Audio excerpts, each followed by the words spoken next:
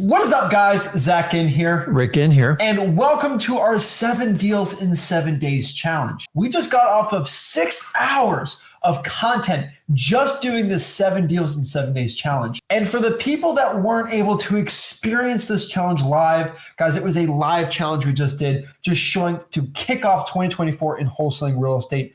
What we're going to do is share here the entire challenge. No breaks, no interruptions, straight for you, so you can sit down this entire day and learn everything from start to finish wholesaling real estate in 2024. We're super excited about here to break this down. We've had our editors working hard to put this challenge in a format where you can consume it with the highest engagement, like you were there live with us. So we're super excited to share it right now so you can get started wholesaling real estate in 2024. Without further ado, let's get into it. What is up, guys? Zach Ginn here. Rick Ginn here. And welcome to the 7 Deals in 7 Days challenge. And this is going to be basically a virtual live event, if you will. Basically, this is going to be if you were to go pay your guru $8,000 for one of those hibby-jibby seminars. We sit down and we do a complete event on exactly 2024, how to actually become the best wholesaler ever. Guys, you have to understand 2024 is going to be the greatest year ever to get into wholesaling real estate. What we're going to do systematically today in the 7 Deals in 7 Days challenge is show you systematically how you can get 7 wholesaling deals in the next 7 days. Now, for some wholesalers, maybe it's just getting your first deal in this week, right? How to get your first deal in 7 days, how to get your first deal this month, right? But for some of you guys who are action takers, 7 deals in 7 days, this is just a kickoff. You know, this is the start of the year challenge that we want to start doing. And I think it's really going to kickstart people up. We're going to have challenges for you, homework at the end of this, and we're super excited for this. We're going to cut the fluff. I swear to you guys, if you did go out here and pay $7,000-8,000 for a seminar, right? Somewhere around $2,000-3,000, right? You paid all this money to go learn how to go actually out here and wholesale real estate. And there's thousands of people going to be watching this. If thousands of people pay thousands of dollars, we're going to give you the same value, same content, and the same information because this is what you need to know. And after running a live event, finally, we know exactly how to do it, and we're doing it right here live for you. And so we're super excited. We wanted to do this live. We wanted to really take our time. This is not a regular live stream. This is a 2-day live event. So today and tomorrow for a decent, very long time outside of our regular live streams, we're going to go nuts. And we're just going to sit down and break down everything you need to know from A to Z about how to wholesale real estate, right? We talk about this on some of our live streams all the time, or just in general talking to sellers like, hey, I don't have 10, 12, 15 hours to go sit down and show you all of wholesaling real estate like right now, right? Yeah. I got 30 minutes, right? But guess what? We sat down today and tomorrow of exactly just sitting down everything you need to know to get started in 2024 for wholesaling houses. So we're excited. We're ready to go. We're pumped up. Let us know, guys, where you're coming from. I'm super excited for that and ready to hear what you guys are talking about, right? I got some people, Port St. Lucie, Florida. We got some people all over the country. We got we got a lot of Florida people here. We got Utah. Shout out to everyone out here watching this. We are excited, everyone around the entire country. We're pumped up, ready to go. And so this is going to be the 7 Deals in 7 Days challenge. Now, we are live. We are ready to go. We are excited. We are pumped up to get you rich in wholesaling real estate, guys. Wholesaling real estate has completely changed my life and has completely changed your life, and we're ready to go. And so just really quick, a quick recap of who I am and who you are. My name is Zach Ginn. My name is Rick Ginn. And basically, let's kind of talk about our stories, who we are starting out really quick, and then let's kind of break it down and start this challenge. So who are you? I'm Dad. So I took the traditional route, like a lot of you that are probably watching this, and I went to school. I didn't get good grades. I'm a full ADHD child. I didn't know it till late in my life. I went on to college. I did my 5.5-year stint there. And I got a finance degree because I wanted to know about money. And then I went in the corporate world. I did sales for 12 years. I hated every minute of it. I didn't believe in what I sold. I didn't like the structure. And I was extremely limited at how much money I could make. So I waited 12 years to get to this point to find an avenue where I could be more free, express my ADHDism, I call it. And I stumbled across real estate investing. And I specifically found wholesaling by complete accident. Nobody on the internet. I went to a meeting. I found it. I said, that sounds like the most exciting thing in the world. That's amazing. And I didn't want to sell cars. I didn't want to sell houses. I knew I didn't want to be a realtor. So I limited that right off the bat. And I dove in. I did it while I had a full-time job. Not only did I have a full-time job, I had a big fat mortgage. I was way in over my head in debt, and I had 2 small children. And so I started doing it, and it took me about 8 to 9 months. I replaced my income with my wholesaling operation.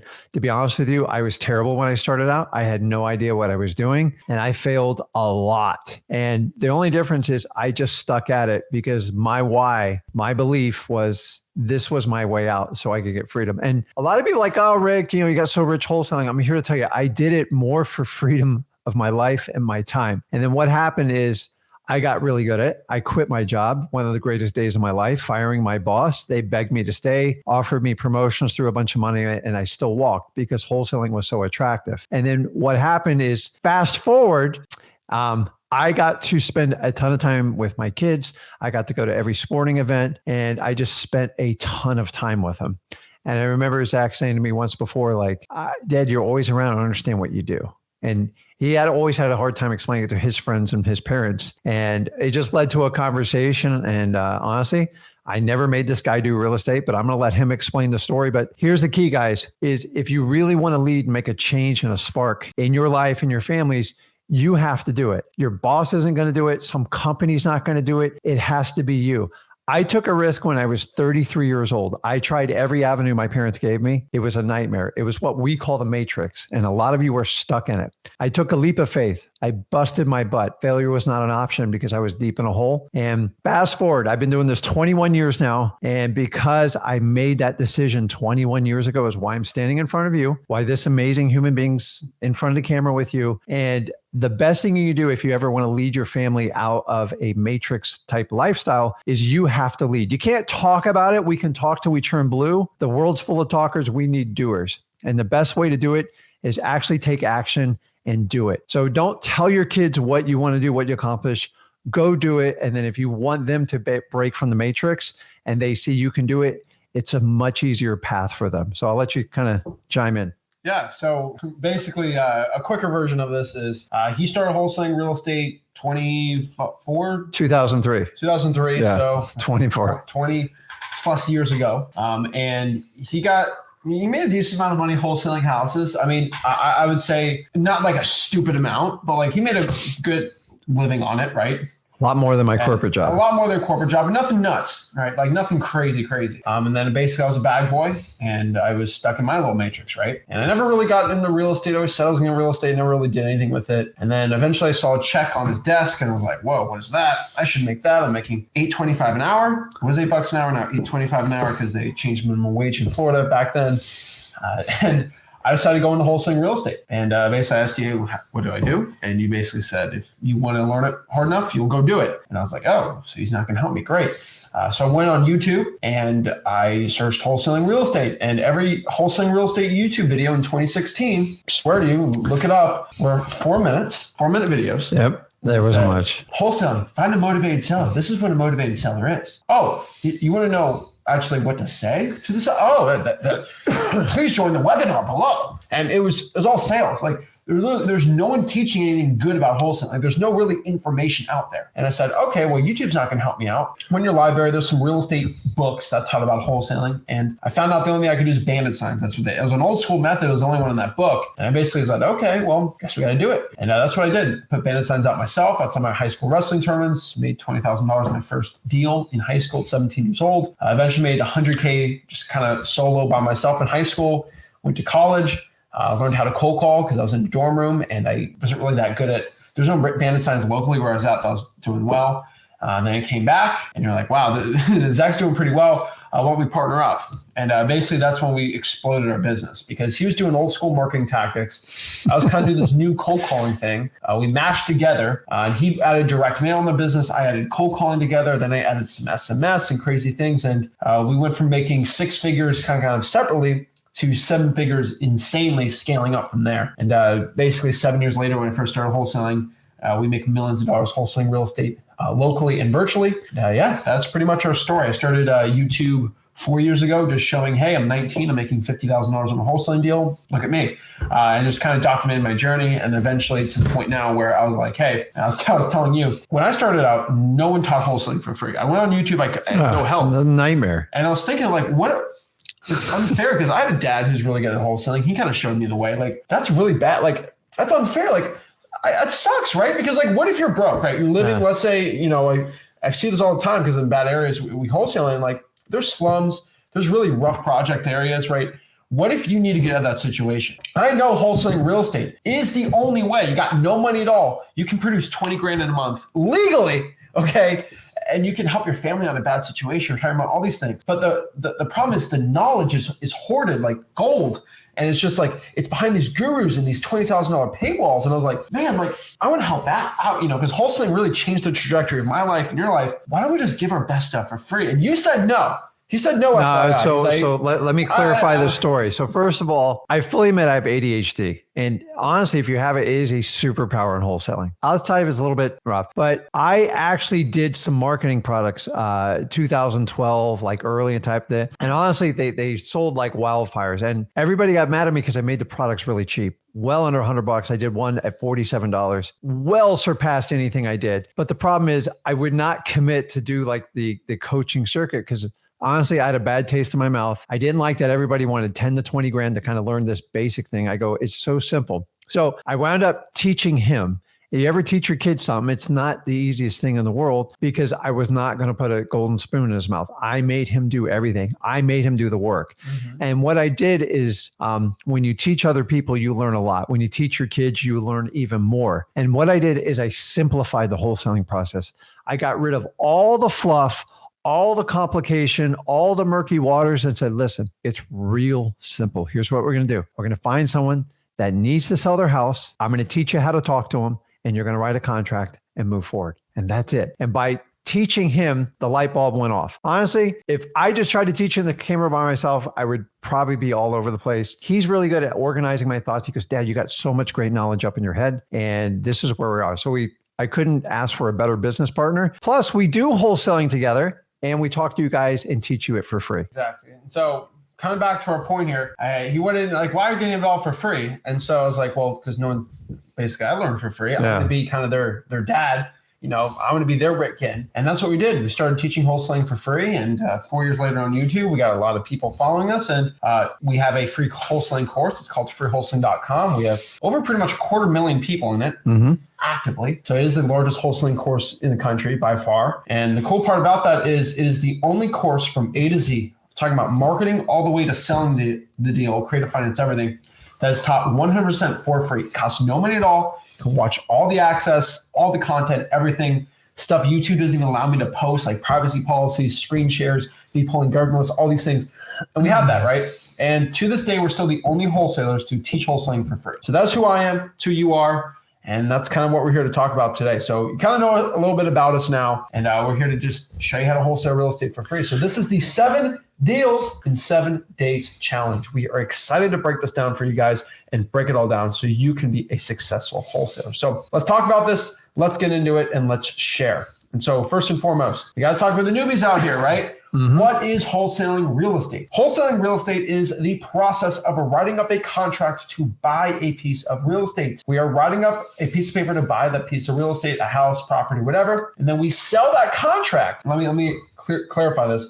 We are selling the contract, not the house, to a landlord, to a house flipper, for basically a cash buyer for a profit. So to make this a little easier, a little more simple, I find somebody who wants to sell their house. Let's say you want to sell your house for $100,000. Mm-hmm. I write up a piece of paper I agree to buy Rick Ginn's house for $100,000. You sign that. I will go find a landlord who, let's say, lives, in the same city, but he owns a rental property next door. I'm going to call the guy because I called the Zillow for rents or something like, hey, are you looking to buy any more rentals? Yeah, of course I am. He's got a lot of money. He's a rich landlord. Well, do you want to buy the one next door? I'll give it to you for $110,000. What? Really? on the market, I have to buy these things for 1.4. Of course I'll buy it. Okay, well, here is a little thing called an assignment of contract. I'm basically just selling this piece of paper. I have it for 100. I'm gonna give it to you for 110. You just pay me $10,000 for it. So just a $10,000 finder's fee for finding this deal that's way under discount that I'm gonna make a ton of money on. Deal. And then in 30 days, you close, you sign the assignment contract, and you make $10,000 just as a finder's fee.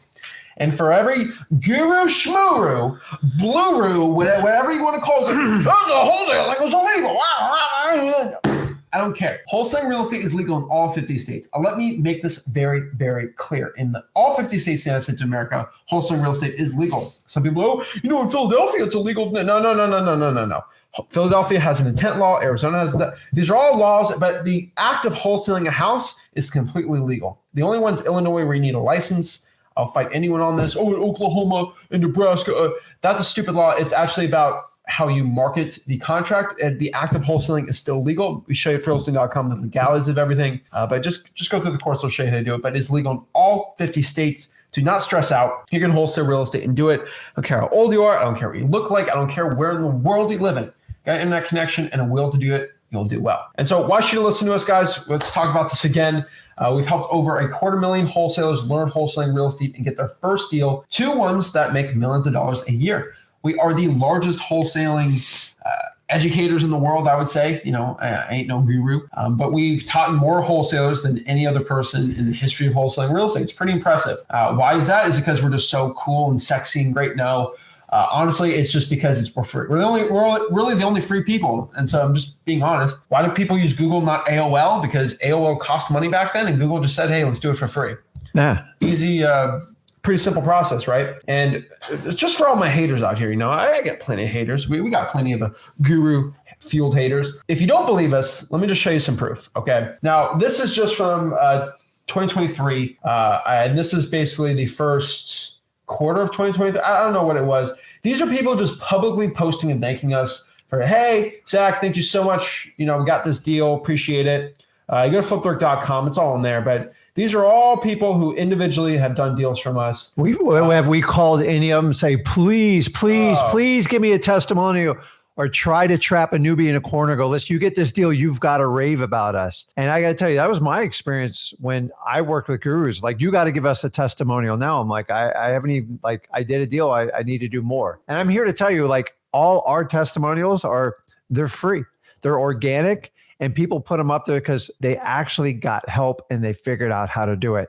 And so many times you guys see these testimonials that are just wild childs. So exactly. And so we've helped a lot of people out. If you don't believe us, we even have videos where people will break down step by step what they did. So a lot of you guys will go back and be like, oh, those checks are fake or whatever, Photoshop. Well, I sat down and I asked these people, send me the HUDs and share exactly your entire story and what you did. So I'll even show you for free what the people individually did to get that deal. And some of these people are insane, right? We got 70 grand his first month, Daryl, 50 gains, $50,000 in 6 months, 30K in 2 months, 72 grand in 5 months, right? Look at this guy right here, $165,000 his first 6 months wholesaling real estate, guys. These people all giving it out step by step because they learned from me absolutely for free. Insane, right? I can go, we got $50,000 first deal, $101,000, right? It's just unbelievable the amount of people we've helped. And I can go on and on forever about this, right? We just show the proof, we show the checks here, but we help so many people out and we're here to help you out with this. So we are here for the 7 deals in 7 days challenge. This challenge is focused on the wholesaler looking to make the most amount of money possible in 2024. That is it. We want to really kick you off in 2024 with the best plan and strategy possible for success in wholesaling real estate. Now, we are going to give you our personal promise here, all right? We will give you this promise, okay, me and Rick. You will walk away today and tomorrow with this entire challenge with a plan of action. I will give you a promise. We will not be giving you a guru pitch fest. At the end of this video, it's not like, okay, well, here it is for $4,000. Wait, slash it to $2,000. No, slash that to $500. You can join our program, or we'll show you this, and it's $3,000 every single month, and then you go on a boat and do it. No, okay. And yes, I will be completely transparent. We have Flip the Brick Plus, where obviously people can pay to get more of a one-on-one experience with us. But because of all the haters out there, we let everyone join that for free if you just send us a JV deal. The point of Flip the Brick Plus, and I'll be completely frank with you, is to promote people and actually get them to want to send us a JV deal every single year, because I want to do thousands of JV deals and do more deals than all the gurus combined. Love flexing on the haters. So Flip the Brick Plus is a great one, but like, guys, you can join it for free. You all have a path to learn from me for free. Send me some JV deals, right? But the point is, there's going to be no pitch at the end of this. This is just going to be an education and shown for you. I want you guys to understand this. Why? We're the only ones to have a live event and actually give the entire live event for free. We're still giving it out every week, portions of it. Why are we the only ones that give our live events out for free? Because at the end of our live events, people say, hug us, they say thank you. And at the end of it, there's no pitch fest at the end. There's no, here's that. No, it's just education and just give. And anyone went to a live event saying in the comments, like, we just give. Like, it's crazy. The people in there, they literally, some of them pay, but like a good more portion of them send us JV deals, and they just literally came there for free. And there's a completely different atmosphere when you come to an event and you know you're not going to be pitched, and you know it's just raw content. It's like right there, because people are much more engaged, they're much more appreciative, and actually they're much more productive. Because if you're going to sell something, you have to hype it up and over market it like everything else is wholesaling. So we do it completely opposite, just like we do freewholesaling.com. I've never been in an event where you don't have to worry about that. And you actually have to work, you have to apply the stuff, and you actually have to practice it. We role play, we write contracts, we go heavy on marketing. And honestly, it's been a dream of mine to do this for 20 plus years. And luckily this all came together and it works out wonderfully. So when you come to one of our events, which we do twice a year with Flip with Rick Plus, we just immerse. We started like basically at 7 a.m. and then like I think we crashed at like 11 or 12 at night, and then we just do it the next day. Want to grab a bite to eat? Let's grab it. I don't do all this fancy stuff. I just want to teach you wholesaling. Everything we do is about wholesaling. I never forget the first deal I did. And I replay it in my mind every day, because I know the feeling a lot of you are having. And what we're here is why we're doing this fest right now is to just get you information so you can get started and get rolling. Yeah. And so there's no pitch at the end of it. We're here to give it all for free. Spend tens of thousands of dollars to throw these live events out for you. And people say, oh, wow, Zach spent tens of thousands of dollars and I literally spent no money to come here. That's the point. That's what we do. And so let's kind of get into it. And let's break it down so you can learn exactly how to get rich wholesaling analysis. And so this is our promise to you. We're just going to educate here. There's no pitch at the end of this. We're ready to go. Now, you're going to get asked this. What's in it for us, right? I hate to say it, but everyone's used to getting scammed, right? I get it, okay? Now, if you haven't watched me for long enough, you know there's going to be no pitch at the end of this. But what's in it for us? Why is Rick and Zach giving this apps for free? I'll be completely honest with you. Money, okay? We're doing this for money. And, a good portion of this is going to be for legacy, right? We want to be the person that helps people change their lives and everything. But we do a lot of this stuff because of money, right? Because honestly, I just not do this anymore, and I can just have freewholesaling.com and help people out. But we're doing it for money too. And what I mean by money, it's not taking money out of like getting credit cards out. It's just do more wholesaling deals, right? And so what I mean by this is we're not going to charge you a $7,000 program. We're going to give you a legacy and help the people out who have no money, no options to get into wholesaling real estate. We want to do over 1,000 wholesaling deals in 2024, hopefully 1,500 to 2,000. And the best way to do that is to educate people for free. You guys send me a JV deal at sellmypaper.com.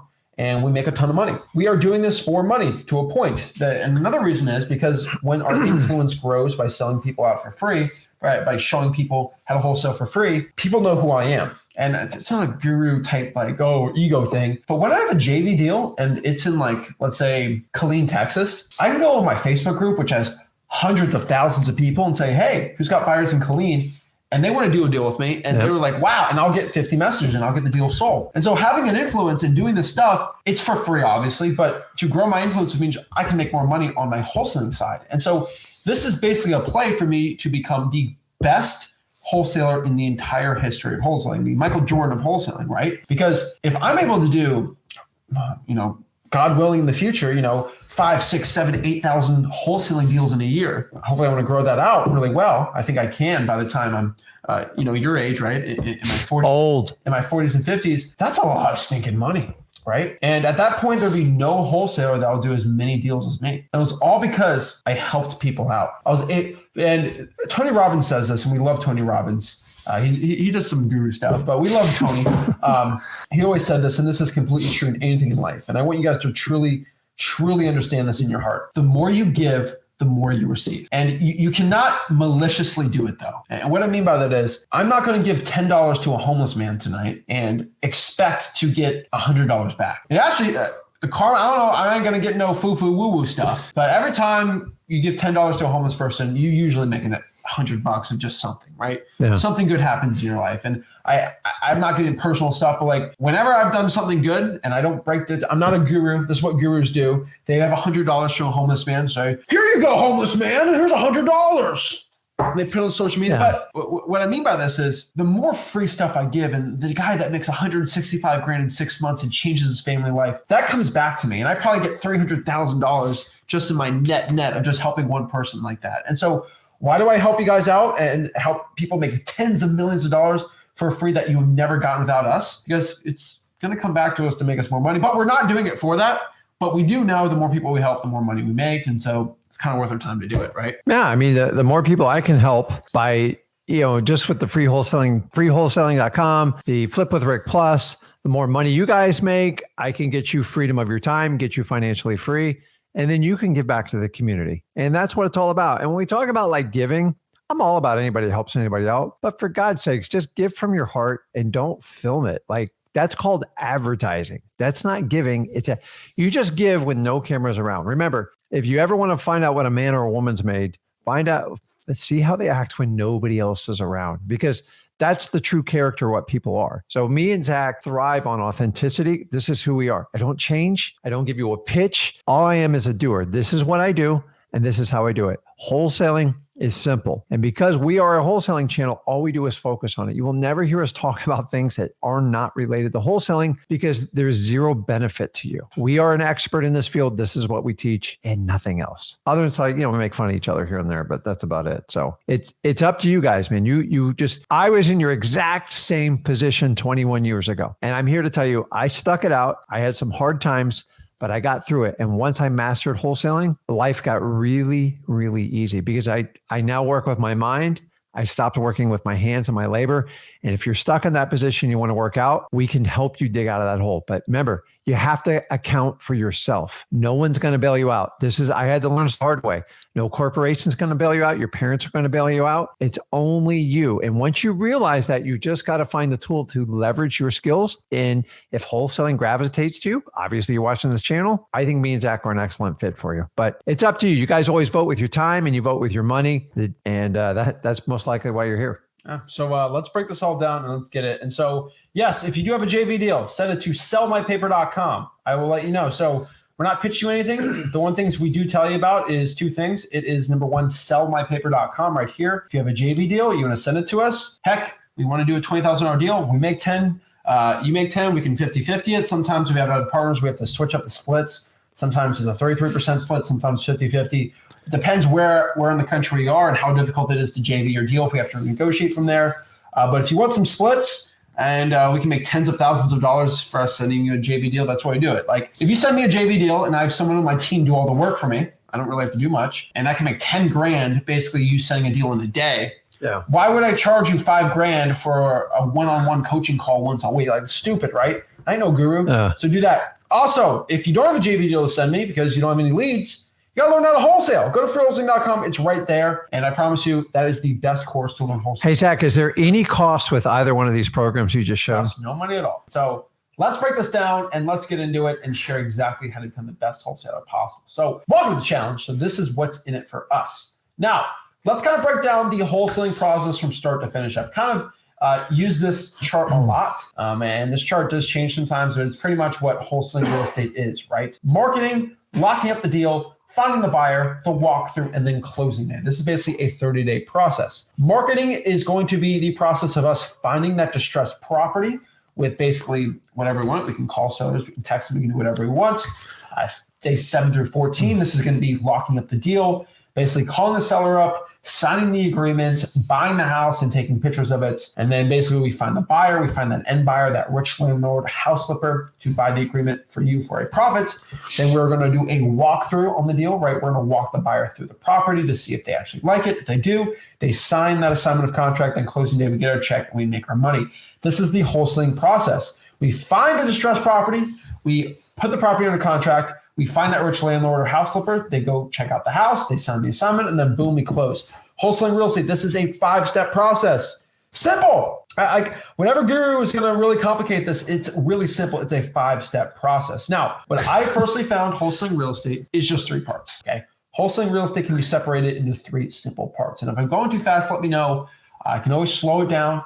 We got a lot of ground to cover here because I want to help you as much as possible. Wholesaling real estate is just 3 parts. Number 1, finding people who want to sell their house for cash, marketing, right? People who want to sell their property. Number 2, negotiating and writing up a contract for a certain price. This is negotiations, all this stuff. This is what we call acquisitions, right? And so this is the second part. So we find people who want to sell the property, and we write up a contract at a certain price. That's acquisitions. And the last part is selling that contract to a rich landlord or house flipper for a finder's fee, basically dispositions. 3 steps, right? Simple. Yeah. And so it's that simple to do in wholesaling real estate. The first 3 parts. Now, if you have any questions about this, let us know. But that's really the 3 parts of wholesaling houses. Now, let's kind of talk about the first part here. This is finding sellers, right? Mm-hmm. And so let's talk about this. So there's 2 ways you can find a seller. And honestly, you have to start with step number 1. So you have to create what we call a marketing list. And that list is really, really simple. You need to get a list of prospects. So it's just a list. So nobody goes into wholesaling and just randomly starts knocking on doors. Listen, driving for dollars is probably the only exception. We'll go into that later in detail. But you need to create a list. How do I create that list? Simple. Don't overthink it. One of the easiest ways is what we do is we call pulling a government list. Why do you say government list? None of the gurus ever talk about this because they can't manipulate it to make a profit of it. The reason why I focus on government lists is rule number 1. This is how I made my first few deals.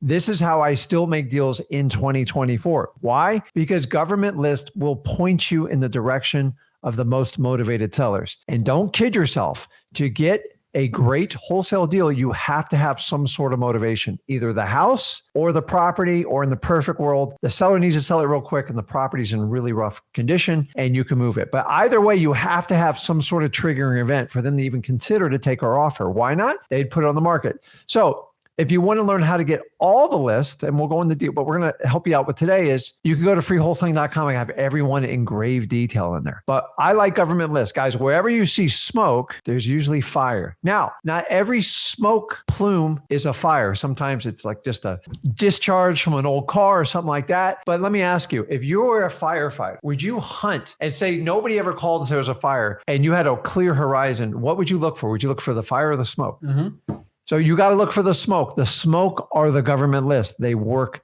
really, really well. Now, I'm here to tell you, just because they're free, don't kid yourself. You're going to have to earn these lists. What do I mean by that? You're going to get turned down a lot on these lists. Why? Because you're not the only person chasing them down. But if you have the fortitude, if you can overcome the resistance with persistence, you can get these leads. And I'm telling you guys, you have to deal with motivated sellers. One of the biggest challenges I see 21 years in doing wholesaling is the modern day wholesaler kind of forgot this. And they start chasing all these deals. And at some point, someone taught someone, just look for anybody selling a property. That's not wholesaling. It's not. You're going to drive yourself nuts by doing that. You've got to find motivated sellers. So the first act you have to do is you have to create a list. Now, one of the easiest ways, if you're like, Rick, I don't even know how to pull a list on any software, I'll give you the easiest way. Driving for dollars. Just hop in your car and go look for rough houses. They actually have courses on this. I don't know why. I'm going to give you a 1-minute crash course on it. Look for people that got high landscaping, boarded up windows, tarps on roof. The property looks like crap or it looks like vacant. Put it on your list and go out there and get it. That's the easiest way to start. Wholesaling.com, we went in the car. We have a whole video on it. We went in the car. We're like, all right, let's give 30 minutes. Let's see what we do. Yeah. Just easy. Like it's just, so like everything we talk about again is that it's at freewholesaling.com. But Zach, can you sit down and tell me what parts of driving for dollars. And that we did a full video. We put in wholesaling.com of literally me driving in a car showing you, okay, this house has this issue, this is why I chose it, right? We actually have tutorials on there too. Like it's FYI, but that's how we find deals, guys. It's marketing, it's finding motivated sellers. We also have to use the right marketing channels, right? We talk about the lists, and then we got to talk about the right marketing channels, the best way to actually reach out to these sellers, right? The way I look at wholesaling marketing wise is with lists and marketing channels, right? List is going to be the baked and the channel is going to be the rod and reel. And we love fishing here, so we talk about fishing a lot here. If you hate fishing, go pay a guru 10 grand. I don't know what to tell you. But wholesaling and fishing is very similar, and we're pretty good at fishing. So that's why we're good at wholesaling, right? And the thing about bait and a rod and reel is you get the most premium $10,000 rod and reel, rod out there, the best Mac Daddy rod out there that'll never break or whatever. And if you have like a piece of cheese at the end of the hook, you ain't going to catch a marlin. Okay, it ain't going to happen. On vice versa, though, you can have the greatest bait of all time on the hook. And if you have a really bad rod, catch a marlin, the thing snaps in half and you don't catch anything, right? Yeah. And so a lot of you guys have this, right? You have the best list possible, and then you have just a terrible marketing channel and their scripts suck and it doesn't work. And vice versa, you might have the perfect scripts, but your list is terrible, right? And so it is better to have a decent list and a decent marketing channel than having a really good list and a bad marketing channel, right? If one's bad, it's not going to work. And so that's kind of what we talk about. But when they're both good, it's game over. And this is what we're here to talk about today, finding these sellers and getting these deals right now. Now, again, it's important to pull the right lists. And this is what we're talking about right now, pulling the right list, right? And when I look at lists, this is basically a data set of people that are more likely to sell the property at a discount. Now, remember, wholesaling real estate, we are trying to find people who want to sell their property for less than the thing is even worth. Yeah. Crazy, right? Yeah. And why would people do that, Zach? They want to do it because they just want to get rid of it, right? Ever think of trading in your car? Think of going to a used car dealership or pawn shop. They don't want to go clean up the car, fix up the check engine light, make it look nice, meet a guy behind a 7-Eleven at 4 p.m. on a Tuesday, and he potentially hurts you, right? It's a little, you don't want to deal with all that. For an extra $1,000, I'll just let the dealership make the money. I don't have to deal with it at all. And I don't deal with the hassle and the stress of it. So speed, convenience, and easy. And the one thing a lot of people overlook why people want to sell to a wholesaler, like people want their dignity and pride. But sometimes they sell some really challenging houses and they don't want to be judged because a lot of realtors, let's face it, oh my God, look at this house. How am I going to sell it? So speed, convenience, and most importantly, in my opinion, dignity. Because if you do what you say you're going to do and you help them solve their problem, and they don't want people constantly looking at their house, judging them, financing contingency, this is the reason people will sell you a house on a discount. And everybody watching this, you all either been in a house that's got issues or you know somebody in a house that has an issue. Guys, wholesaling does not stop with strangers. I've helped out friends. I've helped out families. Everybody is associated with real estate. So one of the techniques we teach you is just even start with your circle of influence. Once people know what you're doing, all of a sudden you start gravitating. Like pick a color out. Like if you're looking for something red, you can't find it. Once you think about it, it's there. Same thing with wholesaling. Most of you haven't thought about it. You're just getting started. So once you get into it, you're going to notice everything. You're going to notice every house that's out of order. That's why you want to be a wholesaler and help people out of these situations. Exactly. So these are the three lists. So list you can get from the government, list you can actually pay a software for, and then list you can earn. So government list or list you get from the courthouse, you can get from any government source that we teach at wholesaling.com. These can be really anything, right? Code violations, water shutoffs, fire damaged properties, right? Heck, you knew the arrest records. Like these are so many lists that and there's probably, I think, 20, 25 different type of government lists. And they're pretty easy to pull if you know what you're doing. And we teach in wholesaling.com how to do this. You also use a paid list, basically using a software, which we show. And then there's earned lists, basically lists that you can actually go out here and earn yourself. Trying for dollars. Heck, there is reverse trying for dollars, door knocking, all these things that you just can't pay a software or get from the government. You actually have to earn it yourself. Those are really good too. And so those are the right lists to be pulling to actually find good wholesaling deals. Now, what are the top marketing channels? Now, there are a lot of marketing channels out here that we can use with the right list. Personally, these are going to be the 5 that I recommend probably the most out of all the other ones, right? This is going to be cold calling, basically calling sellers up, seeing if they want to sell the property. I promise you, it's not as scary as you think, all right? There is SMS text blasting, just texting sellers, oh, Zach, but you know the regulations and blah, blah, blah. You don't have to go pay a software to. Now, I do highly recommend smszach.com for paying a software to do it. But you don't have to do that. You can just use your personal cell phone. You can use a free service like GoogleVoice.com and actually text these sellers out. It's incredible what you can actually do. You can actually text these sellers out. You can do thousands every single month without paying a dime with no regulations. You can use whatever script you want. Now, I teach you should be using AI to help make different scripts. Every text should be different. AI really does a lot of the effort for you here. Digital bandit signs. Again, no wholesaler talks about this. There are some gurus that charge $3,000, $4,000 to learn how to do this, but Rick's been doing this for, I believe, 14 years. But you can put bandit signs out digitally online, basically letting people know that you're looking to buy some houses for cash on Craigslist. The Facebook groups, right? There's so many ways we can do this. And then we can just put bandit signs out, right? There's we buy ugly houses type signs. That's how I got my first 100K. Some markets really suck for it. Some aren't. Just know that FYI. And then one of our personal favorites, which is reverse drawing for dollar sticky notes. And what reverse drawing for dollar sticky notes are basically sticky notes. And we can just write something like, hey, this is Zach. I had a quick question about your property. Please give me a call back. Now I do that because it gets the most amount of people calling you back and contacting you back.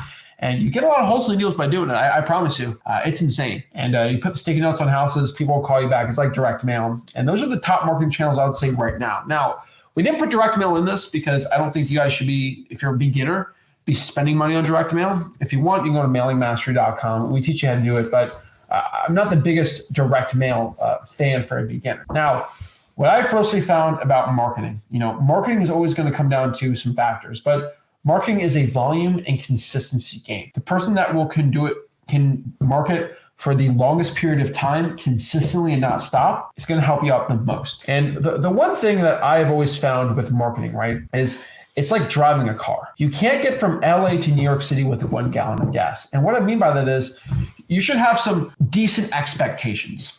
And what I mean by that is a lot of you guys sometimes have a volume problem and you don't understand this. And what I mean by this is if you're in LA right now and you want to drive to New York City and you put 2 gallons of gas in your truck and you're stuck in the desert because you're like, how did I not get to New York City on 2 gallons of gas? Oh, I don't know, because you have 30 miles to the gallon and you went 60 miles and you ran out of gas. And a lot of guys will cry to me, Zach, how do I get to New York to LA with only 1 gallon of gas? It's like, what? Like, I guess you could walk if you really want to, right? There's going to be some gas you got to put in the car and you have to refuel a couple times and consistently drive and do it. And so many guys are like, how do I get to New York to LA in 2 hours? Just driving. It's like, it ain't gonna work. And so you have to have some reasonable expectations. What I mean by this is if you want to get a wholesaling deal, right? One wholesaling deal, you should not expect to make 10 calls. You're probably gonna have to make 300, 400, 500 calls to get some good leads and good sellers. The problem is a lot of you guys expect after the 5th call to make $50,000. I'll be a billionaire. Okay, if I could do that, right? It's not possible, right? And so but I personally found there's a certain amount of leads, calls, texts, whatever you want that I'm going to show you right now that you have to do to actually get wholesaling deals done. And we're going to kind of share at the end a little more. It's going to be pretty exciting, but I want you to truly understand this fact that when you're doing wholesaling deals, you have to know exactly in wholesaling real estate how much you have to do for your marketing. Marketing is a super important factor. Is something that I highly recommend. And I don't think a lot of wholesalers truly can understand this the right way. So we should understand this too. You have to put some volume in here to get some deals done. It's really important. Now, this is going to be our kind of chart. Now, you can screenshot this if you want, do whatever you want to do. But this is a pretty important chart. We have found statistically with wholesalers, this is what it takes to get a wholesaling deal done. So let's kind of break it down. So hold on. I got to get a drink. Okay. Sorry. And so one deal is going to equal what we have found. Okay. I got it. Sorry, guys. I got to clear my throat. So remember, this is just kind of an average. All real estate is local. So I'm just going to give you some generalities here. And remember, you are the determining factor of how this is going to work. So let me pull it back up here and show it to you. We'll walk you through it. So if I'm going to do reverse driving for dollars, so that's basically when you put the sticky note on it. I like to use the yellow ones because it's the most common of them. And so the biggest question is Rick, how many do I have to do to get a deal? On average, you're going to have to apply at least 400 notes. It could be more, it could be less. I've done things where I've had people stick them on the doors 50, 60, and I've gotten a deal. But over time, the more you do it, the law of averages will typically work out That would be 400. So can you go out and put 400 sticky notes on it? Anyone can do that. You got to go get the right list. To me, the best ones you can do is going to be code violations, pre-foreclosures. They're two of my favorite to go out there and do it because these are people that live in the homes. The second one is when we talk about a general contact list for a government list. These are the bigger, broader ranges on them. People are like, Rick, how many leads do I have to filter through before I get a lead? I'm going to tell you, this number is going to scare some of you, but it's the truth. And so many of you don't get the truth. You're going to have around 2,000 contacts just to get a contract. Why? Now, here's the really cool part. If you consistently do this on a month in, month out basis, these numbers start to compile because you get people in real estate, especially in wholesaling, it's all about timing. So the more contacts you make, the better. So if we're talking about what a contact is. Okay. And so a lot of people think, I just have to hold 2,000 government leads on a good deal. No. 2,000 contacts. Contacts. What I mean by that is if I call 100 people, on average, I'm probably going to reach to about a third of them. And so that means you're going to get 33 contacts. A contact is a hello, all right? And so this is really important because everyone says, I called 10,000 people, but how many of those people picked up the phone? Yeah. And so there's a big difference because like if 5,000 people picked up the phone versus only 10 people picked up the phone, I boasted 10,000. It's really important. It's like the gym, A lot of people think, I worked out for 2 hours today at the gym versus the guy that only worked out for 30 minutes, but he went crazy. And the guy at 2 hours just on his phone the whole day on the treadmill, right? It's not about how many hours you spend or how many calls you do. It's how much actual work you got done. It's all about the quality of the work too. It's quality. It's volume times consistency. It's not about consistency. It's not about volume. It's volume times consistency. This is the really important. So contacts are hello. People actually reach out to. From texting, whatever you want, about 2,000 would equal a government a deal from a government list. Yeah, and keep in mind, guys, we're not paid by the hour. We're paid based on productivity. So the average person goes a corporate job 8 hours. They only work like two and a quarter hours, like the studies show. So just be efficient. It's not how many hours you work; it's how productive you are. So a lot of you go, I pulled a government list. I got 2,500 people. I didn't get anything. How many of those people did you actually contact? Let's do the math. You got to be honest with yourself. We got to get the truth to get results in wholesaling. The next one we talk about is a paid list. And a lot of people mess this one up. So on a paid list, this is one of the services you use like listrei.com. You pull it, super convenient. I love doing them this way. We like to use prop streaming, use batch. And then basically we pull. Now, I might have to get a list of 10,000 and how convenient that a lot of these services, you get up to 10,000 with your subscription, you're going to have to make 6,000 contacts. Why? These are the law of averages. Guys, I've been doing this a long time. Have the numbers ticked up? Yeah, but there's more people wholesaling. And with the advent of technology and multiple line dialers and stuff, you think it's going to go up. But it's all proportionate in the amount of work you're going to do. Keep in mind, 6,000 is about the people you actually talk to. So if I had a list of 10,000 and maybe I connect with a third of them, that's going to be about 3,300, whatever it is. You got to keep going. So many of you guys are setting the bar so low and you want to know why you're not hitting a deal. It's because you're manipulating the words you're using it. So when you talk to me and Zach, and we do one-on-ones all the time, we've been doing them for years, I say, tell me what your plan is. I go, well, I have a list of 10,000. Of those 10,000, how many people did you reach out? Well, I've gotten like 200 of them. Dude, no wonder you haven't gotten a deal. You've got to make these numbers work. You're the person who has to push it through. So when you get a paid list, think about it. You have to go contact, so you have to shoot bigger. Remember, the two biggest cures in wholesaling are tons of leads, quality leads, and a ton of action. If you can do those two things, I can teach anybody wholesaling. But if you whine and cry and you manipulate how you're going to use the definition of stuff, I can't help you because those are excuses. You can either make an excuse or you can take an action. You can't do both.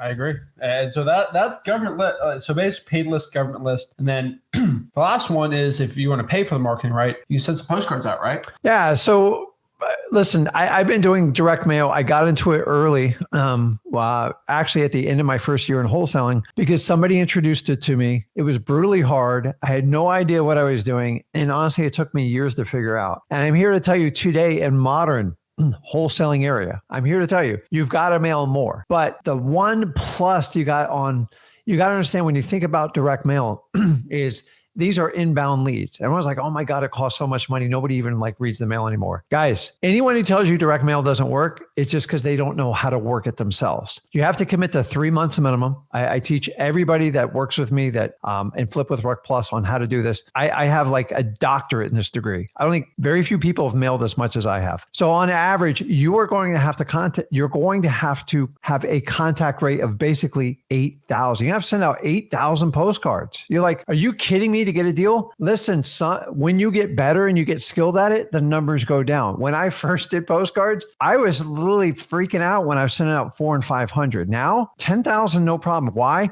Because whatever investment I make in direct mail, once I have the skill sets, which we teach at freewholesaling.com, and I work with people at Flip with Rick Plus, if I spend $3,000 or $4,000 on postcards, I know I'm going to make a 3 to 5 times return minimum on average. So why do I say 3 months? Why?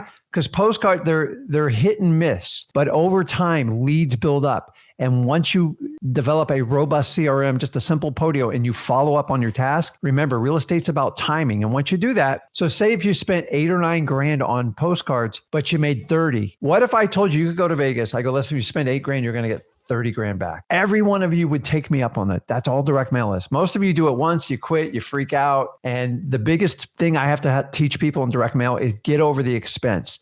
It's not an expense, it's an investment. But I don't want you starting out in direct mail. I always tell you, I need you to go out and find a deal. The best way is start with your free list, your government list, get a deal, get your first one under contract. And then people goes, what's the number to get started in direct mail? Get 5 deals under your belt and I will show you how to blow up your real estate business. Why 5? I got to make sure you're going to cut it in wholesaling. And I'm talking to you. You actually have to do the work, because if you can't go out and get 1 deal and then get another 4, direct mail is not going to help you. Okay. So I want people to be successful. We teach you all on how to do it for free. Don't start out with direct mail, but that's something we use as a leverage to scale your business in wholesaling. And so now we know how to find these deals. Now we got to learn. We can't go from LA to New York with 1 gallon of gas, right? We got to put some work in. What we want to do, if you want to do 7 deals though, is you got to multiply that by 7. This is pretty important. So, okay, if I want 7 deals in 7 days, so what you got to do, right? Guys, you want to go from New York to LA in 7 days, you have to drive this much and you have to put this much gas in. This is what the numbers look like. No guru is going to tell you this stuff. So you want to do 2 deals this month, do 4,000 contacts, do 800 reverse triangle sticky notes, right? This is what the math statistically after 250,000 wholesalers we've helped. This is what it is. Okay. And also, a lot of people get this confused, but it's about having the right market too. And the real question here is, how do I pick a good market, right? Maybe you're in a good local market, but you have to learn a decent population and a decent median home price is going to be really important to see if you have a good wholesaling deal. What I've personally found, if other wholesalers are doing well, do it and don't reinvent the wheel. To find a good wholesaling real estate market, right, it really comes down to 2 factors. I have statistically found everywhere, okay? 2 easy factors. If we can get the whiteboard here. Okay. 2 simple, easy factors. All right. We're not going to complicate it. We're not going to make it crazier than it needs to be. 2 simple factors. Let's switch. Okay. Go. Let's switch real quick here. All right. 2 simple factors. You can tell we're professional gurus at what we do. All right. So there's 2 simple factors. Forgive me. Terrible handwriting, all this stuff. Make sure they can read it. They'll read it fine, okay? 2 factors. If you want to find a good wholesaling real estate market, okay? We need a 100,000 population, okay? We need if I look at a market, okay? So I look at let's say I look at the whole United States of America, right? So this is the whole United States, right? There's a market here, there's a market here, there's a market there. There's all markets everywhere, right? How do I figure out this market? Let's say this is where I live. How do I figure out if it's good or not? Does it have a 100,000 plus population for the county? Yes or no? So we'll do a little check mark, okay? Check, it does, okay? And then we got to look at the second thing. That's number 1. And then number 2 is going to be the median home price. So what is the average home price on the property, right? And so all I have to do is, let's say we're doing Dallas, right? Dallas has a decent enough population. And what I'm going to do is just look up Dallas County space median home price Zillow. Heck, let's just do it right here. I'm going to look at Dallas County median home price Zillow. And what happens is Zillow's going to pop it up. And it's going to show us right here, share my screen, what the median home price is. And boom, the median home price is $304,000. So we got to learn. So my criteria is the property hopefully the median home price should be below 400,000 to 500,000. 304, is that below 400,000? Yes, it is. So is the median home price below 400K. Check. That means it is a good market. Now, if I did San Francisco, let's kind of do this again. If we're in San Francisco, California, right? It's got the population. So let's do this one, San Francisco, right? It's got the population, but the average home price is like 900 grand. So no, it does not meet the criteria for a good wholesaling market, FYI. So that's pretty much how you figure out if a market is going to be decent or not in wholesaling real estate. Pretty simple, right? And so that's how we figure it out. Guys, the bigger the population, the more robust your cash buyers are, the more demand for those homes in that area. And common sense. I mean, if you're at 95, it's not the end of the world, but like if you're at 22, it's most likely not going to work. But we're even getting questions like this from Brandon. Let's I'll talk slower. How big the county should be? $100,000. No, population. Or more. 100,000 or more for the county. That is it. How big should the county? It should not be smaller than 100,000 in the county. Did I stutter? No. Right? I'm like Stanley from the office. So it doesn't matter the physical size. It doesn't matter. It can be millions of. I don't care. Detroit, it's got 600,000 people in the city. That's a great wholesaling market. Yeah. And there's markets where there's 120,000 people in the county, and I do really well there too. The two criteria, no guru ever tell you about this, how we do it. And so what I want to do, that's just how we find the right market, right? And now what I want to do here is kind of break down kind of the more important parts, right? When I think of marketing and actually the people watching this, what they need to do right now to get their first deal, I truly believe that there are a couple marketing challenges you should be doing. And so what we're going to do is kind of break down exactly some key important parts that you guys probably want to talk about. And this is number one. I want to do a full breakdown on trying for dollars or reverse trying for dollars because I feel like the majority of new wholesalers need to do this. And I want to show you exactly how to actually find sellers' phone numbers because I think those are the two biggest problems we have. And so what we're going to do is we're going to have Matt here. He's going to talk with us here on exactly how to do it so we kind of learn how to do this the right way. Okay. So yeah, I'm going to break it down. So I'll talk to Matt. I'll give you a little breather. I'll be right back. Make a couple calls. I'll be right back. Make a couple calls. We got to go from there. But that's what we're going to talk about right now. We're going to really share exactly how to do this and break it all down. So we'll break it all down and we'll get it. So got Matt here. What's up, Matt? Hey, what's up, Zach? How we doing, man? I'm doing good, man. So we're here to talk about probably the biggest the biggest way people starting out from watching our stuff get their first deal. And that is from drawing for dollars. And the majority of them use dmzach.com to drive for dollars and find the phone numbers, right? And so we're here for you to talk about exactly what you have found, because I mean, you've helped a lot of wholesalers get their first deal drawing for dollars of exactly how you have done it. How people really with practically free skip tracing to the point, using 911 information basically on how to do it and get some wholesaling deals. And so let's talk about it. Let's do it. And first of all, love to see that you guys are coming on here, giving away just a ridiculous amount of value on this thing. Even when you're playing musical chairs over there, you and Rick are a great team. So, happy 2024 to everybody. Really, really excited to kick this off and just make this the best year you've ever had when it comes to real estate, whether it be you doing your first deal here or, you doing your next 10 deals and beyond. So really excited to break this down for you guys.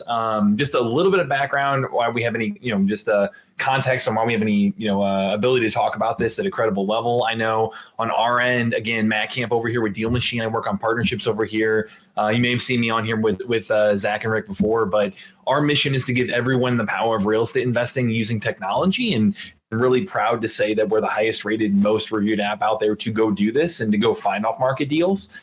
And we've had literally over 10,000 deals done by our customers doing exactly what we're going to teach you today. So that's what we're going to break down getting into this. I mean, we've had hundreds of YouTube videos on our YouTube interviewing people talking about like, here's exactly step-by-step what they did to go do deals.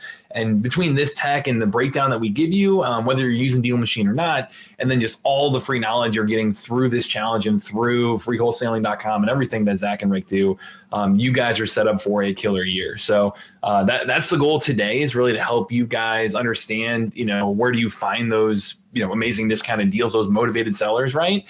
And so I'll break down some best practices. I'll do it step by step. And then just a quick little teaser. If you guys stay on this, the whole thing, by the end of this, we're going to be doing a massive giveaway on our end too. So Zach, do you want to tease anything on that right now? Yeah, or do you at the end of today, we're going to give, first and foremost, this is a smaller one. We're just going to give away 50,000 skip traces, which is going to be pretty cool. I mean, I could probably give 1,000 skip traces to, people watching and just do a bunch of those. Yeah. But I think let's give out 50,000 skip traces for free for whoever wants this. We gave out 100,000 skip traces for 100,000 subscriber, and it's pretty exciting. So let's do 50,000 skip traces to one lucky person who's actually watching this live. You have to watch it on the Flip with Rick YouTube channel though, and so we're gonna look at the comments on there. And by the end of this, we'll give that out too, and then something else, right? You know what, Zach? I'll say on one end, the 50,000 skip traces, we'll throw in with that an entire year of Deal Machine free. So you're getting all Deal Machine Pro for that. So we'll give you all that for that one. And then two, we'll do that one person live is going to get that. If you're watching the replay, because I know a lot of people are going to be watching these replays and all of that, by the end of this, we'll call it a week from now. We'll call it a week from now. If anybody follows through and actually follows up on our, if they're just going to try out Deal Machine and do a free trial and say like, hey, let me check this out and try to put not this knowledge into practice. We're going to go through everybody who started that out, who tried this out in the last week, and do one more giveaway for you guys too. So we'll double it, man. We'll put in another 50,000 skip traces with another year free Deal Machine for the replay people too, if that works. A lot of people want those skip traces, so let's do it. We're excited. Perfect, man. So we've got a couple awesome giveaways we're doing throughout this whole thing. To kind of start us off, I know you got into talking about like, hey, step one is finding motivated sellers, right? Zach, do you want to maybe talk just a little bit about, on the Driving for Dollars side, I've been tuning in as you guys have been walking through this, but is there anything in terms of your kind of like, Driving for Dollars story you wanted to share as I get into this and really talk through exactly how to do this? Yeah. And so one thing I've always said, a lot of wholesalers and the majority of them watching this, they're getting their first deals from Driving for Dollars and reverse Driving for Dollars in these strategies. Because, we got a question here I thought was really interesting. He said, where is it? Let me try to pop it up. There's actually so many questions being asked, but let's see if I can find it here. It was a really cool question about basically, is Driving for Dollars even worth it anymore? Let's see if I can find it really quick. Oh, here it is. Roland said, does Driving for Dollars work in today's age with so much tech? And I think this was a really great question because Driving for Dollars with the more tech and how anyone can pull a high equity list now, Driving for Dollars actually matters even more. And what I mean by that is when every wholesaler and their mom can go pull a list and get all these basically high equity leads and vacants and basically all this type of lists, and you got hundreds of thousands of wholesalers who just click a button and get a list. When you actually put your eyes on the prize, actually go in the car, look for the house, and that is probably not on a specific listarea.com, dmzach.com, zachdata.com type list, right? None of these softwares can pull it, right? Heck, I love dmzach.com, the list pulling you got, but there's some deals that are just, they're $30,000 deal that if I pull the high equity, it's just not on there. And it's not because the data sucks. It's just because it's hidden, right? And the only way to find it is by putting your eyes on the ugly house and actually putting sticky on the door or putting them on your list and cold calling them. Easy, simple as that. And so with all the tech, everyone thinks you can kind of hands off everything, but no, right? It's like people thinking, oh, we have the internet now. No one has to work a manual wage job anymore, right? No, people got to lay the wires for the internet and all this stuff, right? No, with the more tech, it's actually more important to kind of go old school with the strategies because every wholesaler is just pulling the same lists. And unfortunately, with dmzach.com, skip tracing is basically free now. So it kind of sucks even more. So yeah, it's actually more important to reverse Drive for Dollars and Drive for Dollars now. Yep. Yeah. And I will say on the D4D side in general, I know, Zach, you talked about like, hey, you need a great list to go wholesale and you need a great marketing channel, right? And it's better to be doing, a good job of both rather than having one lack versus the other. When it comes to Driving for Dollars, like the reason is the best list out there is because it is your earned list. Like it is a list that only you have. You're finding those hidden deals. You're taking action and getting out there where when other people just won't put in that work, like you're going to stand out and go find those diamonds in the rough and land those deals that others aren't willing to put in the work to do. So you're going to find those sellers. You're going to find those motivated sellers, one, that are the most motivated in your market because they've got that rundown house. They've got a situation where they're dealing with a property, whether they don't want it anymore, they can't deal with it anymore, they can't list it. They've got like a major problem that you can bring a ton of value to the world by solving. And then secondly, like you're fine, and with that, like you're not a deal maker, you're a deal finder. You're finding people who want to sell the house that way. Secondly, you're finding people that are the least competitive leads out there, because since they're hidden, they're not as easy to find. They're not ones that you have to go out and are going to show up on every list. Like, it's not going to have a million people going after that property always. You're going to find those diamonds in the rough. So they're the best quality leads out there. The number one indicator of a motivated seller is the condition of the property, the physical condition. And then secondly, they're the least competitive leads out there, because you're finding those properties that everyone else is already talking to. So the goal when you're going through this, guys, just to begin with, I know Rick covered it briefly. Rick had mentioned like the front yard landscaping. That's a great one. You're looking for, again, like the tarp on the roof, the siding falling off, gutters in bad shape, broken boarded up windows, weeds growing through the concrete, window AC units, even things like that. I always use this example, and this is coming up actually here too. Our first hire got his first deal actually using Deal Machine, practicing what we preach, when he was getting out there driving around and looking for houses, and found it was like March, and he found Christmas lights up, or Halloween decorations up rather. So it's just like, okay, they're missing some major holidays. They don't care about the appearance of the property. There's just something off here.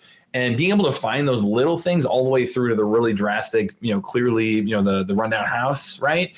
All of that is going to be the number one indicator of finding motivated sellers. So look for that. I mean, and it can be as simple as literally, I know, Zach, you were going through the qualifications of what a good market looks like, right? It can be as simple as starting in your own backyard. Like, don't overthink it. If you fit those other parameters that Zach just went through, get out there and start driving. And whether it be you take different routes to work, or driving around town, or you're biking, or you're running, like however you're getting out there and doing it, we're going to give you technology to be way more efficient and track those routes. But just being able to get out there and start, not put any more barriers in front of yourself, but just simply look for those signs, drive around, start building that list. I mean, you're putting yourself, you're leading with action. Like, you're putting yourself in a great place to start this year. So I agree. I'm excited. Awesome. So I had this shared here with you guys. You want to pull this up here, Zach? I can. Is there anything else you want to cover before I jump into the? Yeah, no, we can break this all down. We just got to be a little careful with. Oh, lost you there, Zach. There we go. Both of y'all in there. We got to be a little careful with the privacy policy here. Cool. And so, yeah. So FYI, dmzach.com, you click it, phone numbers do pop up, but I got to be careful because YouTube will shut this video down pretty quick. Always, I'm recording everything, so if they do that, we can be fine on it. But just FYI, but yeah, let's break it all down. Yeah, perfect, man. So showing this off. Oh, can you hear me there, Zach? Here we go. We're getting there. Okay, perfect. You got me? Audio check. Sound good? Hopefully. Yeah, you're all set. I got to show your face on it, so you don't worry about perfect. it. Oh, I got you. Okay, cool. Awesome. Thanks, guys. So going into this right here, I'll break down again step by step exactly what to do this so you don't have to overthink it. First and foremost, I know Zach was talking through setting goals, right? On like, and Rick as well, of he's got so much experience of between mail and sticky notes and the reverse D4D and all these different strategies in terms of marketing channel. The one thing I can tell you on our end, because it is highly variant based on how good you are talking to sellers, you're going to get better over time. So it's going to take less leads the longer you do this, and the more you market to them, it means they're going to have a higher response rate, which means if you put 1,000 leads in your system and market them consistently over time, down the road you might get some answering to you as well, right? So these numbers kind of are all over the place in terms of really averaging how many leads it takes to get to a deal, and it's highly variant based on your market as well. But what I can tell you is just across the board, when you're looking at who succeeds with this long term, the number 100 is really the magic number. And that doesn't mean 100 leads will equal one deal. It doesn't mean like, and when I say lead, I mean address, I mean property added to your list that you're marketing to. It doesn't necessarily mean that 100 can get to that deal. We do have people all the time who we get these stories like Rick was talking about. We get these stories of, I've reached out to a few people and I did a deal, or I'm on my, my free trial with you guys and I did a deal. Like that does happen. We have those, you can find those on our YouTube channel. But what I'll tell you is that the number 100 is an awesome indicator of if somebody is serious with this strategy, building the right processes in place and starting to build momentum. It's like, talking about getting in the gym, like Zach said, getting in the gym, you start to build the right habits. You start to do this consistently over time. You start to say, oh yeah, I'm going to go in the morning and I'm going to do it Monday, Wednesday, Friday, and what have you. Like you're thinking through, you're very intentional about this. That number 100, when you get intentional about getting to 100 rundown houses to start to reach out to, looking at the data, that is the place that people stick with this long term. That's really the turning point of where it starts to click for people. They start to have exciting conversations. They start to get leads. They might get a deal, they might not, but you're starting to build starting to really build momentum and snowball from here. So the first thing I do want to challenge you guys is as quickly as possible, when you can get to 100 rundown houses like that, 100 houses that need your help, like that is a great place to start using this tech. And again, if you do dmzach.com, that's just a free trial to try the stuff out. We made it a 7-day free trial also to coincide with the 7 deals in 7 days challenge. So that way, if you want to try it out through these 7 days, awesome. We've got it all set up for you here. What you're looking at with my screen share is there's a desktop version that's right here. There's a mobile app as well, and it's incredibly simple. You open up the mobile app, and you'll have access to both. You drive around, and the mobile app is great for getting out in the field and driving for dollars. Getting out there, and it's going to lock onto your location. You're going to drive down the street. And you'll notice right here, as you drive down the street, I've got the map pulled up right here. And, again, for privacy policy, that's why I'm on the screen like this. So that way, we cover up anything we need to. But as I'm driving down the street right here, I've got Sydney Street in St. Louis. You'll notice I've got all these black dots around me. All these black dots, those are all individual properties. Those are all properties that as I'm driving down the street, I'm at the corner of McNair and Sydney in real life. On the app, it's right there for me. Cool. I click on any property right there. Awesome. It's going to pop up. Again, good job with the the screen share there. Works for the privacy policy there. Click on that. It's going to pull up that information, and simple as that, you're good to go. Like, don't overthink it. Click on that property, hit add lead, and move on to the next one. And so as you continue to build that list, as you continue to drive for dollars, you've got all these blue pins that'll start to pop up around you. That's just a visual representation on the map of all your list of leads, right? Every time I click on a property, it's going to go over here. I can hit add lead, and it'll help me move on to the next one, help me pin that property and keep going. So as simple as that, you want to know right away, you've got the black dots around you, you've got the blue pins around you, and you've got this map that's going to move with you as you drive down the street in real life, or as you bike down the street or run down the street. So that's the map there. You can toggle over to satellite view. I know a lot of people like that just because, it helps you really identify the properties in real life. It visually looks a little bit better to make it easy for you to use. But as you do this as well, you'll also notice, and this is under my box on there, but the route tracking that this is going to give you. This is an awesome feature to just help you, again, as you're driving for dollars, you want to know, like, hey, how do I be as efficient as possible? How do I, save as much time as possible and cover entire areas? If I know my market is a great market to drive for dollars, and I want to get out there and add as many leads as quickly as possible, how do I just blanket entire neighborhoods, my entire city and county? Well, the route tracking feature will help you with that. The route tracking is, as I drive down the street, you're going to see a little tail pop up behind me, a little green tail. And you'll notice that the tail over time, let me move to 63109. I know that's an area that I've driven a bit here, and I've done some demos there as well. 63109 in St. Louis. You'll see some lines start to pop up as I zoom in on that for you guys. Here you go. So you've got these green lines popping up, right? These green lines are all routes that I've driven within the last 6 months. And at 6 months, you'll see, hey, that turns yellow. That's, between 6 months and 12 months. After 12 months, you'll see this little segment right here. It must have been a demo I did, since it's a small route, that turns red after a year. So you can just visually look at the map really quickly and easily, continue to add leads, continue to drive around, look for those rundown houses, click on the property, hit add lead right inside the app, really simple and easy. Boom. Now it's a blue pin rather. But as you do this, you're going to see all these individual routes pop up around you to make it really easy to cover that area, to blanket entire communities, and know that I can really focus on specific geographical areas for farming like this. So that is one awesome place to start. Zach, I do want to get into just a little bit about the data on the property. How much do you want me to just talk about that, or how much do you want me to show? Just to make sure I cover the privacy policy. I mean, you can show it. Just be careful with it. Obviously, if this ever gets taken down, I can always just show the recording of it. But yeah, you can show the data of it. Freewholesaling.com is the full thing. Yes. I just don't want this thing getting taken down. Obviously, absolutely. But you should be fine. You can pop out the phone numbers. It should cover it. So. Okay, cool. There we go. We're learning on the fly here. Awesome. So, as we go through this again, every individual property that you add becomes a lead inside Deal Machine, right?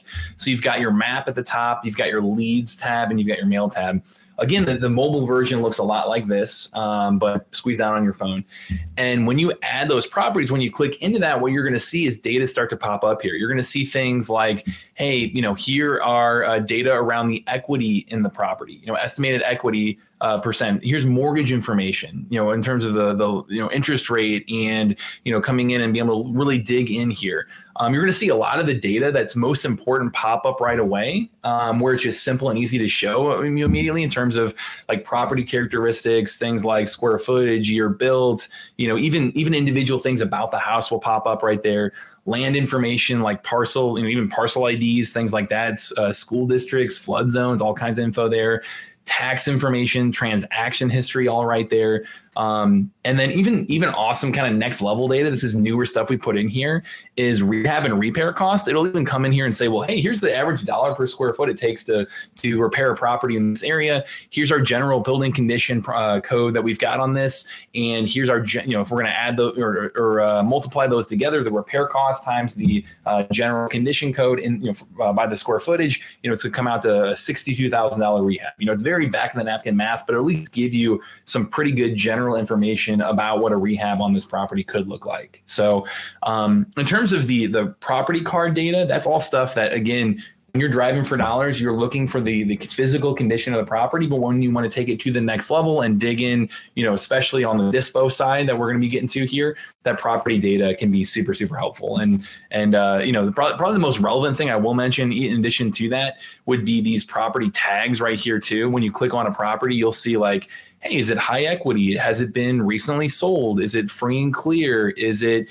in foreclosure? It'll give you a lot of kind of initial call outs on the properties themselves as these property tags that as you go through and start adding these properties, it'll make it really simple and easy to call out, oh, hey, here's another layer of distress. It's a foreclosure or a pre-foreclosure. Awesome. Like it's helping me really identify what are those best leads in my system. So, route tracking, again, going to track your routes, going to add leads, going to drive around, just simply click on those properties, hit, don't overthink it, look for those signs of physical distress. And as you continue to get better and better at this, we have some next level features, like we have a tap to add mode right here where you can tap to add properties instead of, to make it kind of rapid fire adding, right? We've got things like viewing past routes to really, again, look at the map and figure out where have I been recently, where should I go next? And even things like, adding a driver so you can add somebody in your account to drive with you or for you. So that way I've got Elliot right here be a driver. All I have to do is just add him into my Deal Machine account if you're on Pro to go out there and team up and do this together. Or if you hear the term bird dog, there you go. That's bird dogging inside the app for you too. So Zach, is there anything on the D4D side? I want to cover virtual D4D as well, but is there anything I missed that you want to make sure I hit before we do that? Yeah, I think it's pretty important, especially when it comes out to the drawing for dollars. It's just, if there's any type of motivation with these sellers, this is what we're going after, right? And the reason why we're taking this time out for virtual drawing for dollars and drawing for dollars is it's the fastest way. And we're talking about, like, we can break down this chart really quick. I'm not going to kick it out, but like, you kind of look here, right? We look at this chart. Why am I pushing drawing for dollars and reverse drawing for dollars so much? It's because 2,000 versus 400. It's a big difference. 6,000 versus 400, 8,000 versus 400, right? There's a big difference. There's a huge difference between this. And why we're breaking this down so heavy here is because it's faster, it's more efficient, and I don't want you guys to get burned out by getting no deals when you have this opportunity right here. And heck, even if you're virtually wholesaling, the ability with dmzac.com out here to go find that ugly house, virtual drawing for dollars, click it, the phone number just pops up and you call right there, gets you going. The reason why I feel like dmzac.com is perfect and why we kind of added this for the challenge is it's going to push you to eliminate all of your excuses. And what I mean by that is, and we're going to talk about it when we're going to give you your homework for today, is most people, the hardest part of just getting them to start is just getting in front, having the seller say hello, and then the phone's like this. That is the hardest part with most of the sellers. And the best cure for that is, I gotta do the just get tracing. It's hard to do it. All the excuses are eliminated with the software. Heck, you can use truepeoplesearch.com, cyber background check. You can use all of those. But like the ability to find that ugly house, put it in there, and just the phone number pops up instantly. Or while you're driving for hours, you can click the button and the phone number pops up while you're driving. that eliminates your excuse of why you're not getting out here and doing volume. Like I said, volume and consistency. This is going to be the fastest way to get your first wholesaling. And that's a free trial too. It'll help you guys out a lot. Love it, guys. So what I'll go through. So if you're going to physically drive for dollars, that's what the playbook looks like. I'll show you the next level in terms of, I had a lot of people in the chat asking about virtual driving for dollars, be able to do it at, anytime, anywhere. And it's essentially like clicking for dollars at that point. You can do it on mobile or desktop as well. So I'll show you how to do that really simply and easily as well. And then we'll take it again to that next level. Okay, how do I get in front of these sellers? Well, reverse D for D. We've been talking about that today. I'll show you exactly step-by-step how to reverse D for D. And then finding seller phone numbers. I'll tackle that here for you guys too. So on the virtual D for D side, I know I have a lot of really good comments and questions in the chat and saying like, hey, I'm doing this virtually. Fantastic. We've got you covered. That's got a great place to go for that for you as well. To make it really simple and easy for you. Essentially where you can start, you've got this little orange button on the left side here. And on the mobile version as well, you'll hit free drive. And then you've got a couple options. It'll say, or you hit start driving for leads rather. And when you drive for leads, it'll give you free drive, which is driving around wherever, planned route, which we'll get to here in a minute. That's part of reverse D for D. And then virtual driving for dollars, which that virtual drive right here, you can do on mobile or desktop. And when you're bringing that up, you click on start driving, and simple as this, you click anywhere you like and in front of any property, hit start driving right there. And it's going to take virtual driving for dollars, import that directly into Deal Machine for you, Google Street Image right there for you. And just like you would in real life, you're driving around looking for that motivated seller. You're looking for signs of physical distress. And, this is awesome this time of year if you're in a market where it's, one, if you're in a market that Zach talked about is just, a San Francisco or somewhere that's not a great market for this, or it's too small, not 100,000 people. Hey, virtual driving for dollars, great option here.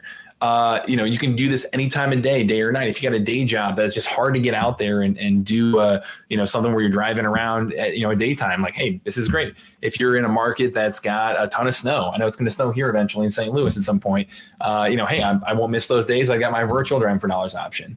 And just like you would in real life, it's still going to track your routes. You're still going to see like a little tail pop up behind you in that bottom left corner right there. But just like you would, hey, you're going to look at properties. You can look at them. You can see these signs of physical distress, right? You can see properties that have, you can see like things, there's a lot going on within these properties right here in terms of, rundown, again, all the signs we're talking about here, the overgrown grass, that's a great one. All of that's right there for you. And in that bottom right corner, you've got add lead. You hit add lead, and that's all you need to do. You've got, it makes it just very, very simple and easy, just like you would in real life where you're driving around. It's going to pull up the information for you. You've got even, if you are physically driving for dollars, you do have kind of like an augmented reality option too, where you can actually point the phone at the property and hit add lead. It'll pop up right there for you. That's pretty cool. It's new as well, or newer. But the virtual option, as you click down the street, going to look very, very similar. Don't overthink it. Look at the property, clearly overgrown right here. Cool. Hit add lead. It's going to pin that house and just move on to the next one and keep going. So just like, again, this is something that I will mention. It's a numbers game. So it's all about consistency. It's about getting out there and building that list right away. It's the fastest way to build a list like that of physically distressed houses. I will mention the one pro tip on virtual D for D I get all the time is like, hey, yeah, I see that, this photo was taken in June 2022.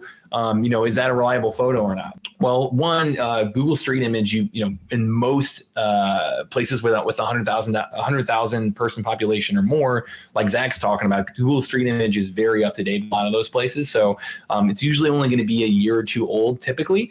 I will mention, even for the older ones, say this was taken, June of 2012, like a really old photo.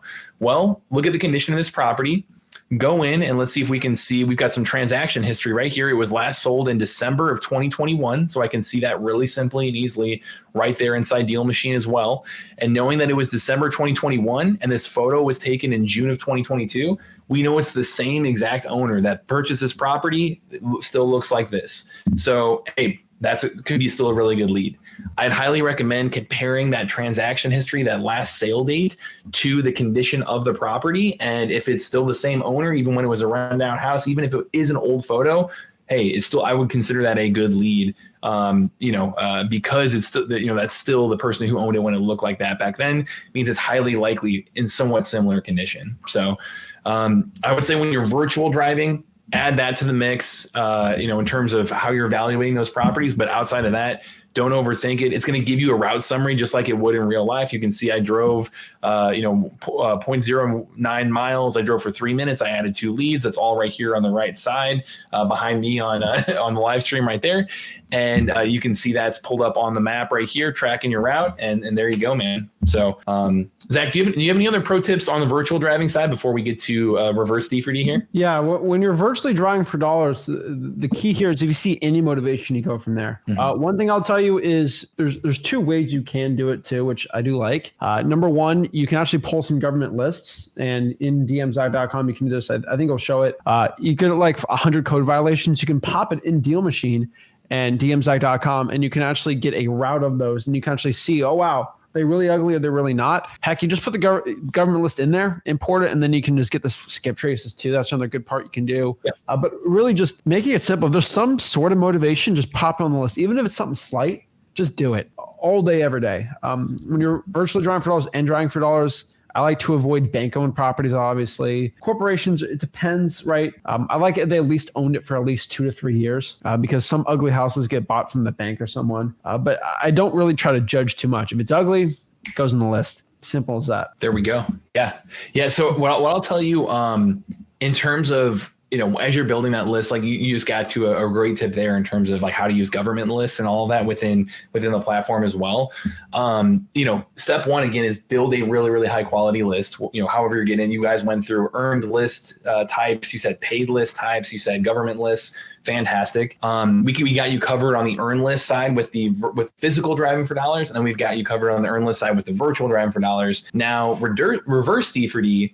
If you're out there and you're wanting to drive around, and again, that's just driving around, putting sticky notes on the door where you're saying, hey, I have a question about your property, give me a call. Here's the phone number, make it really simple and easy. Like, don't overthink that either.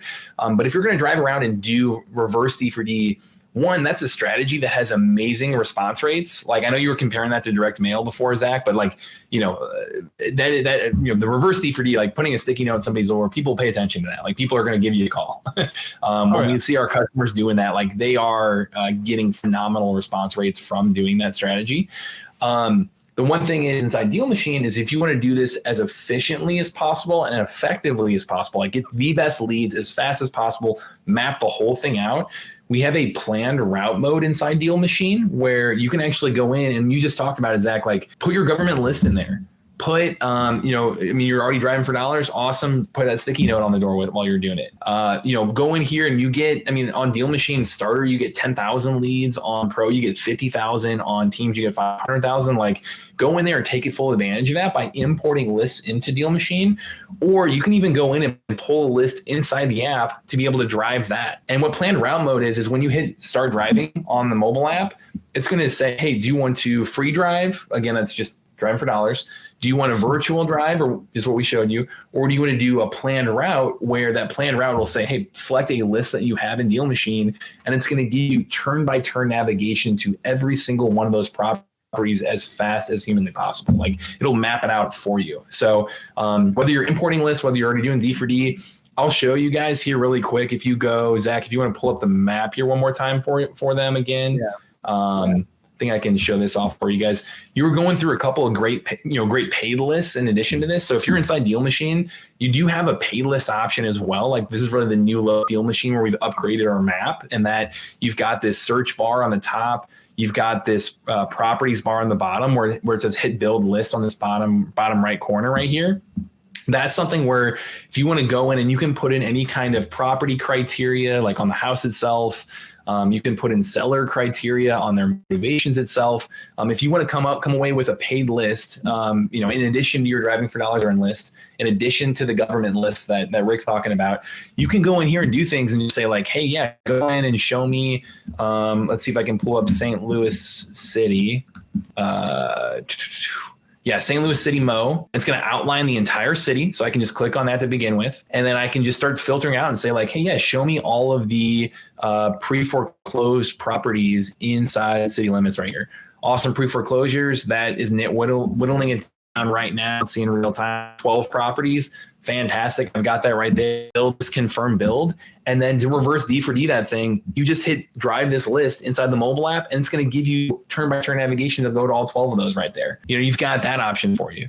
You can also go in and I want to make sure I give you guys as much value as possible. So a couple other quick lists that we see really, really great. You've got pre-foreclosure is another great one in this strategy. So if you go in and let's just do 63109, for example, I can go to my filters up top, click on more filters, type in tax delinquent and say, is it tax delinquent? Yes. Well, let's see. Oh, let me take off pre-foreclosures. There we go. We've got 390 properties that are tax delinquent in 63109. Hit build list and then go reverse D for D that. Go in there and hit the planned route mode. It's going to give you turn by turn navigation to go to every single one of those properties. That's one example. Liens are another one. You can go in here and say like, hey, yeah, show me properties that, again, I clicked on the filters, and you can say, does it have an active lien? Click on yes, active lien. Now I'm down to, let's see here. We've got 1,172 properties inside these borders that have an active lien on it. Fantastic. Hit build list. It takes literally 10 seconds to build that list, and then it's ready to go, ready to drive, ready for you to get out there and do that. And you can even get more targeted too. One last example here for you guys, Zach. You can do things like, hey, let me target like the downsizing cliff. The silver tsunami of people that are, getting ready to retire and maybe want to downsize their property. Well, I've got 63109 as an example. So I'll keep that pulled up, and you can go in here and say, well, hey, I'm going to look for property owners that are older, so senior owned. So let's do contact age is greater than or equal to 65, and we have this demographic data you can tap into to be able to say like, hey, let me look at the owner age, so older age that owns the property. We'll call it free and clear, so that way they've got 100% equity in it right here. And then we'll call it a living, a larger house. So we'll call it like square footage is bigger than living area square footage is bigger than 2,000. We'll call it that. And you can just start to layer in these things on top of each other, where you've got older owner, free and clear property. They own the whole thing. They want to cash out. Living area is big. It's in this area. We've got 1,000 properties that fit that. Awesome. Pull that list, reverse D for D that list right there. Like, you can get as minute and specific as that on the spot. You can get as broad as just one area, or you can import a government list or go D for D. And you've got all these opportunities right here to take action right now today and get out there and reverse D for D for this stuff. So, Zach, is there anything on that side, like the paid list side, you wanted me to touch on? I know we're focused on D for D mostly here. Yeah, I mean, DMSite.com's got plenty of great like paid list stuff too. But I would say the majority of the wholesalers right now, we should be focused on the driving for dollars, reverse driving for dollars. Now you can just do the paid list. That's fine too. But I would say the majority of your success is going to come from driving for dollars, reverse driving for dollars right now, unless you got the means to do it, right? I think cold calling and texting these type of leads are going to be the best one outside of the sticky notes. And just stick to that one. But once we get these leads, we got to figure out how to get the phone numbers. Exactly. Yeah. So, and the reason why I bring up the paid list as well is because that's kind of the gateway into reverse D for D, guys. Like, to reverse drive for dollars as fast as possible. If you have a list, a government list, a paid list like that, and then you just hit, again, planned route mode, drive that list, it's going to give you turn-by-turn navigation to get to all of those. So you can go out there, and while you're reverse D for D'ing, like, absolutely drive for dollars. And on top of that, like, look for those rundown houses while you're out there driving around and putting sticky notes on the door.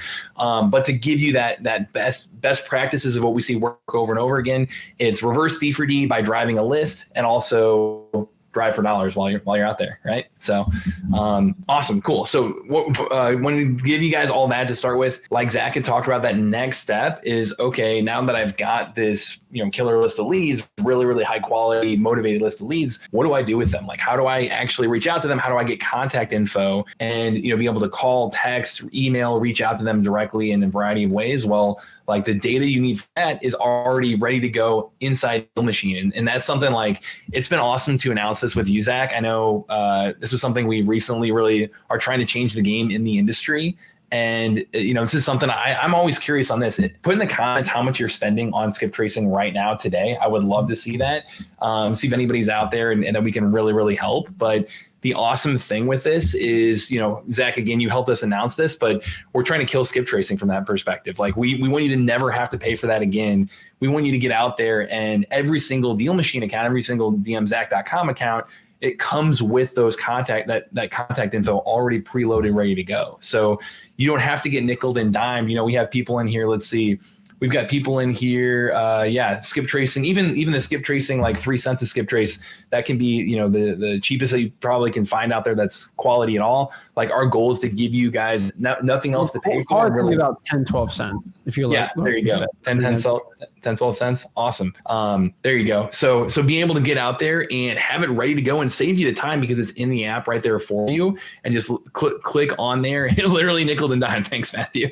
Love it. To be able to click on it and be able to see that number right there to take action on. Like think of it like you would with Amazon Prime having free shipping all the time. Well, for any member, Deal Machine member, you get free unlimited contact info to reach out to these folks. Or if you click on any property inside the app, you'll be able to pull that up, and I'll try not to show the actual numbers themselves there, Zach, but you can click on any property and see like, hey, yeah, here is the individual associated contact with that person. You've got the 2 phone numbers right here. You've got an email address right here. Just selecting any property on my list and be able to dig in and see like, yeah, here, it's owned by an LLC who's owned by this person, likely owner. You can see even things like likely resident who's renting that individual property, things, both of those in there. And you've got phone numbers and email addresses to dig into right away.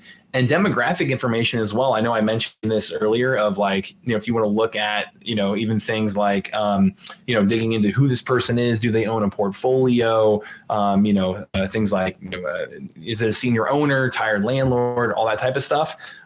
It's really kind of the ultimate cold call prep tool for you there, where you can go in and adjust your conversation because you know more about that individual when you start clicking into this data and get to know them virtually and ask even better questions than somebody who's coming in completely cold and blind in terms of who this person is. So anything that we do, that's our goal, is to just save you as much time as possible, give you the contact info right there, ready to go, not charge you any more for it, give you the best leads possible, through the Driving for Dollars, through Reverse D for D. And, in terms of the quality of it too, Zach, I do want to mention one thing really quick here, just because I get that question all the time, is like, hey, if this is free contact info, free skip tracing, like how good is the quality, right?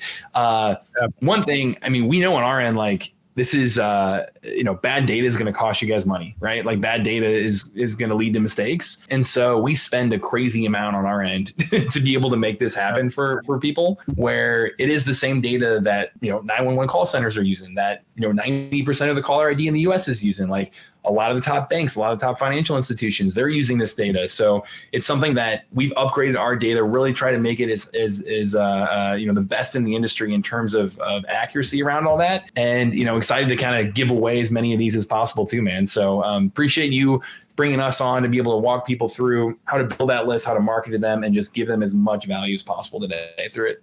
Yeah, of course. And, the reason why we gave out all the wholesaling real estate information for free, still you used to have to pay 15, 16, 17 cents to skip trace. That's still bottleneck in this industry if you get some good leads and data. And so that's why I'm trying to, make DMZI.com basically the best way to get some free skip tracing if you want to get the skip trace. Now, there's other services you can always use too, but I'm telling you, for the beginners out here, the people watching this, you want to get 20, 30, 40, 50,000 skip traces done like this instantly, and it's super, super cheap. It's DMZach.com. It's calculating it. It'll cost like a third of a penny per thing. It's something crazy.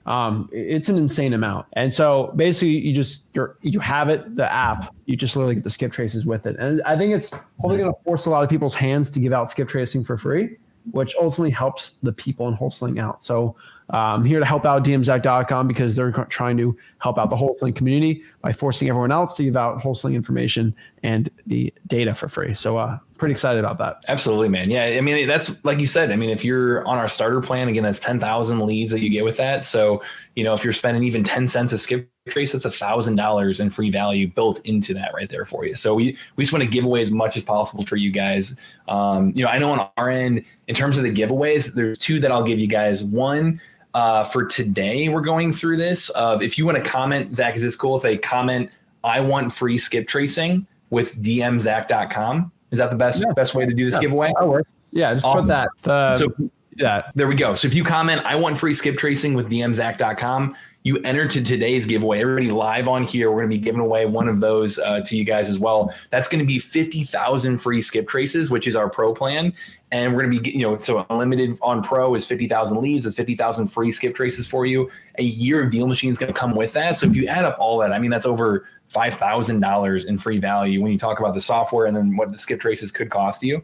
So that's going to be one winner. And then if you're watching the replay, because I know a lot of people are going to watch the replay a week from today. So we're going to go through on January 11th, and we're going to do that again. If you started a free trial at dmzach.com between now and January 11th, we're going to go through and pick one of you guys randomly out of a hat and give away the same thing, 50,000 free skip traces. That's our pro plan with a year Deal Machine there. So yeah, man, we're excited to do this for you guys. Awesome. Well, Matt, I really appreciate it, man. Pumped up for you helping the people out. And I'm pumped up, man. I really appreciate it. You just you let me know who's the winner. I'll let you decide.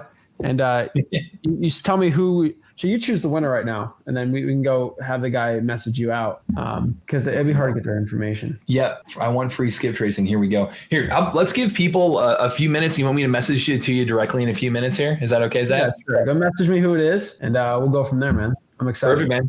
Love it. Keep it up, guys. All right. Appreciate it, guys. Boom. dmzach.com. Awesome stuff. Matt will check out and he'll tell me which one's the winner. And then you just got to message him or reach out to him right there. But the point of why we talked about dmzach.com is because it's the best way for people to eliminate their excuses. And that's the one thing I hate about new wholesalers. They will have all these excuses why they can't do it. That's just the best way, the most money and time efficient way to get your first deal. I truly believe trying for dollars, reverse trying for dollars. But if you have other reasons, let's say you want to do some more virtual stuff, right? Even if you're virtual wholesaling and you get a bunch of leads and you got to skip trace them, you don't want to go through True People Search, cyber background checks. You can use other ones. Now, if you have no money, you don't want to spend for dmzach.com, you can always use two websites I love. Let me write them in the comments for you guys. One is called truepeoplesearch.com. Let's put it right here. And so if you want to find someone's phone number, you have no money, there's a website. It's called truepeoplesearch.com. Which is a really good one. And the other one's called cyberbackgroundchecks.com. I love cyberbackgroundchecks.com too if you got no money. That's another really good one too. Go pop it up here. Go here. And then the other one is the cyberbackgroundchecks.com if you have no money. We're getting too many comments. People want their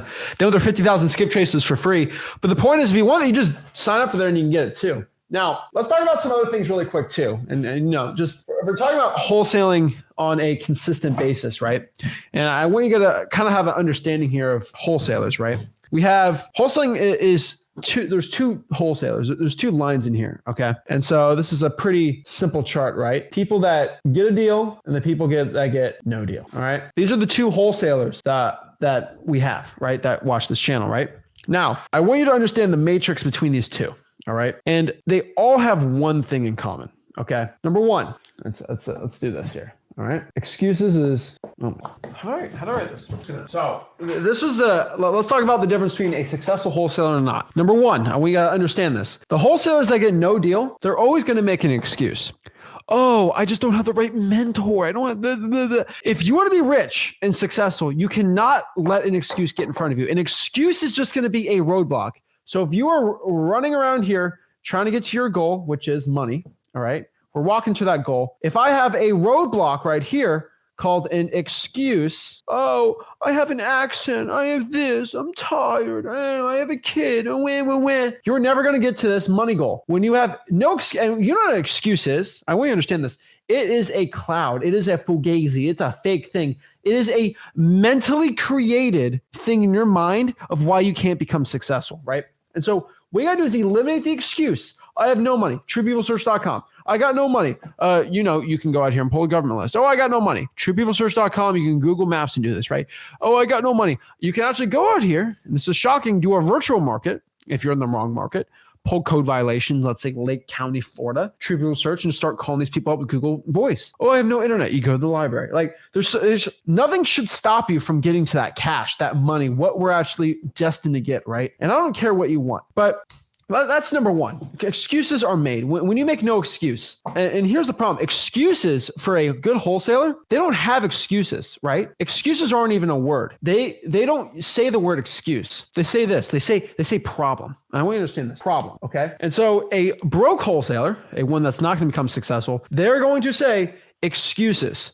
I can't do this, and this is why I can't become successful. A successful wholesaler that gets deals, they have problems and they have solutions. I have no money. That's a problem. Well, the solution to that problem is to do a free marketing strategy, right? And the problem is most wholesalers don't understand this concept.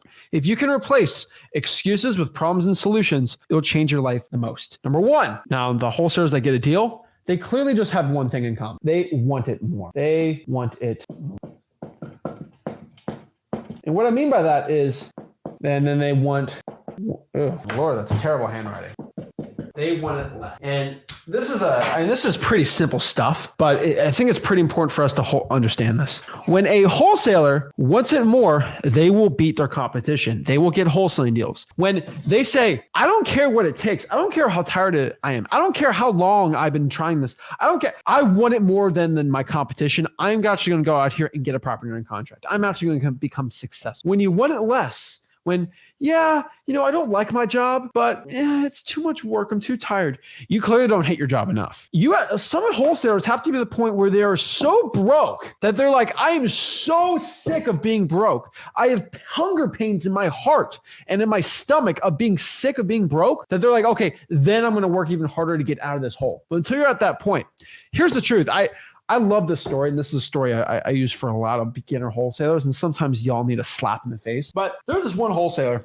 He was scared to death to cold call. Scared to death to cold call, right? And we had a one-on-one call. Scared to death to cold call, right? He did not want to call someone. He was so worried. And I said, until you are more scared of being broke than being scared of cold calling, you'll never, ever become successful.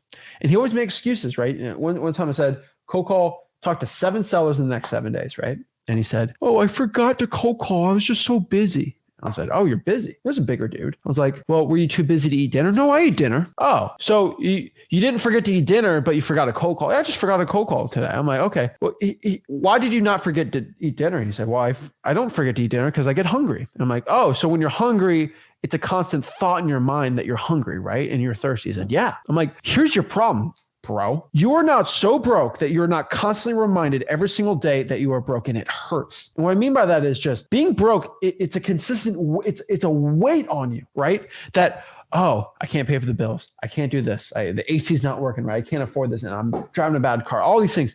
And it should be the same thing as a hunger pain. You should be hungry to become rich and successful. And it's constantly in your mind 24/7. You want to get out of the situation, and you will do anything it takes to stop having that hunger pain, right? You'll eat and you're fine, right? You have to want it more until that pain, you start feeling it and you say, I'm sick of this. I'm going to make a change. And you don't forget, that's when you become successful. The broke wholesalers, they want it less. They say the big talk, oh, I'm going to get rich. But they don't do it. That's the big change I've seen with you guys. And so I can tell you, you have to make a change. You have to be hungry. I'm telling you, you have to become successful. You have to become successful, and that's what you have to do. So let's answer some questions, and then we're going to have Rick back on. He's going to share the other part of what we're talking about today. But we got some questions here, and so let's break it down. Shout out to Sheldon. Sheldon says, thank you for all the info. I'll get a burger. Oh, I'll eat a burger. Appreciate that, man. Fit Next says, yo, Zach, I'm still trying to get my first deal. What is your guys' thoughts on working on-market deals? I'm not a big on-market deal guy. I swear to you, I'm not an on-market deal person. I found off-market to be way better for wholesaling real estate. That's my personal opinion. I found on-market to be worse. Dealing with agents, it's a hassle. Sellers are way better. You make more per deal. On-market, I'm not a big wholesaling fan for on-market properties. I've never really have been one. So I would be careful there. Let's see here. All right. So we have a giveaway winner. We've had over hundreds of contacts. So that's pretty cool. So I want to give a shout out. We'll answer some more questions, but really quick, our giveaway winner is going to be, let's see if I can find, there's too many comments, unfortunately. Our winner here is going to be Chris Potivent. Shout out to him. He won 1 year DMZach.com for free and 50,000 skip traces. So that's pretty cool. It's awesome. Awesome. Shout out to Chris, the man out here. He's the winner here. So shout out to him. He's cool. He's good to go. copied all the comments and then did it from there. So shout out to Chris there. Love to see it. We got another comment here. Let's see here. Brandon said, I've seen a guru make a video preaching on market. Guys, I don't care what your broke guru got to say about on market. I don't care. I think it's so stupid, right? Oh, yeah, on market's way better, bro. No, it's not. Okay. The majority of wholesalers that are making millions and millions of dollars do it off market. You know why? Because there's more of it. I see one guy saying, why go after off market when you go on market when most wholesalers, most sellers all have their deal. Most properties get sold on the market. Yeah, most properties are sold on the market, but the majority of discounted properties that you can actually make a big assignment fee on, a ton of money on, are actually done off market. So yes, 95% of all deals being sold are through the MLS on market, the real tour, but 80 to 90% of all the discounted deals at a deep, deep discount where you can make $20, $30, $40, $50,000, 80, 90% of them are all off market. So go after that. I don't care what a guru's telling you because they're trying to take money from you. That's how it always works out. Shout out to Edwin, my first deal, working on 3 deals. Awesome. Gannis asked here, what are the qualifications to JV with you guys? Honestly, just send a deal. If it's not a deal from our underwriting department, we will tell you it's not a deal and just let you know and just, hey, sorry, it's not a deal. Majority of what we find, if we cannot make a fat assignment fee on it, which if I'm not going to be able to make at least $5,000 on it, it's probably not a good JV deal for us to do. That's our qualifications. Simple as that. Now, you're not going to be the guy, I locked it up for way too high, but Rick and Zach are so awesome that they're just going to find a way. It's not that magical, okay? We have the buyers, but we're not going to send bad deals out to them and ruin our buyers list, okay? So it's got to be a good, decent deal. Majority, if it's a for sale by owner, we're having a lot of these issues. If your FSBO is locked up if it's listed for $100,000 and you lock it up for 99 grand, I showed all my deals. I said, don't allow that deal. We're not dispoing that deal. That's a stupid deal. It's got to be somewhere at deep discounts, right? If it's listed for 100, I don't care what you found the hidden value is. The market is clearly showing it's not worth that price. And so, yeah, I don't like on market. We'll do on markets, but we're not a big fan of them. So yeah, that's honestly what we have found. Galaxola says, how hard is it to find an actual buyer? How do I find buyers that are actually motivated to buy the property? Well, that's kind of what we're going to talk about that on day 2. We still got a lot more to cover today. But we're day 2, so we're really going to break that down. So we're excited about that. Caleb says, got a JV deal from someone hitting me up on a YouTube comment. Caleb. So shout out to Caleb. He's made hundreds of thousands of dollars. Caleb and Ryan, shout out to Caleb and Ryan. They've been on our podcast, learning from us absolutely for free. So they're pretty cool people. But here's a really powerful part of why you should. Caleb's like a attendee to this virtual event. He's networking. And because he lets himself be known out there, he'll probably make 15, 20 grand on a JV deal by just letting people know that he is in Grand Rapids. He's still in Grand Rapids, I believe. We got to do another podcast and really see how he's doing. But yeah, literally just letting people know who you are. It's shocking, but you'll get, guys, if you clearly went on most of my live streams and you actually let people know who you were and you had buyers, you can easily make 50 to 100K in 2024. No problem at all. Just on my YouTube comments. Because I make millions of dollars with the JVs. And so you can make at least 100K doing it, right? Not that hard. You just got to do the work. I'm telling you guys, easy and simple as that. See here. Michael says, you mentioned choosing a market with a median ARV under 400 grand. What's the reason for that? Do you get bigger spreads between $400,000 and $600,000 median ARVs? Yes, you are correct. But you have to understand this. There is a law of large numbers. And what I mean by that is, yes, if let's say this worked, right? I would only go to San Francisco. I'll lock up deals for $10 million, then sell them for $12 million and make $2 million a deal and do 3,000 of those a year, right? That's of course, right? But there is a problem with that, right? And it's just the law of large numbers. And human beings are really weird. When you could start creeping up to the 7, 8, 9, $1 million, $900,000, $1 million ARVs, you have a problem here. And the majority of these problems are sellers are not willing to take a discount. That's the problem. And so we'll go on the whiteboard here and show you really quick. But like, you got to look at this. It's all a business. And so if I have a $900,000 house, a cash buyer, let's say, is going to want at most, let's be conservative here. Let's do an 80% of ARV minus repairs, right? Usually it's going to be a little more for this. But so that means they're going to want to buy that deal for, let's do the math here. I don't want to be too stupid in front of y'all. Let's do 900 times 0.8, 720, right? That means at minimum, they want to buy it for 720 or below. Or if I had a $90,000 deal, right, I would be at 72K. Now, or below. This is an $18,000 reduction. This is a $180,000 reduction. What you have to understand here, human beings are weird. Human beings don't look at a percent basis. They look at literally the number. And so people are more likely to take an $18,000 reduction than a $180,000 reduction. I'm telling you, it doesn't happen like that. And the majority of people owning this are less likely to want to sell for a discount. They're less likely to make a property distressed and get rid of it for cash. That's just statistically how it works. You don't have a $900,000 house because you're stupid. You're stupid with doing bad stuff, like getting arrested, not paying your bills and things like that, because you got equity you can pull out of the home. Hard to do it from there. And it's actually easier to flip these houses. If I'm a house flipper, I am a person looking to flip a house and make a profit. It is easier for me to sell this deal because I have FHA buyers, I have conventional buyers. There's just a huge pool of people looking to buy property for $90,000. That's a really cheap piece of property, and it's just more affordable. It's more attractive to the vast majority. Remember, the average person makes $50,000 a year in the United States of America. They are most likely wanting to buy this deal, which means I have more demand, which I can make more profit flipping the deal on a percent basis. The amount of people willing to pay $900,000 for a property is going to be a lot less, and they're going to demand a lot more. And so you got to understand this. There's more profit in the lower ARV properties to flip than the higher one. There's also a lot worse that can go happen, especially recessions, situations like that. But most sellers, they are more likely to take this. Most sellers are willing to take an $18,000 reduction versus a $181,000. They just can't get over that $180,000 reduction. That's the main issue here. And so yes, bigger spreads, you will make probably $100,000 on this deal, and you'll only probably make $15,000 on this deal. But you will probably be able to do 20 and 30 of these deals when it only does one of these. And so yes, if I can do 30 deals and making $15,000 a deal, that's going to be That's going to be $450,000 I can make in a year, right? Versus me doing two $50,000 deals. That's $100,000. Would you rather be the guy making $450,000 or $100,000? The problem is there's just way less of these opportunities than these. And so if you want to do a numbers game, doing both of these markets, you'll make more going after the cheaper properties, making $450,000 than $100,000. There's also more of these houses than those houses. And so that's kind of a quick breakdown of why you want to go after cheaper real estate under $400,000. I'm just telling you, it's ridiculous.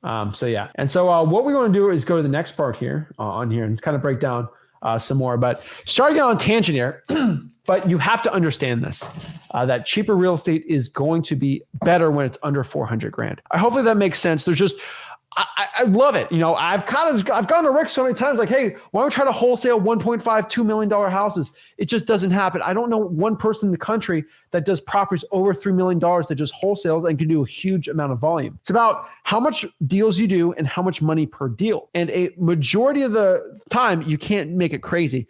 That's why when you look at like car makers, right? Of course, Toyota wants to be like, why don't we just sell 10 million cars and charge them $150,000 a piece for the car? There's less pool of people willing to pay $150,000 for a car, but everyone wants to pay $30,000 for a car. And so the sheer amount of volume, you're good to go and you can make a ton of money from this. And so that's kind of why I tell people to go below $450,000 on this. It's going to help you out the most on this. But yeah. And so next part here, I think the part where we got a lot of people asking questions for, right, is how do I deal with contracts and all these. People get really confused. So this part, we're going to kind of break this down because I think a lot of people have a lot of questions about this. And so let's kind of break it all down here. So let's go pop this up. And shout out to everyone asking questions. We're going to answer some more questions here. Rick is back here. And so let's break it all down. So what we're going to do is actually break down our contracts. Now, if you go to freewholesaling.com, you can actually go download our free contract. We'll show you exactly how to do it. And now, once you go to freewholesaling.com, you download a free contract. Our contract's going to pop up here. And what we want to do is just a full breakdown of exactly how to fill out contracts for beginners, because I feel like that's the one part no one ever talks about. They're all paid for and all the stupid stuff. So let's kind of break down the contract part here. I don't want to get too nitty gritty on stuff here, but let's go here. And yeah, so we'll have Rick Ginn talk about this. And, let's talk about contracts. What is it? All these things and everything like that. Okay. Hey, you see, he leaves me with the fun part. Okay, let me slide everything over. Awesome. Okay, so we're talking about contracts. So what I want to do is walk you through how to fill out a wholesale contract. And then the other part of it is an assignment contract. There's two separate pieces of paperwork. And once you understand it, that's great. Now, guys, I can't stress this enough. This is the mechanical part of wholesaling. So the value and the skill is always going to be in the marketing and building rapport and talking with your sellers. This honestly is mechanical. And I'm going to walk you through. And if you have never done a contract, by the time you're done watching this video, you will have all the tools to write a simple contract. Now, contract law in the United States is very clear. It's very simple. And don't let lawyers, don't let realtors, heck, don't let buyers, and definitely don't let sellers try to control you in this. It is very, very, very simple. Honestly, I remember the day I started out wholesaling, I go, I don't know how the heck I'm ever going to write a contract. And to be honest, I think the first contract I wrote was like way too long. I didn't know what I was doing, and I had to have somebody help me fix it. So I'm going to save you that aggravation. So if you guys can bear through me, I am going to put up the contract on, let's see, let's add that to. So awesome. So first of all, we're going to go through the purchase and sales agreement. It's also known as a PSA. That's just an acronym. Don't get confused by it. I have a legal disclaimer on the top. I'm not a lawyer. I'm not here to give you legal advice. I'm definitely not going to give you accounting advice, but I have 21 years experience writing this. Now, people always say, Rick, why do I have to use your contract? You don't have to use my contract, but if you truly want to be a wholesaler, this contract, in my opinion, is the most powerful tool you can use. Why? Because you need to have certain terminology in your contract to make sure you're going to get a good wholesale deal. So first of all, I don't care what state you're in. What I'd like you to do is take this contract and give it to your title company first. And then if you have the privilege or you have a lawyer that will review you, they shouldn't charge you for it. Have them take a look at it. Now, I'm here to tell you, talk to lawyers almost on a daily basis. And lawyers will always complicate it, always find a way to put their niche in it. Guys, I've been doing this 21 years. I've never had a problem doing it. I've had hundreds of lawyers tell me, it's not valid. You can't do that. Absolutely wrong. In fact, 50% of lawyers are wrong every day in court. So lawyers will do what lawyers are going to do. I'm telling you, I've closed thousands and thousands of deals with this paperwork I'm going to show you right now. I have the proof in the pudding. This is not hearsay. This is not someone challenging it. I want you to understand that. So let's go through it. So real simple. Wait a minute. Okay. Let me bounce. I got to figure out how to. Nope. Okay. I got it. Okay. So hopefully you guys can see my screen here and it's scrolling through. So you are going to see, I want to make sure this is working real quick. Okay. Perfect. So an assignment of contract. So guys, if you have questions, put them in there. And at the end, I'm going to answer I'll answer questions in between each of the two types of contracts. So we're on the purchase and sales agreement. So obviously the date, what are you doing this? We are on the 4th, right? So I'm gonna see if I can type this thing in here. I prefer to use the other board, and that's what I thought I would do. So here's what we're gonna do. Obviously, you're gonna put the date here. You don't need an explanation of that. And then what you're gonna do is put your seller's name in there. Here's a little cheat sheet. Go to your property appraiser site and just cut and paste whoever the legal owner is in there. And quite honestly, if there's multiple sellers in there, you're gonna have to get each of their signatures, but this is where you want to cut and paste and put in the buyer. At this point, guys, it's easy and it's simple. Now, let me share a couple little tips with you. Before you do the purchase and sales agreement, you should already have your negotiations pretty much done. This is a mechanical part. So here's what I do. Once I strike an agreement with my seller, and a lot of times when I used to go out and visit them at their home, I said, Miss Sally, I tell you what, it sounds like we have a deal. I'm very happy. If I can get your permission to go out to my car and just grab the paperwork so I can fill it out with you and put the information on this contract, would that be okay with you?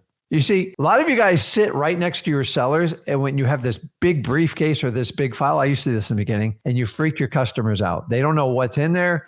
They think you're just going to beat them up. So what I do is I take all distractions away. I take cell phones, I take contracts, and then what I do is I do a verbal negotiation. And once I get down to where they're in a happy place, I'm in a happy place, I ask for permission to go get the purchase and sales agreement.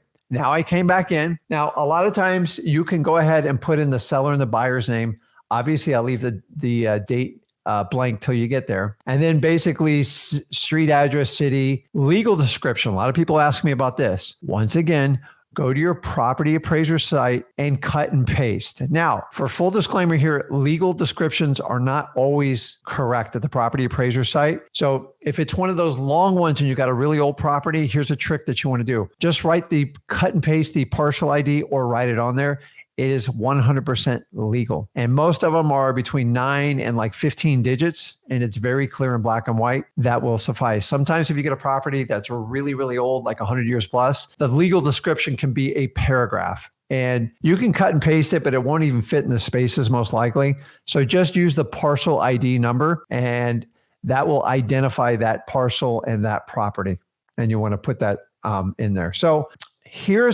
So I'm not going to fill in all this stuff because honestly, it's much more cumbersome than the computer, but we are going to fill in these numbers right here. So let's purchase and sales agreement here. So the first part is we are hopping down is what is your total deposit? Now, I want to talk about deposits here because you all get hung up on this. And if you have a question, stick it in now because you know what? Let's just answer it while we're going through this. Anybody got any deposit questions? I'm going to give you the ideal case scenario as a wholesaler, the perfect world. Understanding that perfect world is in your own little comfort environment. When you go meet with a seller, your perfect world is going to get rocked a little bit, especially in the beginning. So when you're new at wholesaling and you go, Rick and Zach told me to leave $100 deposit and your seller freaks out, understand you have left the perfect world. This is the reality. So we have to prepare you to talk about the deposits. This is one of the biggest hangups I see. So also they say on here, is the deposit the EMD? Yes, it is. EMD is an acronym for earnest money deposit. So let's talk about what deposits while we're on this. In the perfect world, you put $100 deposit. When I started wholesaling, I did $10 deposits and I used to give them a cash $10 bill. Don't do that anymore. Now, in the perfect world, $100 would be ideal. Honestly, I don't want most of you going over $500 because a lot of times you actually have to fund this money. You can't a lot of people say, I do wholesaling for little to no money. This is the part where it's the little money. So if you had to fund 100 or 500, this is where it's come. Most of you, 90% of you are going to fit between the 100 and the 500. So let me role play and give you a little bit of a scenario on this. So yes, this is earnest money deposit. So when we do this, you put so listen, we're going to leave $100 deposit and I'm writing the contract with them. So when I do this, I hop in here. I would put $100. Okay. I'm typing on the computer. I'd much rather write it with a pen, but I didn't do that today. So if you had a $100,000 price, say the house was for $100,000, that means cash due at closing is what? It's just a math problem, guys. $99,900. That's it. Don't ask me to line all this stuff up because it is not my expertise. So I like to handwrite these things. It's much easier, but here's where you guys get in trouble when you do the deposits. So say you go and put that $100 and your seller goes, $100? Are you crazy? And a lot of you, like I used to get this white look on my face, like, oh my God. And I'm here to tell you, it's not an objection. It's just a lack of education and information. So guys, put in the comments, who is that deposit going to? Is it going to the seller? Is it going to like some fairyland? Is it going to the title company? Is it going to attorney? When you write your deposit, where does it go to? Somebody put it in the comments because I want to teach you how to do this. It's important because when you know where the deposit's going, you can easily overcome this objection. Okay, perfect. So I have it on here. Christian says title company. That is correct. So if the money's not going to the seller and it's going to wait till the deal gets funded and close it, the seller rarely never gets any money. So disputing the deposit is ridiculous. Think about this. I'm here to tell you, if you're buying from a motivated seller, they will rarely dispute the deposit for you. You know who disputes the deposits? Realtors, unmotivated sellers, complete tire kickers, time wasters. If I'm going to get your deal funded in a short amount of time, why do we get hung up on the deposit?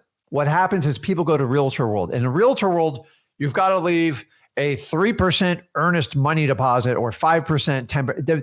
Talk to a million realtors, you're going to get 1,000 different answers. I get it. So here's what I do. They go, $100, that's nuts. I can't tie this property up for $100. So listen, Mr. Seller, that money is actually going to sit in the earnest money deposit account at the title company. And because we're paying cash for your house, we're going to close it relatively quickly. So what I want to do is focus on getting you that whole $100,000. The deposit is just a formality to get the ball rolling for you. And I mean, if you want, I can do a little bit more, but I want to focus on getting your deal done we are not going to fund you just on the deposit alone. They're like, well, could you do 5,000? Now, here's what I'll do. I get $100. Why don't we just go ahead and make it $300 or $500? And that's it. You just got to move past it. Remember, you don't negotiate a deposit. They're not getting it. And the reality is you're going to have a property under contract with an inspection period. It's kind of pointless if you really think about it. So if you understand it and you understand the philosophy of the deposit, it should not be a sticking point. Here is my only exception to this rule. If someone gives you an amazing deal, I don't care if you're brand new or you're seasoned, and they're giving you a property 40, 50 cents on the dollar, and you've confirmed it's a good deal, figure it out.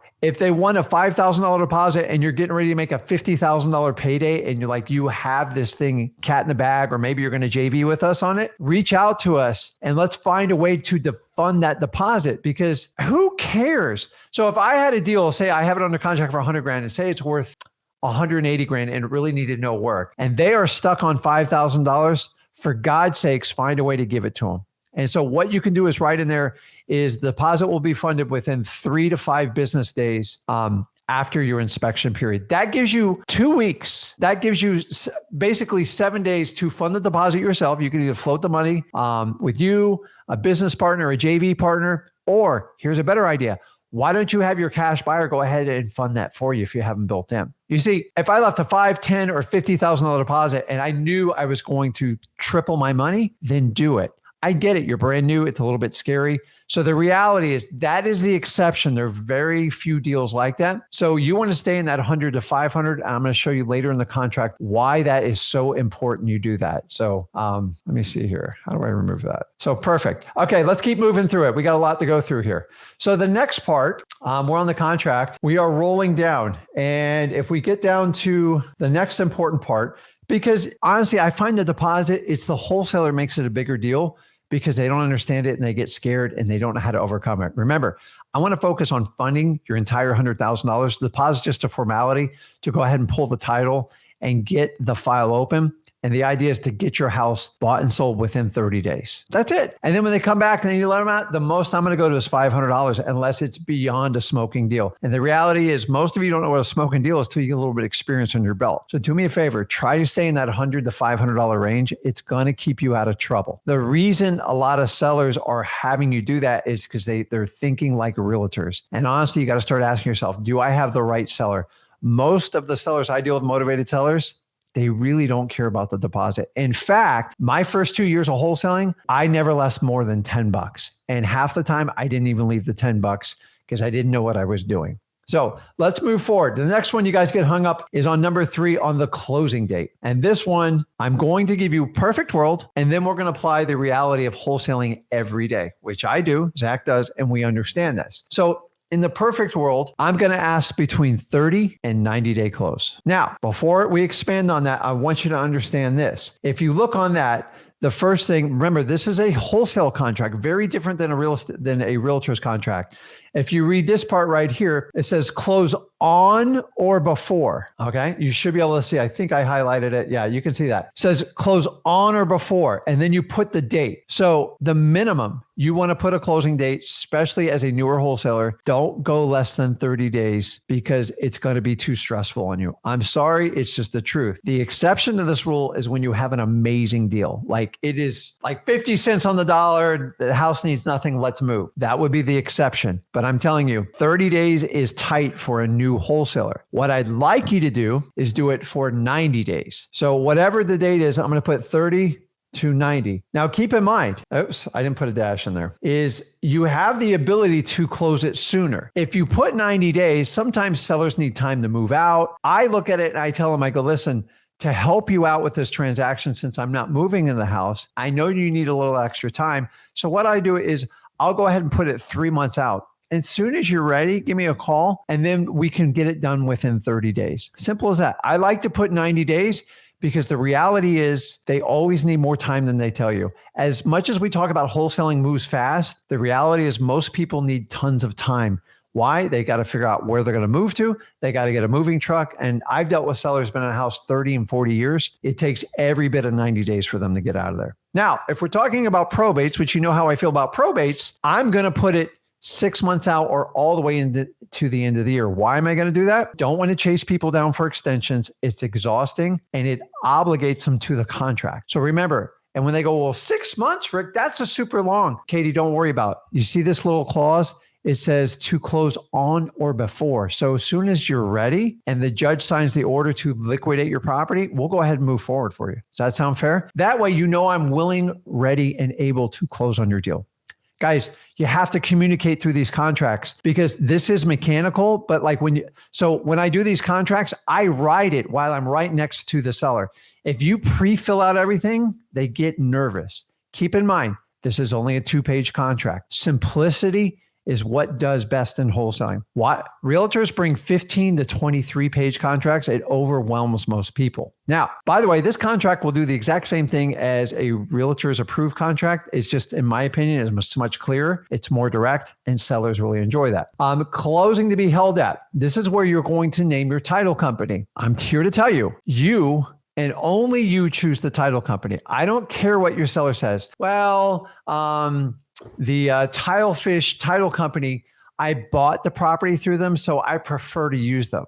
No. You should at this point already met with your title company, have your closing procedures set up, make sure they're an investor-friendly company, and make sure they're 100% comfortable doing the assignment of contract. While we're talking about title companies, I'm here to tell you is the reason why you want to work with a title company that works with investors and very familiar with assignment of contracts. If I go back up, if we put the closing date on here, now, if you don't have a title company, I'll teach you a little trick. Just put TBD, and that simply stands for to be determined by you. So whenever you give up the rights to your title company, you are going to have problems. Trust me on this. 95% of the title companies out there are geared towards realtors, not to wholesalers or investors.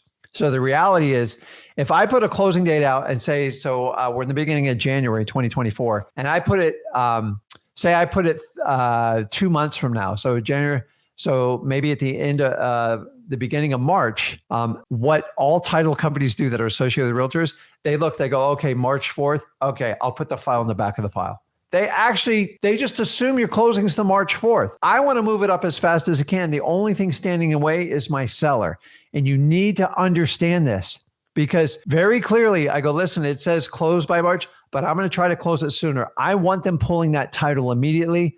You need to let them know very clear. My title company is all trained. We can close any deal within 5 days as long as it doesn't have a complicated title issue. The average title company in the United States, they will take 3 to 4 weeks just to pull your title. This is why you have to hand pick your title company. Do not negotiate this. Whenever I've given up this, I've always had a problem. Not maybe 99% of the time on an assignment contract when I'm selling it via wholesale. If I don't use my title company, it's always difficult. So you've got to understand doing that. So that's number 3 you want to put in there.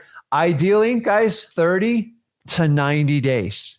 Now, the reality is sellers if they freak out when you put 90 days, just understand you can negotiate this part. Don't let your deal fall apart. By this time, you already have the price locked in. The question is, you're going to close it in 30, you're going to close it in 90 days. I like to take feedback from the seller. And if they haven't packed or done anything, they actually are relieved that you could take more time. What does that allow you to do? It allows you to find more cash buyers. You can usually get a higher price for it, and it's much more flexible. Remember, if you're a newer wholesaler, the last thing you want to do is be stressed out trying to find a cash buyer closing something in 2 weeks. So I can do it. People that have a lot of experience and a lot of capital can do it. But honestly, as a new wholesaler, I would have never tried to do anything in under 30 days. And honestly, 30 days always made me nervous. So ideally would be 45 to 90 days. 30 days is always tight. But as I said, we go out in the real world and we have to deal with what happens. So people always ask me this question, go, hey, Rick, what's my worst case scenario? I'm going to walk you through it right now. And remember, I'm not a lawyer. I'm not here to give you legal advice. But I do have 21 years experience. So I do know a thing or two about these contracts. The positive highlighted on there, for time's sake, you guys can read it. Do not wait till your last day to get out of a contract. It's just not going to help you out. So if you have a 30-day inspection, that if you can't find a cash buyer in 30 days, you've done everything you can, you need to move on. honestly, if you contact 5 cash buyers in the first week and they all say you're crazy overpaid for it, either renegotiate that contract or get out sooner than later. You have an obligation to the seller. Somewhere in the last 4 or 5 years, people are teaching wholesaling and they want you to like put everything under contract and shake it out later. That is not wholesaling, guys. That is pure speculation.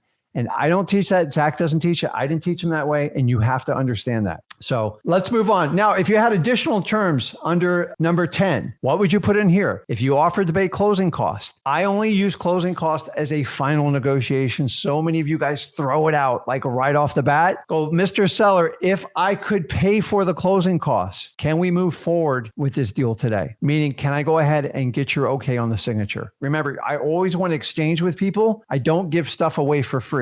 Everything has to be give and take when you're doing negotiations. Remember, you already have the price locked down. You're just negotiating the final part of it. Don't let a deal get lost over closing costs, because guess what? Who pays the closing costs, guys? Who pays the closing costs in a wholesale deal? That's right. Your cash buyer does. In fact, if you get your seller to pay for closing costs, so sometimes on tight deals we do it, you can ask more from your cash buyer because they have to come up with less money at the closing. And that is extremely, extremely powerful. Let's keep getting through this because I want to get through the assignment contract as well. And so if you're going to add anything else in there, one quick hint: when you add additional terms in, say if you say, I'm going to pay your property taxes, the overdue property taxes, you have to specify what years you're paying, because maybe they didn't pay the last 5 years of property taxes. You thought you were in it for like 500 and it wound up being like 5,000. So if you're going to do that, specify in there, specify. I'll pay the back taxes for 2023 for this property tax. If you say I'll pay all back property taxes,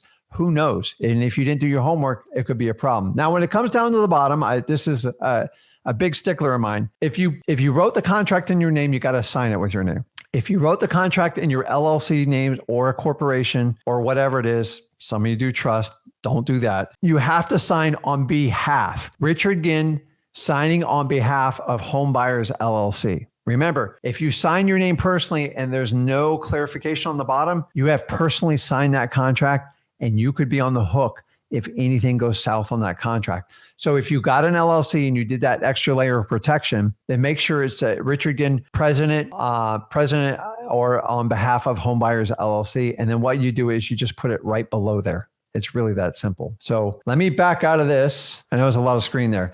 So if you have any questions on the contract, you can put them in there.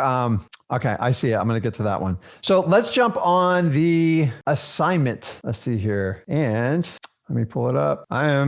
Okay. Let's answer any questions on the contract and we will go with it. So everybody can see the screen. I had a couple technical difficulties, but we got it all figured out. And questions on the contract. So the next one we're going to do is just the assignment of contract. So I'm sorry, my screen timed out on me. Don't ask me why, because when I'm in there working, I can't track both screens. So Jay says, what do I do with a probate that has multiple properties in the will? Well, the reality is each property has to have its own separate contract, and then each contract has to be presented to the court. So if there was 5 properties and you wanted to buy all 5, you have to do 5 separate contracts. There's no way around it. Like, don't try to cheat that on any of it. So let's see here. Let me pull in. Okay, got that one. And then now I've got to, okay. So soon as you get your contract signed, you have to send it over to your title company. Why? A lot of you guys go, well, I want to wait to send over the title. The reality is you don't, because you need to find any problems sooner than later. If you wait too long, it's too late, because sometimes things need time to get fixed. Emails have to be sent, certified mail has to be done. So as soon as you get this contract that we've talked about, you got to send it over your title company right away. A lot of you go, oh, Rick, I'm holding off to see if I can find a cash buyer. No, absolutely not. You have to move it right away and you have to get that done. So I got to pull up my assignment of contract. I don't have it on there. So the reason why is Juan says, what if I don't find a buyer in 30 to 90 days? You get out of the contract. But the reality is you want to write the right price up front when you write the contract. So let's jump on and do the assignment of contract. So I got it up here. So guys, these contracts, if you go over to freewholesaling.com, you can easily download these and get them going. So let's run through the assignment of contract. I'm going to share my screen here. Hopefully you guys can see it. And so the first thing is, The assigner, that's you. You're the assigner. You can easily mix this up, and your assignee is going to be your new cash buyer. Now, when you go through this, the same thing on the legal description, just put the parcel ID number. Sometimes people just put the address, but I like to put the parcel ID number, or if it's a very small legal description in the property appraiser site, you can cut and paste it. Or if you want more detail, go over to the official property records for your county and you can get it there.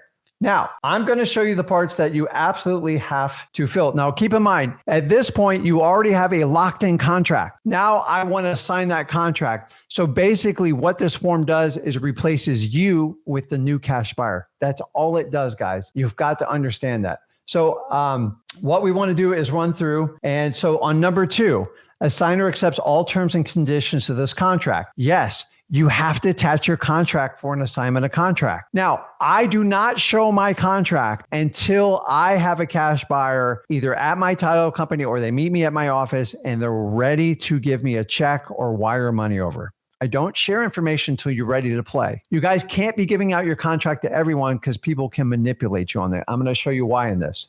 So once they do that, you actually have to attach your contract to the back of your assignment of contract. When do I do that? When they got their money in hand. And by now they should know, okay, listen, you got to close within 30 days, whatever, and go from there. So on number 3, assigner will deliver assigner cashier's check, money wire transfer in the amount of blank as the initial deposit on the transaction. I'm here to tell you guys are going to laugh. I always ask for $5,000 or more. Rick, that's a lot of money. You're right. But if you're buying a $100,000 property, $5,000 should be nothing. People go, once they start dancing and try to manipulate this, I want you to understand what the heck's going on. When they try to dance and work around this, it means they're not a good cash buyer. Most likely, there's another wholesaler trying to daisy chain on you, and you don't want that. So you have to understand, ask for a big deposit. I don't care what it is. Why? Because it will guarantee they're a real cash buyer, and you'll guarantee they'll actually fund and close on the deal. Because guess what? If they don't close, they don't get their $5,000 back. Now, moving on, the assigner will pay the assigner a total assignment fee. And this is where you guys freak out, and I don't understand why. Just put it in there. They're going to find out anyways.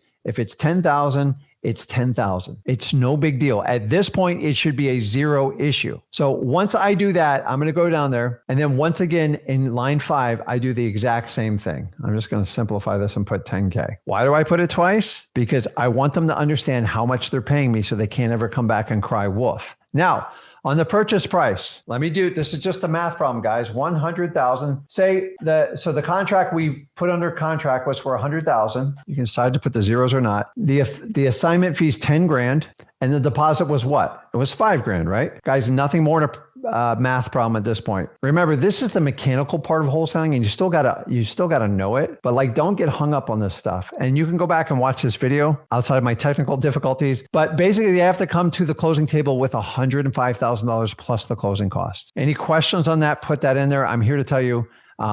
This is how it works in here. Now, let's keep moving so we understand this. Once we have the math down there, we move on to the next part in here. And I cut the numbers off on this one, but it's okay. Is assignee must close the transaction on or before this date. And you're probably thinking, well, Rick, doesn't that coincide with the closing date? No. If I have a closing date, say on February 1st, I'm going to make sure this person closes at least a week before. Why? Because you can stipulate this in the assignment contract. I'm saying, listen, I have till the end of February, but you got to close it by February 22nd. Why? Because if they don't close, I want to know sooner or later in case I have to renegotiate, get an extension on the contract, or get another cash buyer. And there's going to be pain if they don't close. You have to make it very clear to them. Even though the contract stipulates we have X amount of days, you only have X amount of days to close, and that's what you agreed upon. If you don't do it, you're going to lose your $5,000. Okay? You want to make this before. And remember, I'm always pushing to close before. So if I have 60 days to close it, I'm going to try to get the guy, if the seller will allow us when they're ready, I'm going to get them to try to close it as early as possible. Why? I want to get paid. I want to move on and do more deals. So remember, the contract date you have on your original contract, make sure that your assignment contract is at least 1 week before, preferably 2 weeks. But sometimes the time just doesn't work out like that. And you've got to understand when you do that. Now, On the next one, see here, if the assignee attempts to communicate with the seller in any form, it will immediately terminate this agreement, and they will keep the deposit. They forfeit the deposit for liquidated damages. End of story. Assigner must deliver clear title at closing. Once again, your seller has to deliver you clear title, and your new cash buyer expects to have clear title. So they always say, well, Rick, what happens if there's a title problem? Then they're not forced to close. That's the beauty of working with a title company. And that's why people are willing to work with wholesalers, because they want to get clear, marketable, and equitable title. And who does that? Not me, not you. It's the title company that does that. So now I want you to move on. And if you look down here, it says here, assigner may at any time close before and renegotiate the underlying contract price. Why do I put that in there? Because I learned the hard way. Sometimes we negotiate liens, private mortgages, code violations, stuff like that. And if I get a $5,000 discount and I work my butt off for it, I'm not giving it to my new buyer. I'm definitely not giving it to the seller. That is my profit. And I got burned multiple times with this. And so if you have the property under contract for $100 and you get a $10,000 discount, maybe you negotiated something, maybe the seller was panicking on it, and you just say, listen, I'll close earlier. You got to go down to this number, and say you get a $10,000 discount. That goes to you, the wholesaler. You know how powerful that is? It's absolutely amazing when you can do that. If you don't put this clause in there, any type of negotiations or reductions goes to your new cash buyer, not you. So this cost me $35,000 in a contract when I was young. And I learned my lesson. It happened multiple times, and I decided to work with a lawyer and fix it. And then the last one here, the property is sold as is. And the last line on here is people will sell. If they don't give you a deposit, guys, they don't wire the money, they don't give it to the title company, you do not have a deal. So here's what you do is I have them initial this one. If this deposit not received on or before. So if I'm talking to my cash buyer at noon, say I met him for a cup of coffee or something, and they're heading over to the title company, if they don't deposit that check, that wire by 5 p.m., I don't want to be obligated with this property, because I'm just going to go to my next cash buyer and move on. You've got to put some sort of void or null. The other way you can protect yourself is let the buyer sign, let your cash buyer sign first, and then you sign after you have verification of deposit from the title company. And once again, you want to sign, if you're doing this in an LLC or corporation, you want to sign on behalf of your LLC. And guys, you've got to use these contracts. They're simple, they're to the point. And if you want to get them, go over to freewholesaling.com. You can download any of them. So if you guys have any questions about contracts, listen, I know contracts aren't the most exciting thing, and that's why Zach stuck me with it. But the reality is you have to understand this. So if you're new to wholesaling, it's simple. A purchase and sale agreement is 2 pages. An assignment of contract is 2 pages. You do the PSA first, then you do the assignment of contract. And remember, you work with your title company with this.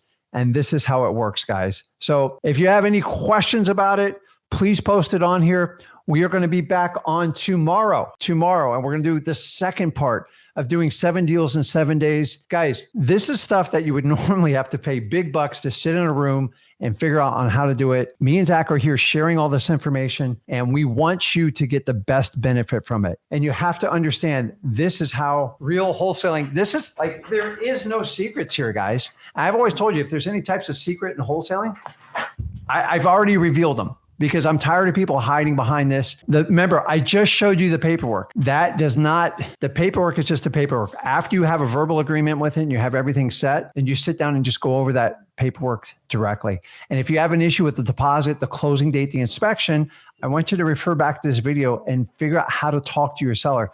Most importantly, practice it, because it does come up, because we're all out in the real world. Me and him do wholesaling. I don't get perfect case scenarios. A lot of them I do, but some of them I have to negotiate. And I want you to be flexible and understand it's more important how you respond to a seller's question than what you actually do. Because if you deliver a calm, cool answer, their confidence level in you goes through the roof, and you've got to understand that. Because the other way is you go, I don't know, I've never seen this. And you lose confidence, and more importantly, your seller lose confidence. And then that's how you lose a great wholesale deal. So I want you to practice some of this stuff. Some of you guys get so hung up on the deposit and the closing date. It's really not that hard. Remember, When you're doing the contract, you're just down to the final terms. You've already nailed down price. So don't make the deposit issue. Don't make the other stuff an issue, and learn how to talk back to them when they have an objection about it. And once you understand how to overcome the objection, wholesaling becomes very easy. But most people won't teach it to you unless you write a big fat check to them. And me and Zach are here to solve that problem for you.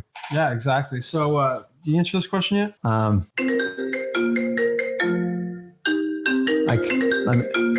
This one. I'll just pop it up. Okay. Let me see. I'm looking. So Cadillac Colt says, Zach and Rick, I got a 3-property bundle. Did you open this one? No, I didn't. Okay. I didn't open it yet. Cadillac said, I have a 3-property bundle open for assignment in East Liverpool. It's probably on the border, right? East Liverpool. 2 separate apartment buildings, 1 8-unit, 1 4-unit, plus a single family. Interested in JV? Yeah, we're interested in JVing it. Possibly purchasing. I got to see the pro forma, see if it's a good deal or not. If you want to send me a JV deal, remember, you just got to go to sellmypaper.com. That's how you send it. Let me show you exactly how to do it. Yeah, just share some details with us, how long you've had it under contract for, and the pertinent stuff. But like, we look at everything. Like, we're wide open. Let's pop it up right here. So you just go to sellmypaper.com. Let's go here. There's the link. There we go. Just go to sellmypaper.com, and it's literally just go to flip the Rick. It's JV with us. You click that. And basically, if you are in any of these markets, okay, East Liverpool, Ohio is going to be kind of that border by West Virginia, but it's in Ohio. So technically, any of these markets, we're going to go to JV with you guys in there. So send us your deals there. We'd love to do the deal with you there and help you out. But yeah, just sellmypaper.com. It's pretty simple. That's a great way to go out there and do it. But let's answer a couple more questions real quick too. I know we had some technical difficulties, but we should be all set there. Yeah, you got the fun part. Oh yeah. So so let's talk about this and let's break it all down. Let's see what other questions we got. And guys, when it comes to contract, print them out, download them from freewholesaling.com, and then just practice writing them on your own. Mm-hmm. And you'll naturally go, I wonder if the seller will say this. And then you can refer back to this video.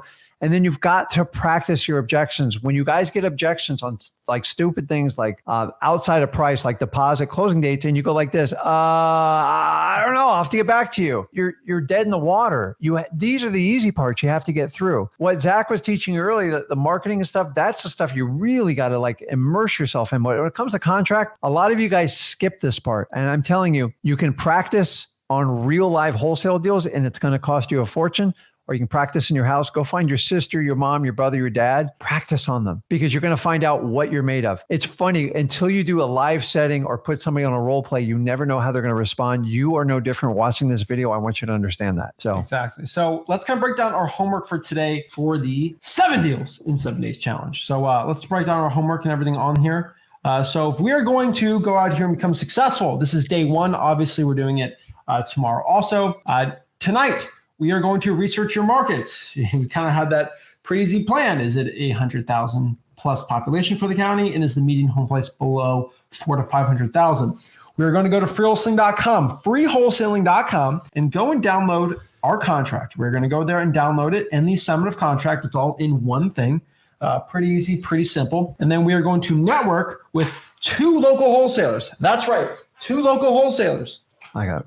We're going to network with 2 local wholesalers that are local to our market. That's why we go in the comments here. We go in the Facebook group. We can do all these things, and we can go actually out here and network to them. This is really important. We're going to go find them. Now, I would say 2 20-minute phone calls if you can tonight. That would be really good. I'm telling you, just some general networking, some accountability is going to be really good to you. And then also try to call at least 10 sellers today. That's right, 10 sellers. That is going to be your goal today. We're going to go over action plans and everything like that tomorrow. But you should have an action plan to call 10 sellers. Here's the truth. You're probably really scared to call 10 sellers. That's a little scary. That's the point. I want you to be scared, because once you're uncomfortable, you start growing. You start making more money. That is the point here, guys and gals. And so I'm telling you to get uncomfortable. Talk to 10 sellers. It's a thought of talking to 10 motivated sellers freaks you out, makes you super scared. Good. It really should. And that means you'll overcome that fear. And once you overcome that fear, you'll be able to make more money wholesaling houses, guys. This is what it's all about. It's insane to me, the amount of wholesalers that are so scared to talk to sellers. You're only scared because you just haven't done enough of it. You don't have enough experience. With that, your confidence will skyrocket and you'll make a ton of money in wholesaling real estate. So many wholesale. If you want to download the contracts, go to freewholesaling.com. It's all there. He did a full breakdown on that. And yeah, we appreciate it, guys. So make sure you go to freewholesaling.com. You break it all down. You go there and network 2 people, get their phone numbers, network in here, right? We got Megan in Washington, so shout out to her. She's telling people she's in there. Hillary's in Maryland, so go network with the people. Rambo out here in Atlanta. Here's the problem. Rambo, you can't how am I going to know how to, do I go to rambo.com? Like, I don't know what's your phone number, what's your email. People don't know how to reach out to you. Got to network, guys. You got to network. Like Diane Russell, yeah, I know she's in Ypsilanti, Michigan. I've done deals there. I don't know how to say it. But I mean, that's in Wayne County. The problem is, Diane, do I find you on Facebook? Like, that's the problem I think we have on the internet, Let people know what your email is, what your social media is. How do I actually how do I reach out to Dream Chaser? Dream Chaser in Alabama? Like, do I look up Dream? Is that the person's real name? No, I mean, just more specifics, guys. It will help you out. And we'll all break it down from there. So guys, this is day 1 of the 7 Deals in 7 Days Challenge. We'll be on tomorrow for hours and hours and hours of more wholesaling content. And we're going to break down kind of the locking up the deal side, really finding the comps, the values of the deals, the ARV side, dispositions, and all those things, so you can become the most successful wholesaler possible. For day 2 of the 7 Deals in 7 Days Challenge, we are excited today to present our second day here. And if you thought day 1 was insane, day 2 is going to get even crazier. We're going to get more into the implementation part of exactly how you can get the best head start in 2024 for wholesaling real estate and everything you need to know about wholesaling houses 2024 to have the best chance possible. I'm telling you guys, if you spent all this money trying to learn wholesaling real estate and you spent $4 or $5 grand for a seminar type thing, this is going to be really the event we're doing. And it's absolutely for free. And we're here to get you going. Again, there's no pitch fest at this. There's no, I got you at the end. Oh, here's a $4,000 program, slash it in half. And you go, no.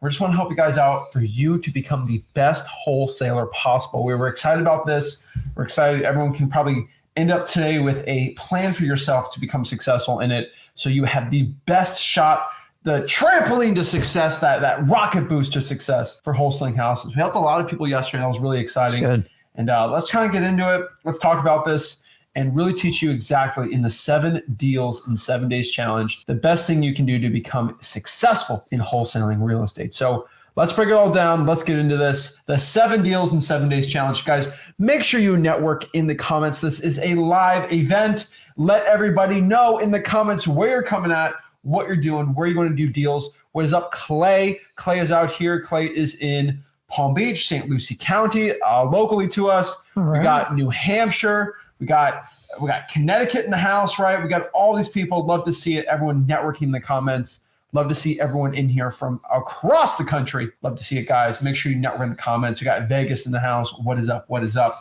We're pumped up. Wisconsin, Tacoma, Maryland. We're going on. But this is the 7 Deals in 7 Days Challenge. Let's talk about this and let's get into it. So we are here. We are in day 2 of the challenge. And so today we are going to learn how to talk to motivated sellers. We are going to talk of exactly how to value your deal. A lot of people ask, like, how do I figure out if I have a good deal or not, right? Or how do I figure out what my MAO is, my LAO, all these things, right? And then you're going to figure out today exactly our acquisition systems, right? Exactly what we tell to the sellers to get them to really sign a contract for deep discounts, right? And actually get them to sign it and do really well. And then last but not least, how to sell that wholesaling deal you have under contract for the best assignment fees. Also, there's a lot of stuff in there. We're going to talk about title companies, how to find the best ones, virtual wholesaling 101, exactly a game plan, steps to wholesaling, everything you need to know to get your first deal this month, and heck, even your 7th deal in 7 days. This is what we're talking about today. We're excited about this. We're ready to go. So let's talk about this. And so let's just kind of get into it. Let's try to learn how to talk to motivated sellers, right? I think the first thing we have to understand, if you're watching this as a beginner, you're probably really nervous to talk to a motivated seller, right? I mean, I was nervous talking to my first seller. I know you were nervous talking to your first motivated seller. It's a little scary. And the only way to get over that is by just doing it, right? Yeah.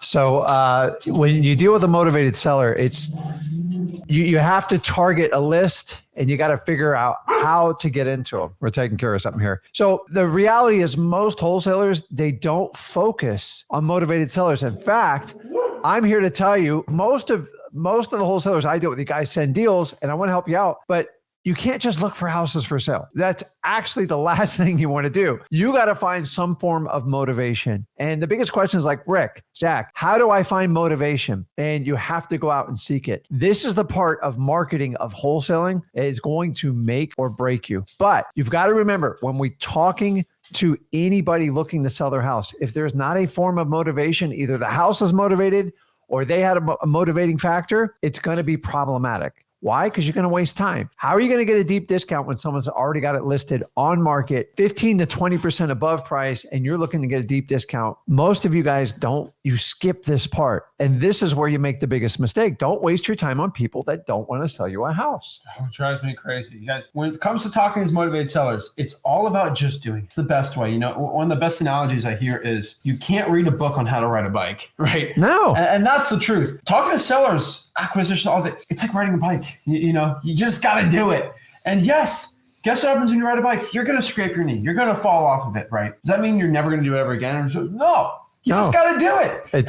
And the more you do it, the better you are. It's going to hurt a little bit too. There's going to be a little bit of pain. And I'm not talking about physical. You get a little bit tired and stuff, but your ego and your personality is going to get hurt. And that's where most of you're just not used to it. Remember, the biggest part of wholesaling is you actually have to grow out of your old self to take on this challenge because you admit your previous version of you wasn't what you wanted. And you should grow till the day you die. But don't be one of those people that tries, you ever see, so you ride a bike. I was old school, man. No knee pads, no nothing. Yeah. Just let the blood fly. He'll figure it out. That's what my dad said. And then like sometimes today, some of you guys are like, you put bubble wrap all the way around your kids. It's not going to work. Knee pads, stuff like that. We give you the safeguards. You've got to find motivated sellers. But remember, you can read a book on wholesaling. You can take a class on it, but until you immerse yourself, you are not going to learn the skill set. Exactly. So let's kind of talk about talking to motivated sellers. The first thing we have to understand is stop being scared. You cannot be scared by doing this. You just got to do it, right? Yeah. I mean, so when we talk to motivated sellers, the most of your anxieties and stuff is just in your head. This actually has nothing to do with wholesaling at this point.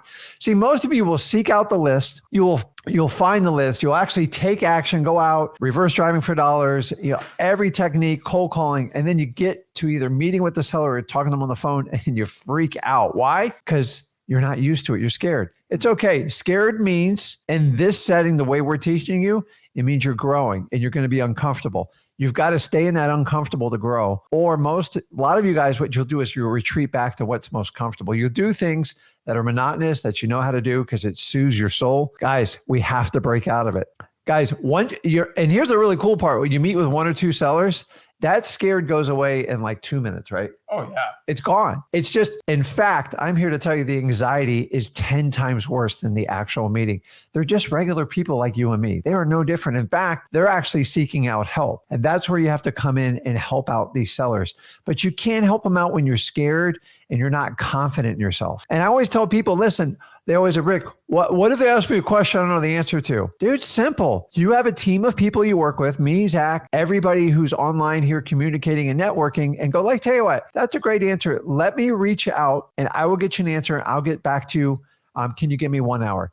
I'd rather you tell the truth than sit there and BS people. Get the truth. Go to your title company, real estate attorney, Zach, Rick, Flip with Rick Plus, whatever you need. But in today's age, don't lie to people. They know when you lie to them. And once you tell them the truth, they go, you know what? Great question.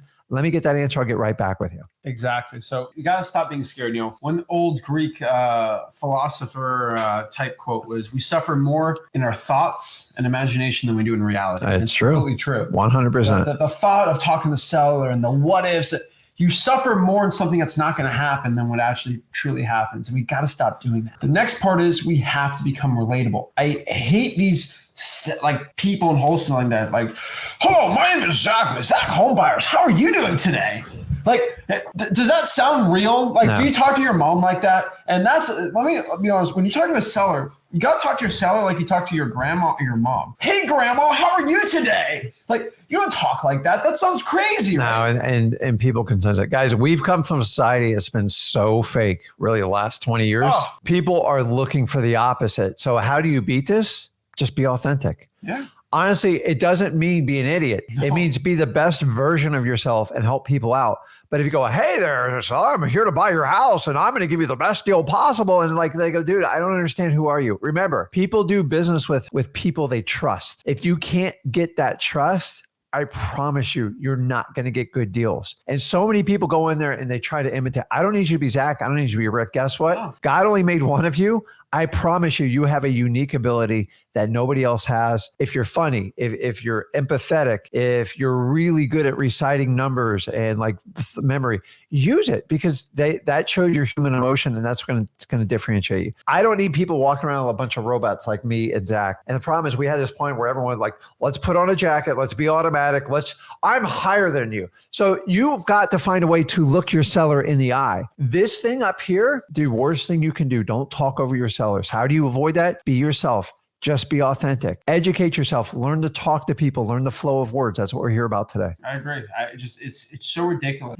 Our competition sometimes in the market talking like that. When you hear me talk to a seller, it's, hey, how are you doing today? Like, it's how I talk to regular people, like just myself. And this comes back to another point here, don't sound like a salesman. People don't like when you talk like that because they know you're talking like that to get something out of the conversation. Like you're trying to get a contract. You're trying to get them to sell.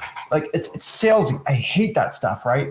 You just got to sound like a regular person and just have a regular conversation. And I'm always when I'm talking to sellers, it's like, this deal doesn't fit. No big. I'll just go to the next one, right? Yeah. And it's not like, oh, you need to go to me. And like it feels weird, right? And like you can people. It's like this. I can't explain it, but it's this sense of energy. When you talk to someone and they're trying to manipulate you. A lot of people think of sales as manipulation when it's really not, right? The process of talking to a seller is building trust and really just qualifying and asking questions. There's no selling at all with this when talking to the seller. And when I have a regular conversation with them, I'm more like, I don't really know if I want to buy this. Like, let me ask you some questions about it to see. If it's a fit, it's a fit. Versus, it's a 4-bedroom. Okay, well, and like it seems fake. And when you sense that fake energy, someone's not being truthful with you. And when people are not truthful with you, you subconsciously can't trust them. And so that's why, kind of people's guards are down when you're just talking regularly. But when you're talking like, it's stressful. And selling the house like this is stressful for the seller. You don't want to be stressful for them too. Here's a perfect example. If you had to put a new roof on your house and one of your good friends was working for a reputable roofing company, do you think you would go through Google and search all that? Or are you just going to reach out to your friend? No. Why? Because you have established trust. People want to do with business people. They want to do business with people they know, they trust, and are just like them. So you've got to be like-minded. Keep it in mind. Because if you can befriend people and build an amazing relationship, that's the hard part of what we do. And a lot of people call the sales process. I've gone on a limb. I go, dude, we are guides. Once we find our targets, we just got to kind of land them. We got to bring them in on the runway and they will zigzag all over. That's what we're here to talk about. Right. And so, you always talk about that. Like, what if you were going to be your motivated seller is your grandma and you're going to buy her house? What are you going to do? They say, oh, my, I can't afford the tax payment. That's why I got to sell it. Are you going to say, oh, okay, grandma, what's the square footage of the property? In an ideal time frame, when would you want to sell the property? Like, you're not going to talk to your grandma like that. You're going to say, what's going on? Oh, I'm sorry to hear that. Like, I think a lot of people don't understand that. Like, don't be going on like salesy questions and stuff like that. And here's my number one, right? What's the base square footage of the property? And what are the last permits you've pulled, grandma? Like, just crazy questions. And here's the problem. If you're authentic, it's transparent. It feels real. If you get too salesy, don't get me wrong. There's some businesses, they have to have salespeople, cars and all that stuff. But the reality is, you ever had that salesman that keep using the same line? I'm so sorry you feel that way about your taxes, Zach. And then you just I go, dude, how many times are you going to apologize to me? You're like a robot. And I'm here to tell you, if you get robotic with your sales, it's going to kill your sales. So be you, become highly educated, and learn how to use the words. Honestly, words are about timing, tonality, speed. I'll get into that. I'm just here to tell you, be truthful. If you keep using the same tired old line, they sense it. If you apologize to me more than twice, I feel a sales pitch coming every time. I'm so sorry you feel that way. It drives me crazy. I don't understand it. I'm so sorry. Just don't sound salesy. And then the last part is just to focus on the script. Guys, right here, we have a script for you. You just got to focus on it. You can't get crazy on it. You just got to stick to that script because a lot of you guys try to wing it, what to tell to a seller, and y'all don't know what you're doing. And just saying it for a beginner, it's crazy. So stick to our script we have here.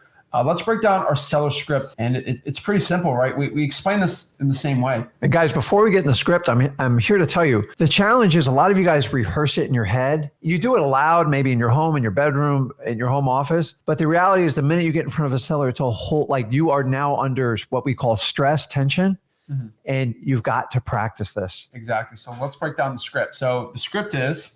it's how we gauge our motivated sellers. So this is the point where we're into qualifying the sellers. And when we're qualifying the sellers, it's simple. Okay. What I like to do is simplify things. So I create acronyms. So MCTP, if you're new to the channel, check it out. We have this all in great detail on freewholesaling.com. But this is the acronym we use for qualifying sellers. This is the point where you're going to verify you actually have somebody that's worthwhile spending time and investing with it. So start out with like motivation. Obviously, we need some sign and form of motivation. Yeah, exactly. So we got motivation, condition, time frame. So what we're going to do right now is go over each one. MCTP. So MCTP is the acronym we use when talking to a seller. So when you're talking to a motivated seller, what do I say? Someone literally, all we have to do is the seller says, yes, I want to sell my house. What do I say? MCTP. So let's break down MCTP. Number one, motivation. Correct. So at this point, here's what you don't want to do. Mr. Seller, tell me what your motivating factor is to sell your house. They're like, what are you saying? So this word is more for us, the wholesalers, so we can understand. We have to find the motivation. Now, the really cool thing about MCTP, sometimes seller will like skip. So you ever been going through a script and like someone like jumps to the bottom and the salesperson gets all like, oh my God, this is why I like acronyms, because you can just keep going through it. So I'm simply going to start out and find out, Michelle, tell me a little bit about what's going on with you in the house. I'm very interested. I want to kind of learn your story and your background. Most sellers will sing like a canary at this point. Honestly, I've sometimes just asked this question and a lot of times they'll go through the entire MCTP for me. But I'm going to let them give me their initial line. Keep in mind, a lot of times sellers will give you their best foot forward. I've had people in some of the worst financial dire straits, the worst dilapidated house. They tell me, you know what, everything's great. Everything's really good. And this is what I need to do. If they go with more of like you, it doesn't even make sense and add up. I'm going to keep moving down the MCTP. But honestly, when I start in the beginning, most people will tell me about a quarter to half of their story. Remember, the better the listener you become, the more money you make in wholesaling. This is your job to let them talk. The more they talk, you're gathering intel at this point. It might be good, it might be bad, but the idea is I've got to decide where I'm going to lead this seller down the funnel. You're going to guide them and we got to make progress. How do we do it? We just simply ask. So here's my open line. Mr. Seller, tell me a little bit about what's going on. Tell me about the house. I'm really interested in talking and meeting with you. And then just let them talk. The more they talk, the better you do. So you want to ask. I like to ask open-ended questions when I do this. How do you like to do it? So motivation is just simple. Why are you looking to sell the property? Correct. And so the next one's condition. So when you're talking to a seller, think of condition. Can you tell me a little bit about the property? How's the roof, AC? Is there any repairs have to be done on the property? You make it pretty simple. How do you do it? So either they tell you everything or they tell you nothing. Exactly. And so if they go, the kitchen, they go, it's good. You're going to have to dig. I go, well, tell me a little bit about the house. And then from this point, you can find out how long they've been there, what kind of repairs. And it usually goes one or two ways, guys. Either they tell you, listen, the house is, they start talking about, they try to make it nice and it starts going down a slippery slope. And then all of a sudden 5 or 10 minutes go by. If they start turning negative on themselves, I just kind of let them bask in their pain. I'm sorry, because I have to try to help them. And also, I want to see how much emotion they have tied to it. Now, if you're physically in front of them, much easier. If you're on the phone and you're doing this virtual, you really got to use your listening skills. So the other way is some of them will simply lie to you. The house is perfect, got a white fence. They keep going on and on about how perfect the lawn's manicured perfectly. And I just say, Mr. Sago, sounds like a perfect house. Why on earth would you consider selling it? I'm trying to get their natural reaction. They're obviously talking to you. There's usually a reason. Most people hide. Guys, you've all been on social media. Everybody puts their best foot forward. You have to talk and engage people to really get to the truth. The whole part of what me and Zach are teaching you here is if you can get to the truth, you can help people out. If you can't get the truth, you waste a ton of time. So ask them about the condition. And remember, this is the point where you want them talking a majority of the time. And then your job is to guide them. If they're doing yes, no answers, guide them down there. How old's the house? When's the last time you switched out the roof? Tell me more about the bedroom, stuff like that. Exactly. So that's condition. Now, the next one here is time frame. Time frame's pretty simple. Hey, Mr. Seller, when are you looking to sell the property? When's a good time frame? An ideal scenario or ideal world, when would you be looking to sell it? And just kind of get from there, just trying to see where they're at. Is it a month, a week, a year, when they're looking to sell the property? Then last is P, price. We want to try to get a price out of the seller, right? Yeah. So just to piggyback on the time frame, to me, it's one of the most critical times because people will go, listen, when you looking to sell the house by, some people go, listen, I have to have it sold by the end of this month because I'm moving with my sister Sally up in New Hampshire. Bingo, really hyper focused because they want to cut a deal usually right there. If they go like this, I have no idea. Or because if you guys have ever moved, on average, it takes someone 90 days to even go through the basic process. So if they haven't even thought about it and they don't give you an answer, you're a minimum 90 days usually away from striking a deal. Now, I use this as leverage because we're not going to be moving in the house and we can be flexible with it. But time frame is so important. So that moves us on the price. So this is where most of you miss the point. Most of you try to attack price before you even qualify the sellers, and you're literally wasting your time. Everyone's got a price to sell something. Do you agree? Oh, yeah. So if you ever get that, hey, if the price is right, I'll sell it. That means you have a non-motivated seller. Just move on, be nice as you can, and then just follow up 6 months down the road. But hey, how do you ask it? I'm real simple about it. I don't ask the word price, ask, offer, list, anything like that, because they have negative connotations to retail. I'm simply going to say, remember, I want to get into my seller's subconscious answer. Because listen, 95% of the people, when you meet with them, they already have a bottom line price in the back of their head. If you want to know how to get it, you don't do it like this. Hey, Mr. Seller, what's the cheapest you'll sell me this house right now? That's how I started out wholesaling. That's what I was taught. So I simply say, hey, Mr. Seller, what do you need to get rid of this house? So I'm going to use words, what do you need to let it go? So stuff like that. I'm not going to go price, ask, offer, anything like that. And sometimes they go, what do you mean by that? Really, like, what do you need to move on? Because I want to find out. Remember, I am not a realtor. I'm not asking for full price. And honestly, I have a number I can't go past. So I'm going to fish at this point. Now, at this point, sometimes they give you an answer, but I would say a lot of times they don't. And you guys know that. I see it in your comments all the time. Yeah, I'm out in the field. I spent 7 years just meeting with sellers. I'm here to tell you, it used to frustrate the what out of me. It just like, what do you mean? You've got to give me a price. My teacher said you have to give me a price or I can't move forward. So I constantly got stuck in this challenge, and simply, I want to use words to get in your subconscious answer because I want your bottom line price without saying what's the lowest price you'll sell this to me. So we have a couple tricks we're going to teach you at some point in today's training. I'm going to show you methods on how to get this when they don't give you a price. Because a lot of you, I know when I started, I was stumped at this point. I'm like, hey, they won't give me a price. What do I do? I'm going to show you how to do it when we go through the acquisitions training. I'm going to go into detail on this. And guys, it's a lot of fun. Once you learn the skill set, it works out great. Exactly. So the next part here is how to talk to motivated sellers, some tips. So let me get some tips here. Again, let's reiterate this. Stop being scared, be relatable, don't sound like a salesman, and focus on the script. Let's bring it from the top here. When it comes to talking to a motivated seller, let's break this all down. When it comes to talking to a motivated seller, number one, stop being scared. Let's get over it. It's gonna happen. They're not gonna hurt you. Don't be a little baby about it. Stop being scared. Next here, be relatable, right? Be relatable. Be like, just have the person understand you and actually get to know you better. I'm telling you, the person who can be more relatable is usually gonna win out. And how do people become relatable to you? People like themselves. Shocker. And so if you can match them with energy, that'll be a really good one too. And so you got to be relatable here. Don't sound like a salesman, and just focus with our script, that MCTP. So a normal conversation. Yes, I want to sell my property. M, motivation. Why are you looking to sell the property? C, condition. Tell me a little bit more about the property. Time frame. When are you looking to sell the property? And lastly is price. What price or ballpark range you're looking to sell the property for? It's very, very important. When I was first starting out wholesaling real estate, the best line was, can you give me a ballpark? You were looking to sell the property.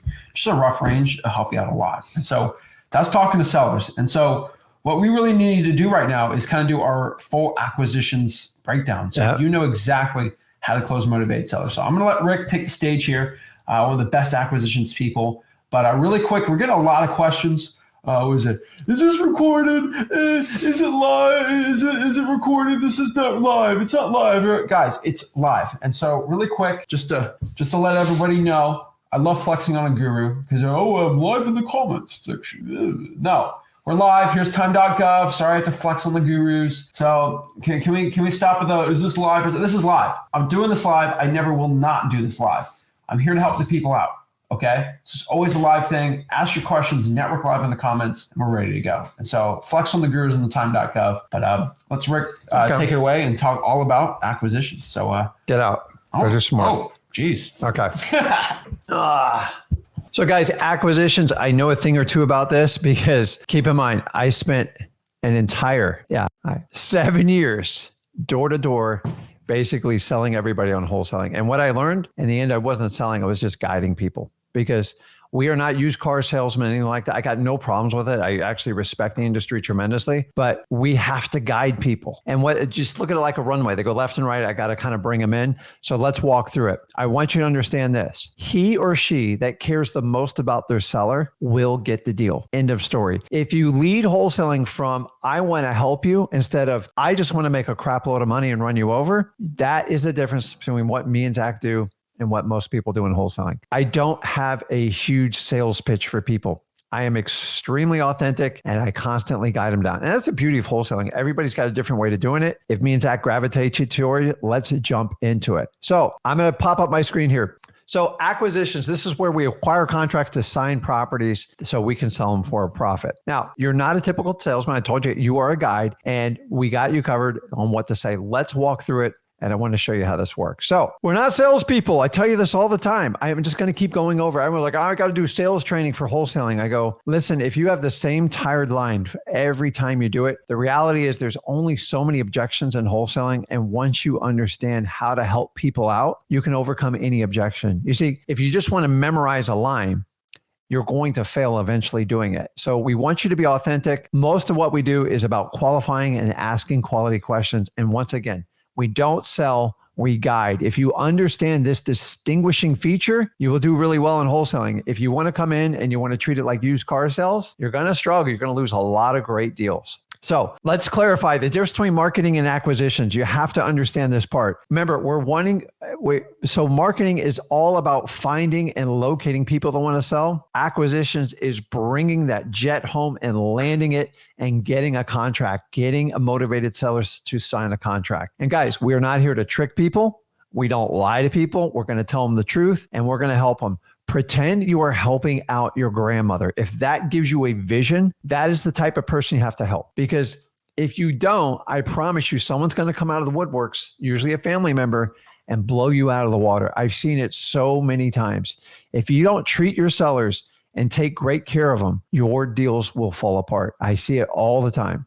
Be a human. So what's a motivated seller? Motivated seller they have a reason they need to sell. Now, in my opinion, there's two types of motivation. There is a seller motivation, which means, hey, I got to sell. I got a pressing issue.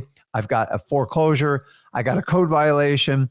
I have an eviction coming up. I have a divorce. I have I'm so sick of renting this property. Those, my friend, are like ideal. Those are the sweet spot. The reality is most of the motivation usually comes from the house.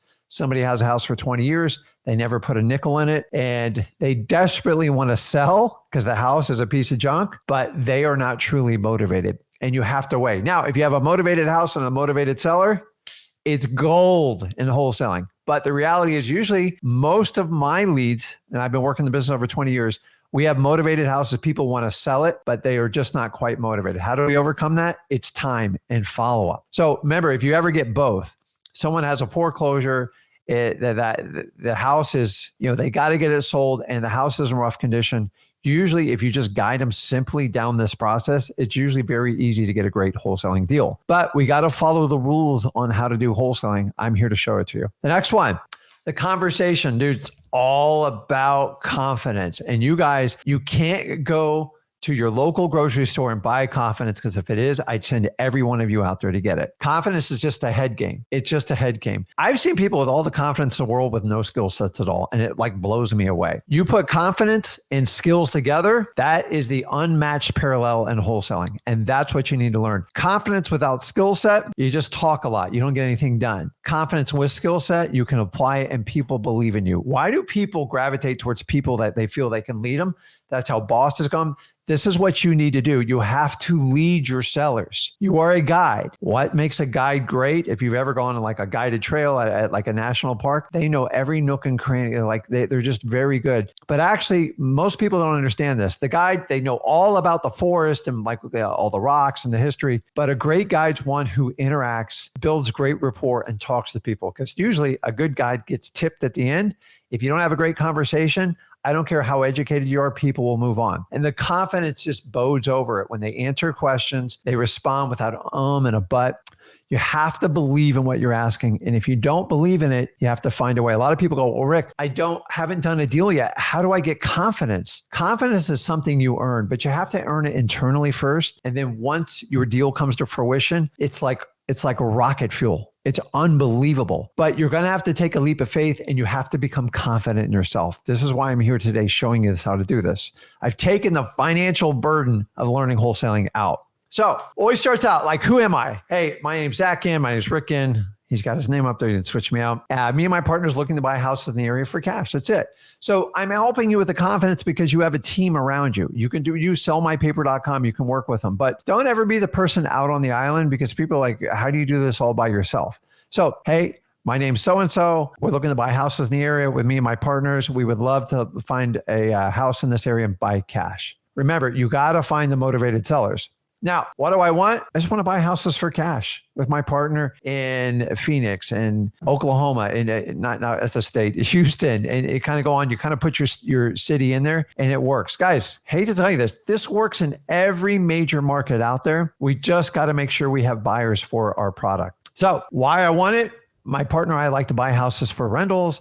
We do some flips. We do a lot of work. It just really depends on the property. Because a lot of people go like this, well, what are you going to do for it? And you guys don't know the answer. It's simple. Honestly, until the property's bought and closed on, you actually have no idea. You don't know if it's going to be a rental. You don't know if it's going to be a fix and flip. Heck, you might keep it in your own portfolio. As you mature in wholesaling, you can do whatever you want with it.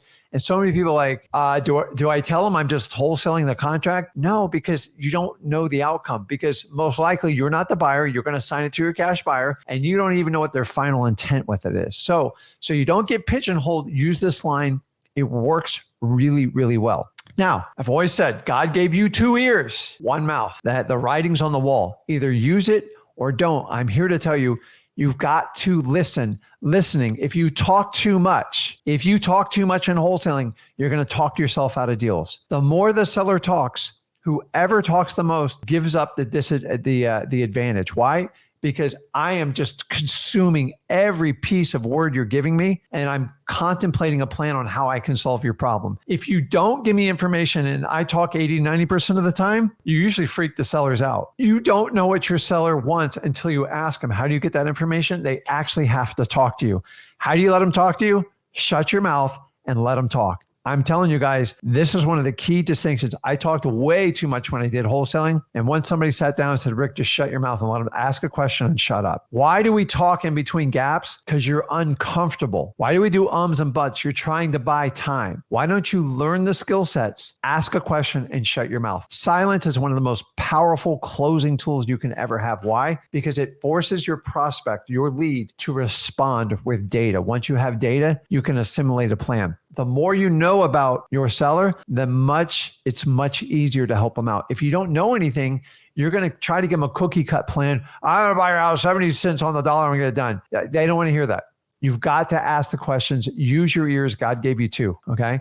Now, we have to avoid negative connotation words when we're talking to sellers. Remember, when you and me talk, we can talk about these words all day long. But if you say contract, it is proven, scientifically proven. People get like this nervous reaction with them. You ever had at night, unfortunately I've had this, or you're driving and you see the blue and red lights light up. Now, you're probably not getting pulled over. Maybe they're passing over and trying to get by to you in an emergency, but like your nervous system, your heart starts racing. That's what I'm talking about. So when you start using these words, the one word I didn't put up there, I never use wholesaler when I'm ever talking to a seller. They don't care. They don't give a crap. So stop saying it. So all these words up, investor, contract, I need your signature.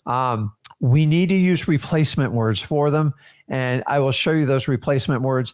And by the way, they're all at freewholesaling.com. We go into like deep detail on them. Now, I talked earlier about your tone and tonality. We're talking about words. This is where people think sales is all about, I have to memorize a line and respond to the objection. The reality is, if you learn how to use the words, and this is universal in all languages, it's not just English, but you've got to learn how to use your tone and tonality. It's everything. Let me ask you, if I start screaming at you like this, you probably think I'm excited or I'm ticked off. And that's why, because when someone screams or yells, that's what it means. So you've got to understand how you say the words is almost as, if not more important than the actual words you say. If you don't believe me, start listening to yourself, how you talk to your family, how you talk to your friends. They know your patterns. And if your patterns aren't good, you're going to have to go ahead and break forward. Let me give you an example. Some of you don't smile. You don't smile. And I can tell when someone's smiling, when they're talking to me. Obviously, when they're in front of me, you have to smile. If you don't smile, you are just a stick in the mud. Now, if I'm on the phone, Rick, how do you want me to smile? Smile even harder. Why?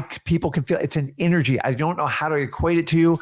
I got 21 years of data on this. You have to do it. And keep in mind, when your seller is excitable and they're high pitched or something like that, you've got to match it. If they're slow and they're quiet, you have to match it. It's that simple. Remember, they want to do business with people that are like them. Studies show if you match tonality and you match the speed on how they talk and your tone, you automatically get a certain vibe and you connect with them naturally. Now, listen, this is way above my head type of stuff.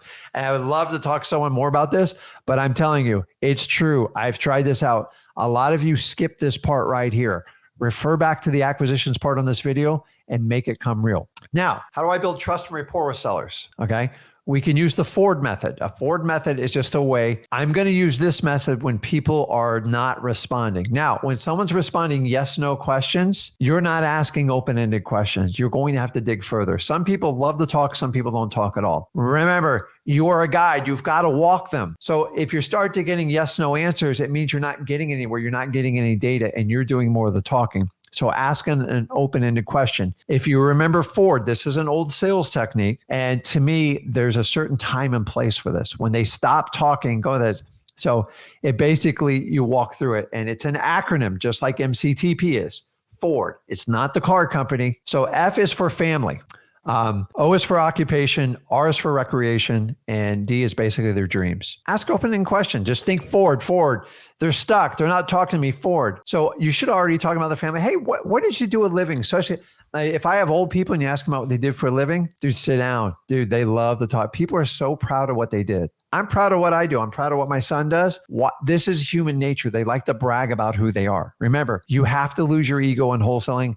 This is the best way to do it. So letting the seller speak, you cannot step over them when they talk. If you like what they say or not, let them always finish. Don't ever talk over a seller. It is disastrous. It shows a hierarchy and instead of you talking to your seller, you are talking to here. And guys, look at me. I'm here to tell you, you have to meet your seller eye to eye, because if you connect with them and they like what you're saying and you match their tone, their tonality, and you're using your words correctly and you're letting them speak, you're doing what 99% of most people won't do for that person. You're listening to them. You want to help them. If you truly want to help them, you will do this.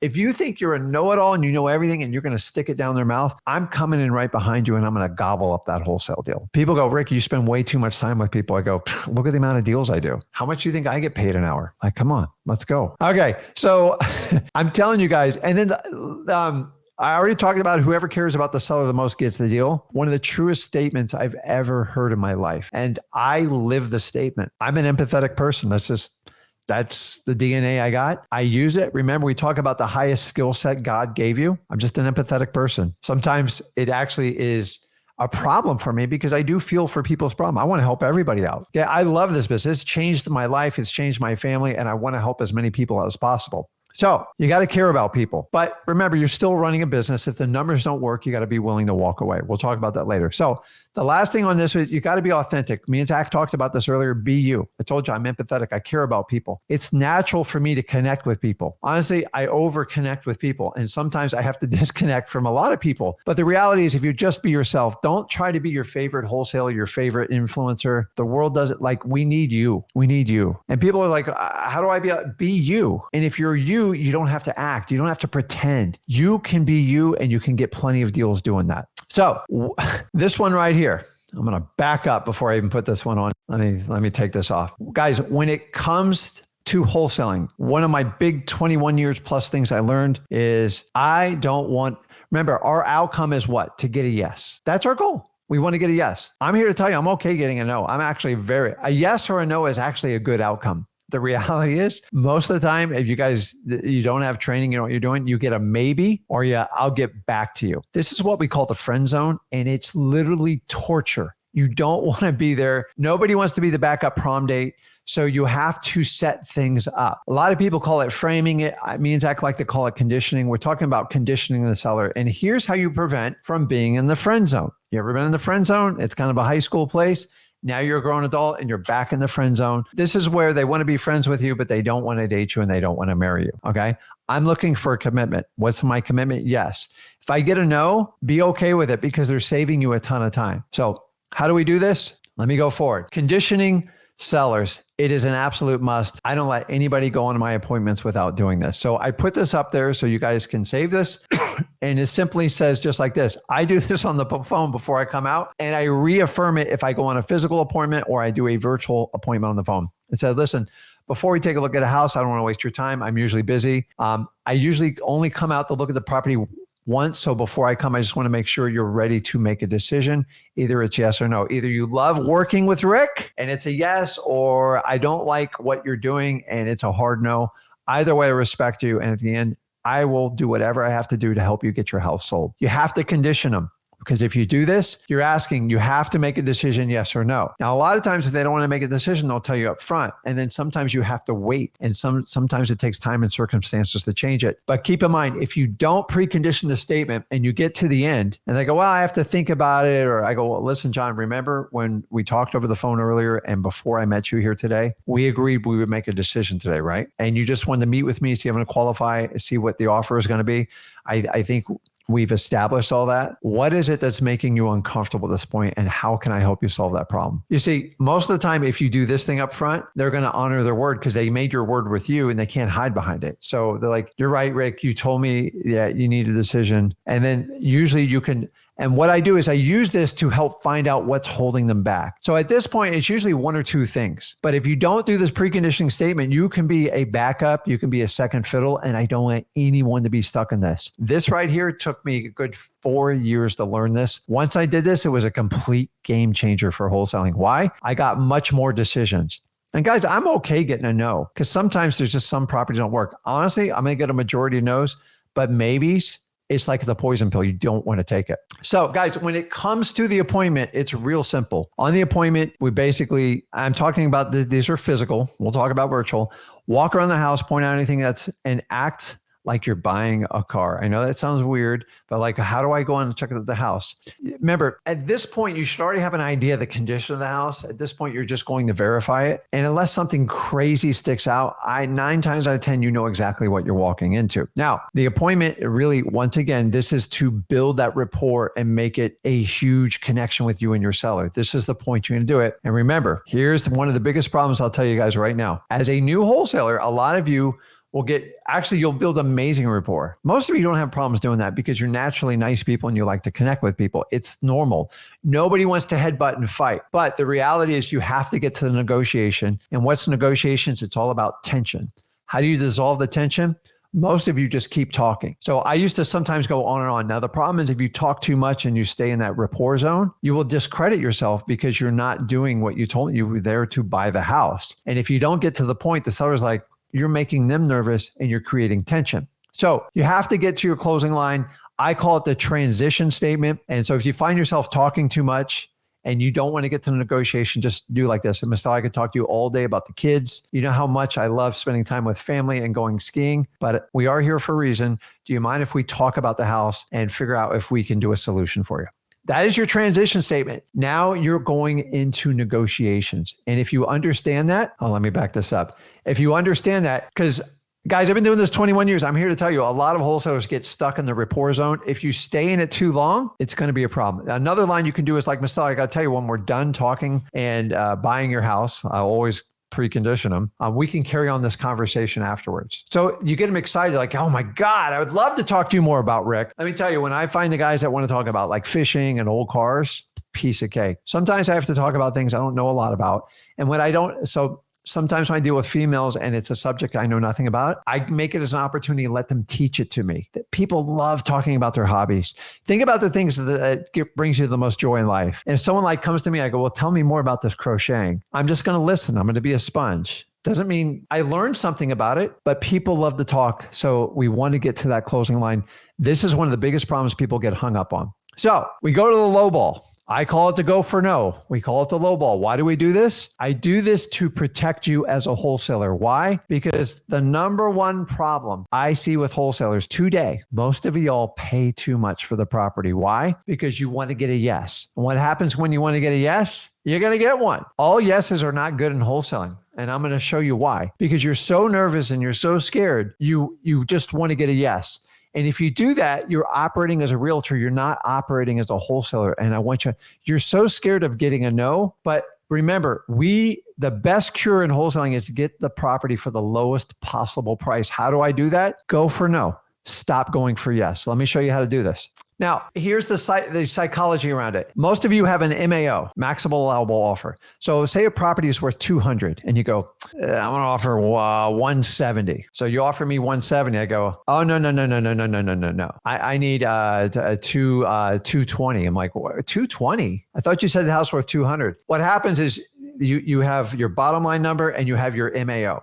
I call this your LAO, your least allowable offer. If you make an offer close to this, guess what you do to your seller? You naturally, intrinsically force them to go up on price because they go, oh, he's going to pay me more. Stop trying to guess what your seller is going to pay for the property and ask them. How do I ask them? You have to go for no. So if the property's worth 200, it's real simple. Hey, Mr. Seller, what do you need to get for this property? And then they go like this, I don't know. And that's what a lot of responses are. And at that point, you can decide you need to use a method to move forward because most of you are like, oh my God, I don't know what to say. Where's Rick and Zach? Here we go. Good cop, bad cop method, doing the go for no. Ready for this? Mr. Seller, I can appreciate you don't know, but I tell you what, I'm here to help you. I want to make this work out for you. I understand there's everything going on, but I tell you what, I do have a partner on this and I've already reviewed the numbers. I actually called him outside before coming here and he says I can offer 110,000. Shut up. You've built maximum rapport to this point. This is where it's a little freaky. It's wildly uncomfortable, but this is what's is needed to be done to get a great deal. Now, they're usually going to react to you. If they say yes, great, sign the contract. Very rare. Most likely they're going to react to you. Their reaction is what we call a counter in wholesaling. And remember, I got a counter without actually asking him what he needed. No, I tried it first. He didn't answer. I go back. Now, I blame my partner. My partner, Zach, man, he's brutal. He's terrible. But he goes, there's no way I can do that. Absolutely, Rick. You're absolutely crazy. I go, hey, easy. I get it. But remember, that's my partner. That's why I'm here talking to you. John, do you have a number that you would let go of this property? And I just go back. And he goes, listen, I talked it over my wife and we can't take anything less than 146. Okay. So what did I do? I went from 170. I went from 110 to 146. I'm still going to try to get a little bit lower, but I've cut about 3 weeks out of the negotiation using this method. Now, the goal is not to get kicked out of the house, but remember, your goal is to get a counter. Why? Because you all try to go for yes, and you try to get it done in one shot. This is a negotiation. I'm looking for your subconscious response. So when I do something like that, you usually get a reaction. Use it to your advantage. This is all about learning how to talk to people and how to guide them. I'm just looking for a response. That response is probably the best data you're ever going to get from a seller. But a lot of you try to do that without building rapport. It doesn't work. You just get kicked out, and for good reason. Now, the next method is called the volley method. One of my favorites. Zach likes the good cop, bad cop. I like the volley method. The volley method is extremely powerful when they won't answer you. So, Mr. Seller, what do you need to get for this property to let it go? I don't know. You're here. You're the expert. You tell me. This is my favorite. Now, I learned this from a non-real estate expert, an incredible man. I'll share it on later. And he says, and so this is all about playing with the English language. And you can do this in any language. I just don't know how to translate the other ones. It says, Mr. Seller, I get it. You don't know what you need, exactly what to get for the house. But if you had to guess, what do you think that number would be? Shut up. So think of it as a volleyball match. You serve, you keep hitting over till the ball hits the ground. Your job is every time they counter back to you, you don't let that ball hit the ground. And the key to this is you respond quickly. You don't do ums, you don't do buts, you respond. Why? You exude confidence and you actually eventually get a truthful answer out of them. So I ask them just like that, what's the lowest you need to get? Well, Rick, you know what? I've thought about this for a while. Honestly, I'm just getting clueless at this point. Can you just make me an offer? I said, John, listen, I get it. You don't know exactly what it's going to be. And I know this can be a little bit confusing, but John, listen, if I had to put you in a corner and say, you and your wife, what do you need to get for this property to move on? Tell me, where will you be at? What would the number be? And now what am I doing? I'm actually frustrating the seller. I'm putting them in a corner. Why? I don't want to stay in the maybe lane. How do I avoid that? If you can overcome 2 objections of the average human being, you can get what you want from them. Now, I might not get exactly what I want, but he's like, okay, Rick, you pressed me. We need 160. That's the bottom line number. See, I got his subconscious response just by volleying. See, if you volley, it works really well. The key with a volley, you can't let the ball hit the ground. You got to serve it back. And the key is just repeating some of the words and say, listen, I'm going to give you permission, give me an answer. And it's that simple. If you practice this, it's powerful. Now, for those of you who think you're going to use it on your spouse and your kids, it works about 3 times and then they figure it out. Remember, you only deal with a seller on average once or twice. They don't figure out what you're doing. But honestly, you don't have to memorize this crazy strip. You just practice the volley method, the good cop, bad cop. It works phenomenally, guys. You got to keep that in mind. So let's talk about the seller first method. And then this is just basically on I'm sorry, I skipped this. On the seller first method, you really just talk about the seller. You talk about everything they want to do and you let them try to do as much talking. Once again, this isn't my favorite way to do it. I love the volley method. Zach loves the good cop, bad cop, but putting your seller first method and just trying to get them to get the initial response, if you follow through and their compliance, it works really well. Now, when we get down to the contract and you agree on price, I want you to understand this. You have a verbal agreement. You're good. Don't have any paperwork, no briefcase, no nothing. And then once you have a verbal agreement, Mr. Seller, do you mind if I go out in my car? I'm going to go ahead and get some paperwork so I can sit there and write this out with you. The key is I want to write this out with you. I've had on numerous occasions when I pre-fill the contract out, it makes them nervous. Also, if you hold contracts and paperwork next to you, sellers will start to look at it because they want to know when you're going to reach for it. It scares them. It makes them nervous. They don't know what's in there. Take it out. Get rid of your cell phones. Get rid of any gadgets in your hand and just look them just like I'm looking you in the eye right now and talk to them. You have to make eye contact. Some of you guys are horrible with eye contact. You have to make eye contact. So at this point, you're going to take a lot of pictures. You're going to explain the entire process going forward. And you and your partner are going to swing by the house. No change to the agreement. And just we're going to review renovations. And we're going to try to figure out what we're going to do with the property. And once more on the day of the closing on the walkthrough. So you're always like, well, how am I going to bring my cash buyer in? You've got to find out what your seller is going to tolerate. Some sellers, they won't tolerate maybe 1 or 2 people walking through. And some of the houses are vacant. You can let a parade go through there. You have to know in advance where you're going to be with that. So guys, I don't want to lose anybody. The really cool part is this is all recorded for you. If you came and met me and spent 3 days with me, this is the conversation I give. I'm not holding back. Me and Zach are giving you guys everything you need, everything you've asked for. And I promise you I'm going to answer questions here shortly. And we will do that part. So let's jump back on here. So let's talk about virtual wholesaling real quick. No appointment, still conditioning. You still have to condition the seller. You get pics after the contract's signed. How do you do that? You get some boots on the ground or get someone to help you out with that. And what we do is write up the agreement first to buy. So important because you guys, if you're 1,000 miles away, you can't go look at the house before you write the contract. We always write the contract first. Why? We want to see that the seller has intent. And once we put boots and stuff on the ground, we got to make sure we have some sort of deal or we have a high probability for it because we got to spend a little bit of money when we do that. And then mostly the biggest challenge on virtual is confirming the condition of the property. So many times we look at a property, she says it just needs a little bit of paint and stuff. We factor in like $3,000 and winds up being $50,000 because it's major damage. And that is the pitfall of virtual when they lie to you because you can't physically see it. So we have to carefully use our ears and listen to everyone that does that. So a virtual, one of the biggest keys I can tell you guys is stay on the phone till they sign. Now, you're going to do some sort of electronic signature. You go to freewholesaling.com. We show you services to use. These aren't complicated. They're relatively inexpensive. Don't be scared to mail a contract to them. You can overnight it with the USPS and put in a return envelope, and it will track when they mail it back. It's about $25. It's not the end of the world. A lot of older people like to do it that way. Or you can send a mobile notary. Remember, most of the contracts don't have to be notarized to get signed, but it's an efficient way to have someone out there sign it. Now, remember, the notary's job is just to verify the authenticity of the person signing the contract. It is not their job to explain it. So sometimes what I'll do is have a speakerphone or even like a FaceTime, and I'll work with the seller, and the notary's job is just to get the signature. Sometimes it's very effective. That costs you about $50 to $75 to do that, but sometimes it is well worth it. Let's look at any questions here, because I know I was busy talking the whole time there. So here's a good one. Yvonne puts on here, I'm stuck here.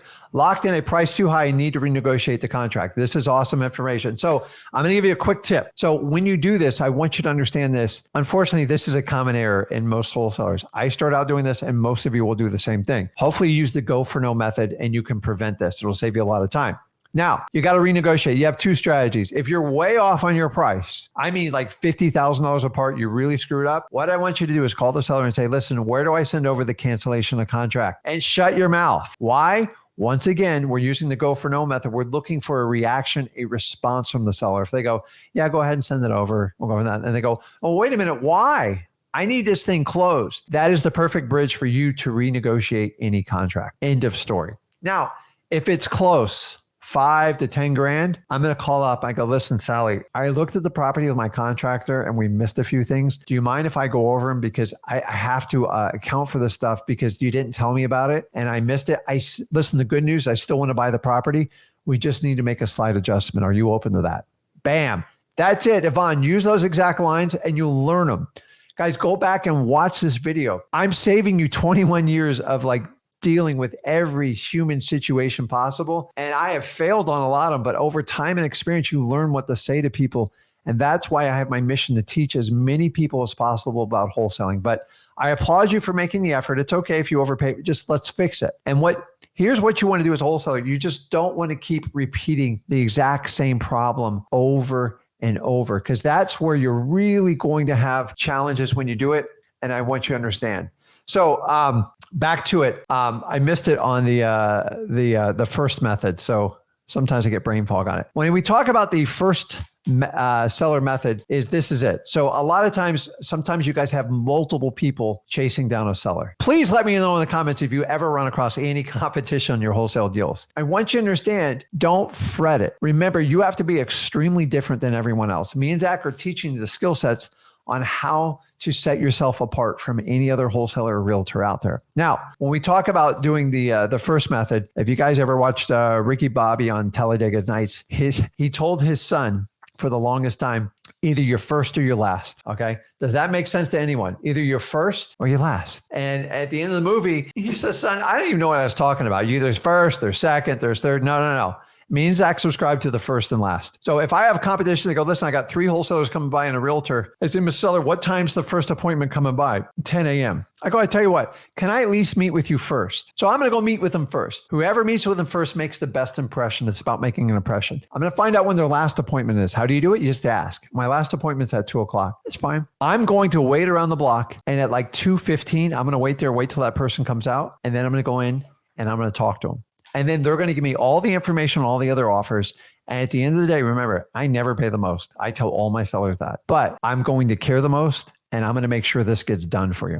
And you know what? If I meet with them first and I meet with them last, you have a huge advantage. And never talk negative about your competition. It's not going to get you anywhere. And you just try to, so the seller always has a million questions when they get multiple offers. So if you're last, that is the best place to do it. But if you do the first and last, you can Ricky Bobby it and make it work. You can be first, you can be last. Like his dad, you can be second, you can be third. I'm telling you, guys, it works phenomenally. And it's so good. So what we want to do is move forward. And I'm going to bring in some experts here to help you with the next segment of ours to move us on in our wholesaling process.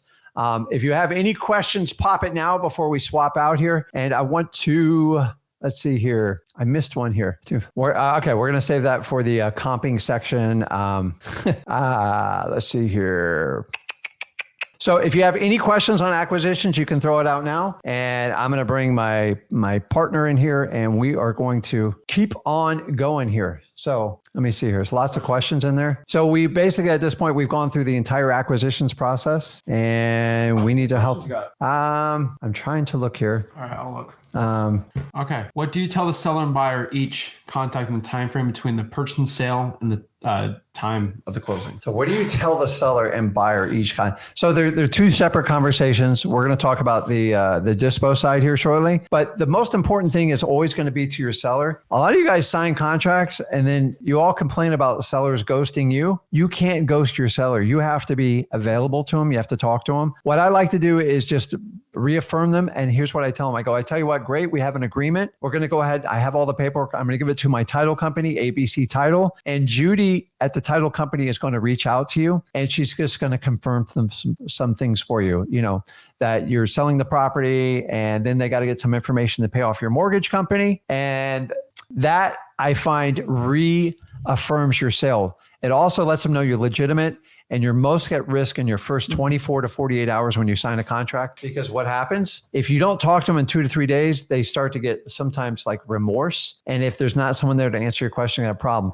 If you have the title company reach out to your seller, they go, okay, Rick's legit. Oh my God. And they actually brag about you. Oh, Rick's a great guy. He helps out a lot of people. I'm so glad you got in contact with him. I got to get some information for you. And then when we do that, I'm going to call you back in 24 or 48 hours and they quarterback. But that doesn't take the liability off of you. I'm touching base with them every 2 or 3 days until I get to the closing. Because if you leave them alone for 7 to 10 days, because you're secretly trying to find a cash buyer, you're going to freak them out. You got to keep them engaged and you got to keep your seller happy. Mm-hmm. Okay. And to answer your question here, also what you tell the seller, when you sign the contract, you basically let the person know, hey, what we're going to do is I'm going to send this over to the title company. I'm just letting you know my partner's going to want to come by and actually see it. So I have to schedule time for me and my partner to come by and see it. It's not an inspection or anything like that. Yeah. We might need to go back even 2 or 3 more times, just FYI, maybe get quotes for flooring, some repair stuff. Is that okay with you? Okay, perfect. And you go from there because you're kind of setting the stage for the cash buyer to walk through the property also, just FYI. And so let's answer, we'll answer some questions after too, but we got to really share with you more information here because obviously this isn't a Q&A thing today.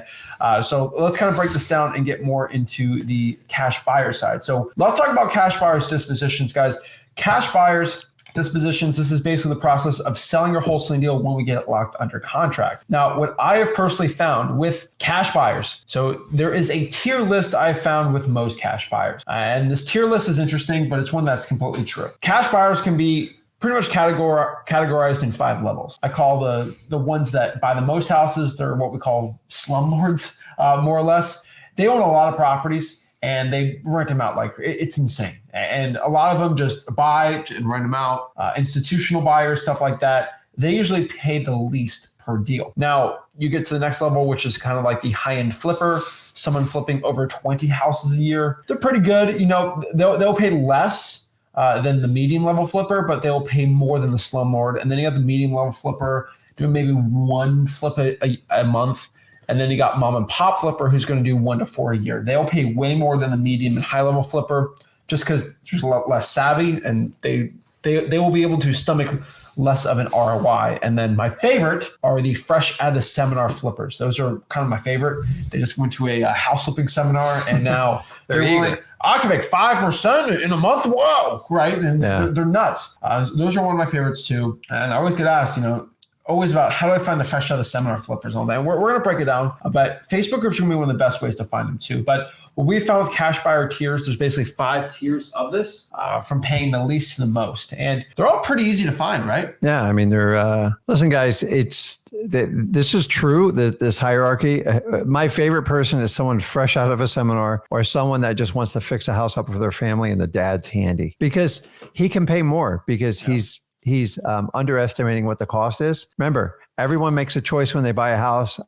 I don't know much about the house. And if they need like heavy rehab, like honestly, the less houses they buy, the rule of thumb is the more they'll pay you.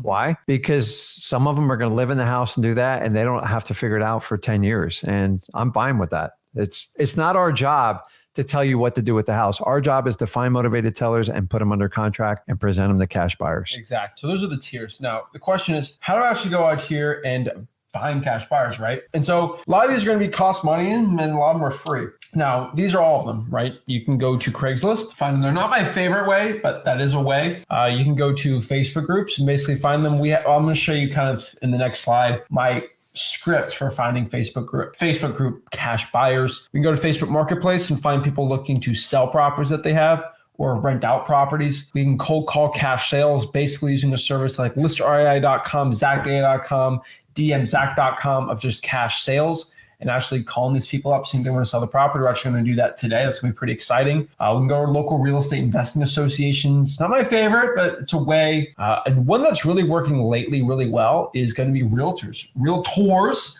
they have a lot of buyers, and they're okay. If you know the script to tell your realtor that hey, do you work with wholesalers? If I have a deal and you'll get paid on it, they work really well. Again, you can do cash sales and like text them if you want.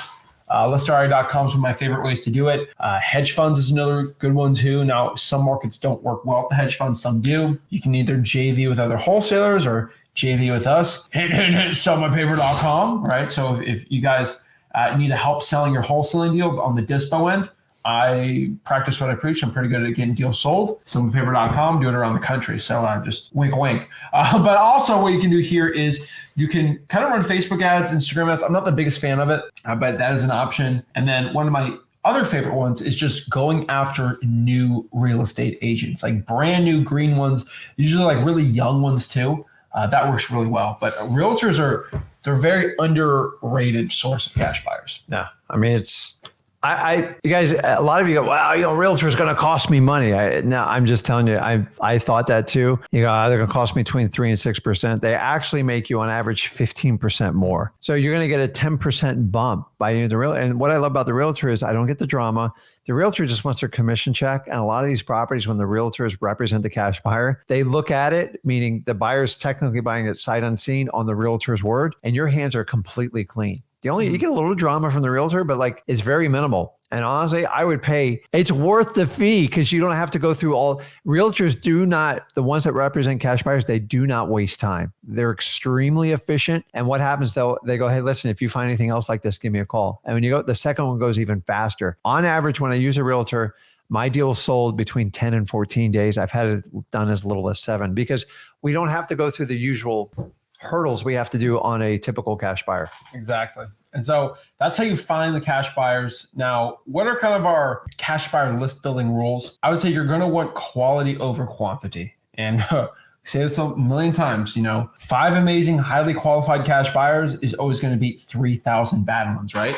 Yeah. I mean, it's quality over quantity. When you guys say, oh, I got 5,000 cash buyers nationally, I don't believe you. Nobody else believes you. And you can take that guru canned pitch and get rid of it because it's not real. The reality of you having 5,000 legitimate cash buyers, it takes an extraordinary amount of effort. The reality is you have to vet these cash buyers.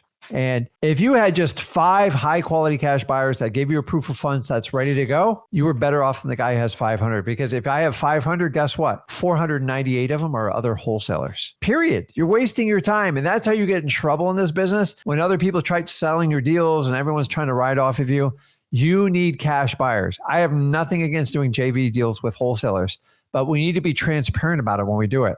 When someone disguises themselves as a cash buyer and they're a wholesaler just trying to daisy chain you, you better know that up front. If you do our system, you will snuff every one of them out. And you go, Rick, I called 10 cash buyers and 9 of them, they don't want to prove anything to me. That means you talk to one cash buyer. Yep. End of story. I see it all the time. So just be very, very careful with your list building. It's always about quality of buyers over quantity. Hey, don't be the guy, I got 5 million buyers. No. Trust me. No. Okay. Now, some big hack I'll tell everyone is I love the cash buyer Facebook hack. Most people, I'm telling you, you got to be doing it. All right. Okay. So make sure you go do that. So the free cash buyer hack, I'm telling you, this is it. So what's my free cash buyer hack? Basically, this is my hack to find cash buyers on Facebook. Okay. So when you go to Facebook, you can go and do it and find a bunch of ones on here. So let's go here. All right. So let's go here just to get the right slide here. All right. And so this is it. So screenshot this if you want. Let me know if this is what you want to do. But basically, this is it. This is my big script right here that I post in Facebook groups. And these are real estate investing groups. These are realtor groups, wherever it is. but copy and paste it if you want. But this one works really stinking well. Houses at a deep discount. If you are in the Port St. Lucie market, you say Houston, Dallas, whatever market you're in. If you're looking to buy off-market properties for 30 to 40% off market value and make big profits on your next rental or flip, then private message, DM me, message me, right? And then ... drop your email or message, and I'll send you some of these deals. Guys, I'm telling you, this works really well. Don't do this in a wholesaling Facebook group because you're going to get other wholesalers looking to steal your deal. But cash buyer groups, realtor groups, real estate in general groups, just kind of fishing out here, you will find a lot of great wholesaling deals doing this. But it's a quantity game. You should be posting this every day, every other day, and just building a list up like that. It'll work really stinking well. I highly recommend you guys doing that because it's one of the best ways to find cash buyers on Facebook. Now, cash sales, like I've said before, you can go to the section of all the people that bought a house for cash, which are in essence cash buyers. And you go in the zip code that you have the property under contract, pull the list, skip trace it, text call them. Hey, I saw you. This is my script basically for them. Hey, I saw you purchase 123 Main Street all cash. Are you looking to buy any more houses at a deep discount? Pretty simple, right? I mean, I did buy that house, and no, I'm not looking to buy any more houses. Or yeah, I actually might be. Well, my name is Zach. I'm a wholesaler. Are you possibly interested in me sending you some wholesaling? You go from there. I mean, they should understand what an assignment is if they're savvy enough, and you should be good from there. Realtors are good too. There's some websites like realestateagentlist.com. I'm not the highest recommend, but it is one.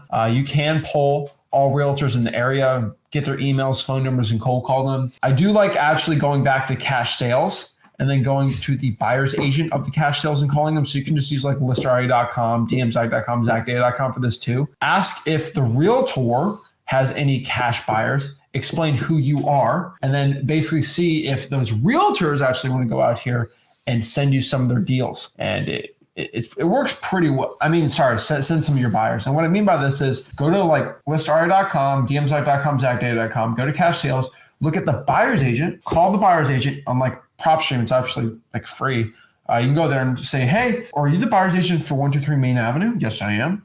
Well, I'm actually calling to see if you have any other buyers looking to buy any more houses for cash. I'm a wholesaler, and I get properties under contract all the time, and I'd love to get you paid for bringing a buyer for my deal. See what they have to say.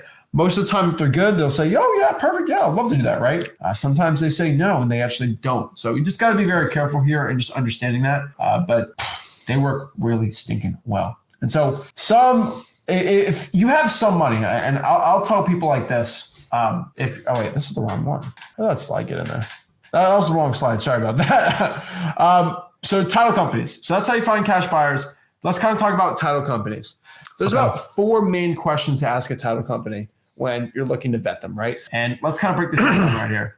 And you guys can't skip this process. No. Because if you get a contract and you get it and you go, oh my God, I didn't do the title company thing, and you hand it to a title company, honestly, they can break you real quick. So we want to teach you the process of how to find a title company and more importantly, how to vet them. Because remember, most title companies are geared towards realtors. Why? Because realtors, unfortunately, they drive 95% of the market. So they're mostly geared towards. So you got to find a title company that will basically cater to your business. How do you find them? The easiest way is to go online and just search other investors, look in Facebook groups and stuff like that. And if Zach's using a title company, it's working out for him and he's doing lots of deals, odds are it probably will with you. And I want to find a title company that's small, mom and pop, because I want to have someone's cell phone number. And if I got to call them on Saturday night at 10 o'clock to fix a deal, I need someone to answer that phone. I don't want to hear about your business hours. So a lot of these are small business owners. They do appreciate your business. When you get the big chain ones, you're going to be processed just like you're a realtor, and you don't want to do that. So here's the questions I'm going to go through when I get my list. So hopefully you found ones that deal with wholesalers. Now, I don't even use the word wholesale that much. I just simply ask, hey, do you work with assignment contracts? You can say wholesalers. It's not the end of the world with them.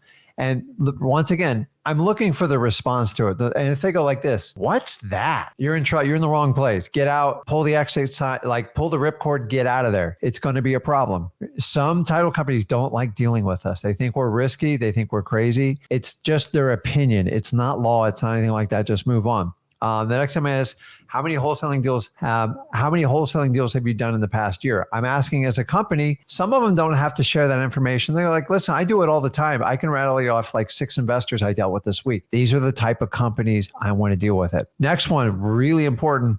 Remember, we deal with problematic properties. So I want to find the hardest problem right up front, which is, hey, do you handle probates? Once again, guys, the reaction is the most important part. Like, oh yeah, we do it all the time. We're extremely comfortable and we can even show you a couple tips. That's what I'm looking for. And they go, probates?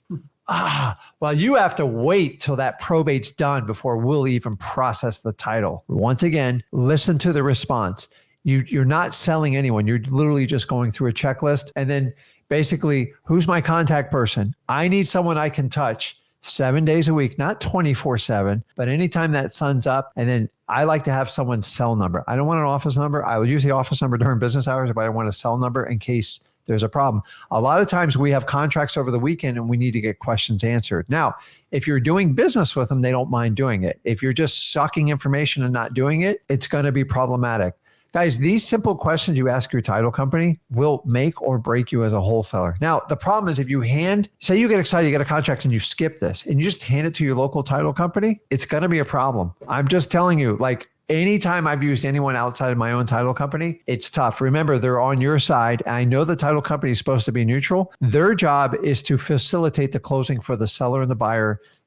And they say in a neutral position, it's not the truth. Whoever brings them the deal is who their loyalty is. Now, the other reason the title company is you build a great rapport with them is if your buyer is getting wanky or they're like trying to get out of your deal and they keep calling and asking your girl dumb questions, she should pick up the phone and go, hey, Rick, you know that buyer you have on 123 U Street? I think he's trying to get out of the contract. He's trying all sorts of games and stuff like that.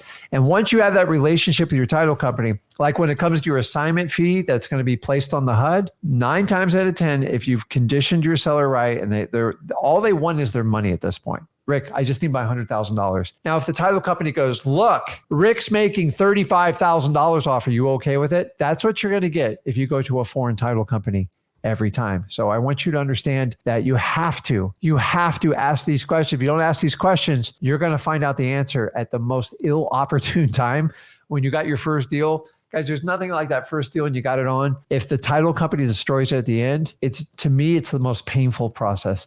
It's like going fishing and trying to flop that fish in your boat and the line snaps right there. And I told you to use a net, Zach. Your title company is your big net. Either they're basically part of your team. And I'm telling you, they have to be one of your best team members. And how do you do it? Go find one that wants to do business with you and vet them and ask these questions. They're simple questions, guys. Anybody can do this. Listen to the response and find the ones that want to work with you. And guys, they will be one of your greatest assets. In fact, when you're starting out in wholesaling, this is basically kind of your partner, your employee. And I love when they call me on a Saturday, Sunday, go, hey, Rick, I'm getting that file ready for Monday. You make sure you talk to your seller. And remember, their job is if I tell them, hey, here's a contract, Sue, can you call Jane Smith and let her know we're all good, introduce the title company? It's huge, especially on that first. So if I meet them at noon and she calls them by 2 or 3 o'clock, seller goes, oh my God, there's something that happens when the title company calls the seller. They go, oh God, they're legit. Mm-hmm. Remember, a lot of you guys, you don't think you're legit and you're a little shaky on the confidence. Your title company has to brag about you. Oh God, Rick's the great.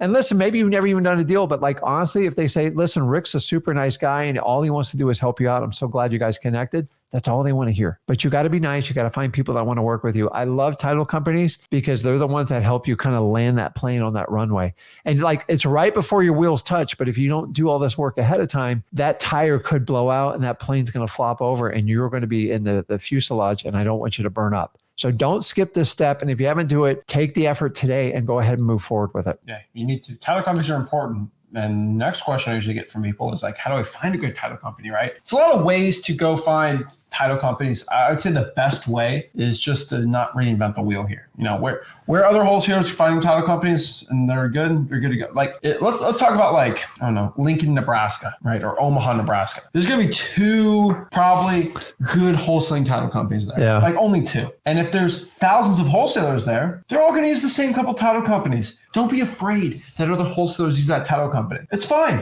And actually, it's better because they're more used to that. Yeah. Now, the one thing you got to be careful, and this isn't law, obviously, but some title companies do it because they feel like it's right. They will tell the seller, and we've had this happen before. Hey, Mr. Seller, this is Sally from Jan Title, and I'm just letting you know that Zach is not buying your house. He's making a $25,000 assignment fee on this deal, and he's actually not the buyer. It's this other guy. I need to let you know this right now. Guys, what's going on? Do you want out? It happens more than you think if you have the wrong title company. No, guys, your title company, it's key. And that's why we want to stick you to the smaller mom and pops, because they care a little bit more. If you get in some of these big national titles and you go, oh, I'm going to do deals all over the country, there's very few companies that can do that. Honestly, you're not equipped to set up for that.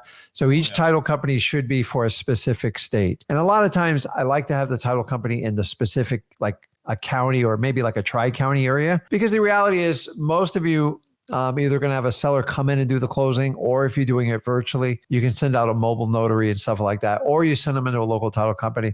I will tell you in the beginning, if you can send them to a local title company and you've never done a deal before, and they're like you want to exude confidence, that title company is like a huge crutch for us, because they're licensed, they're insured.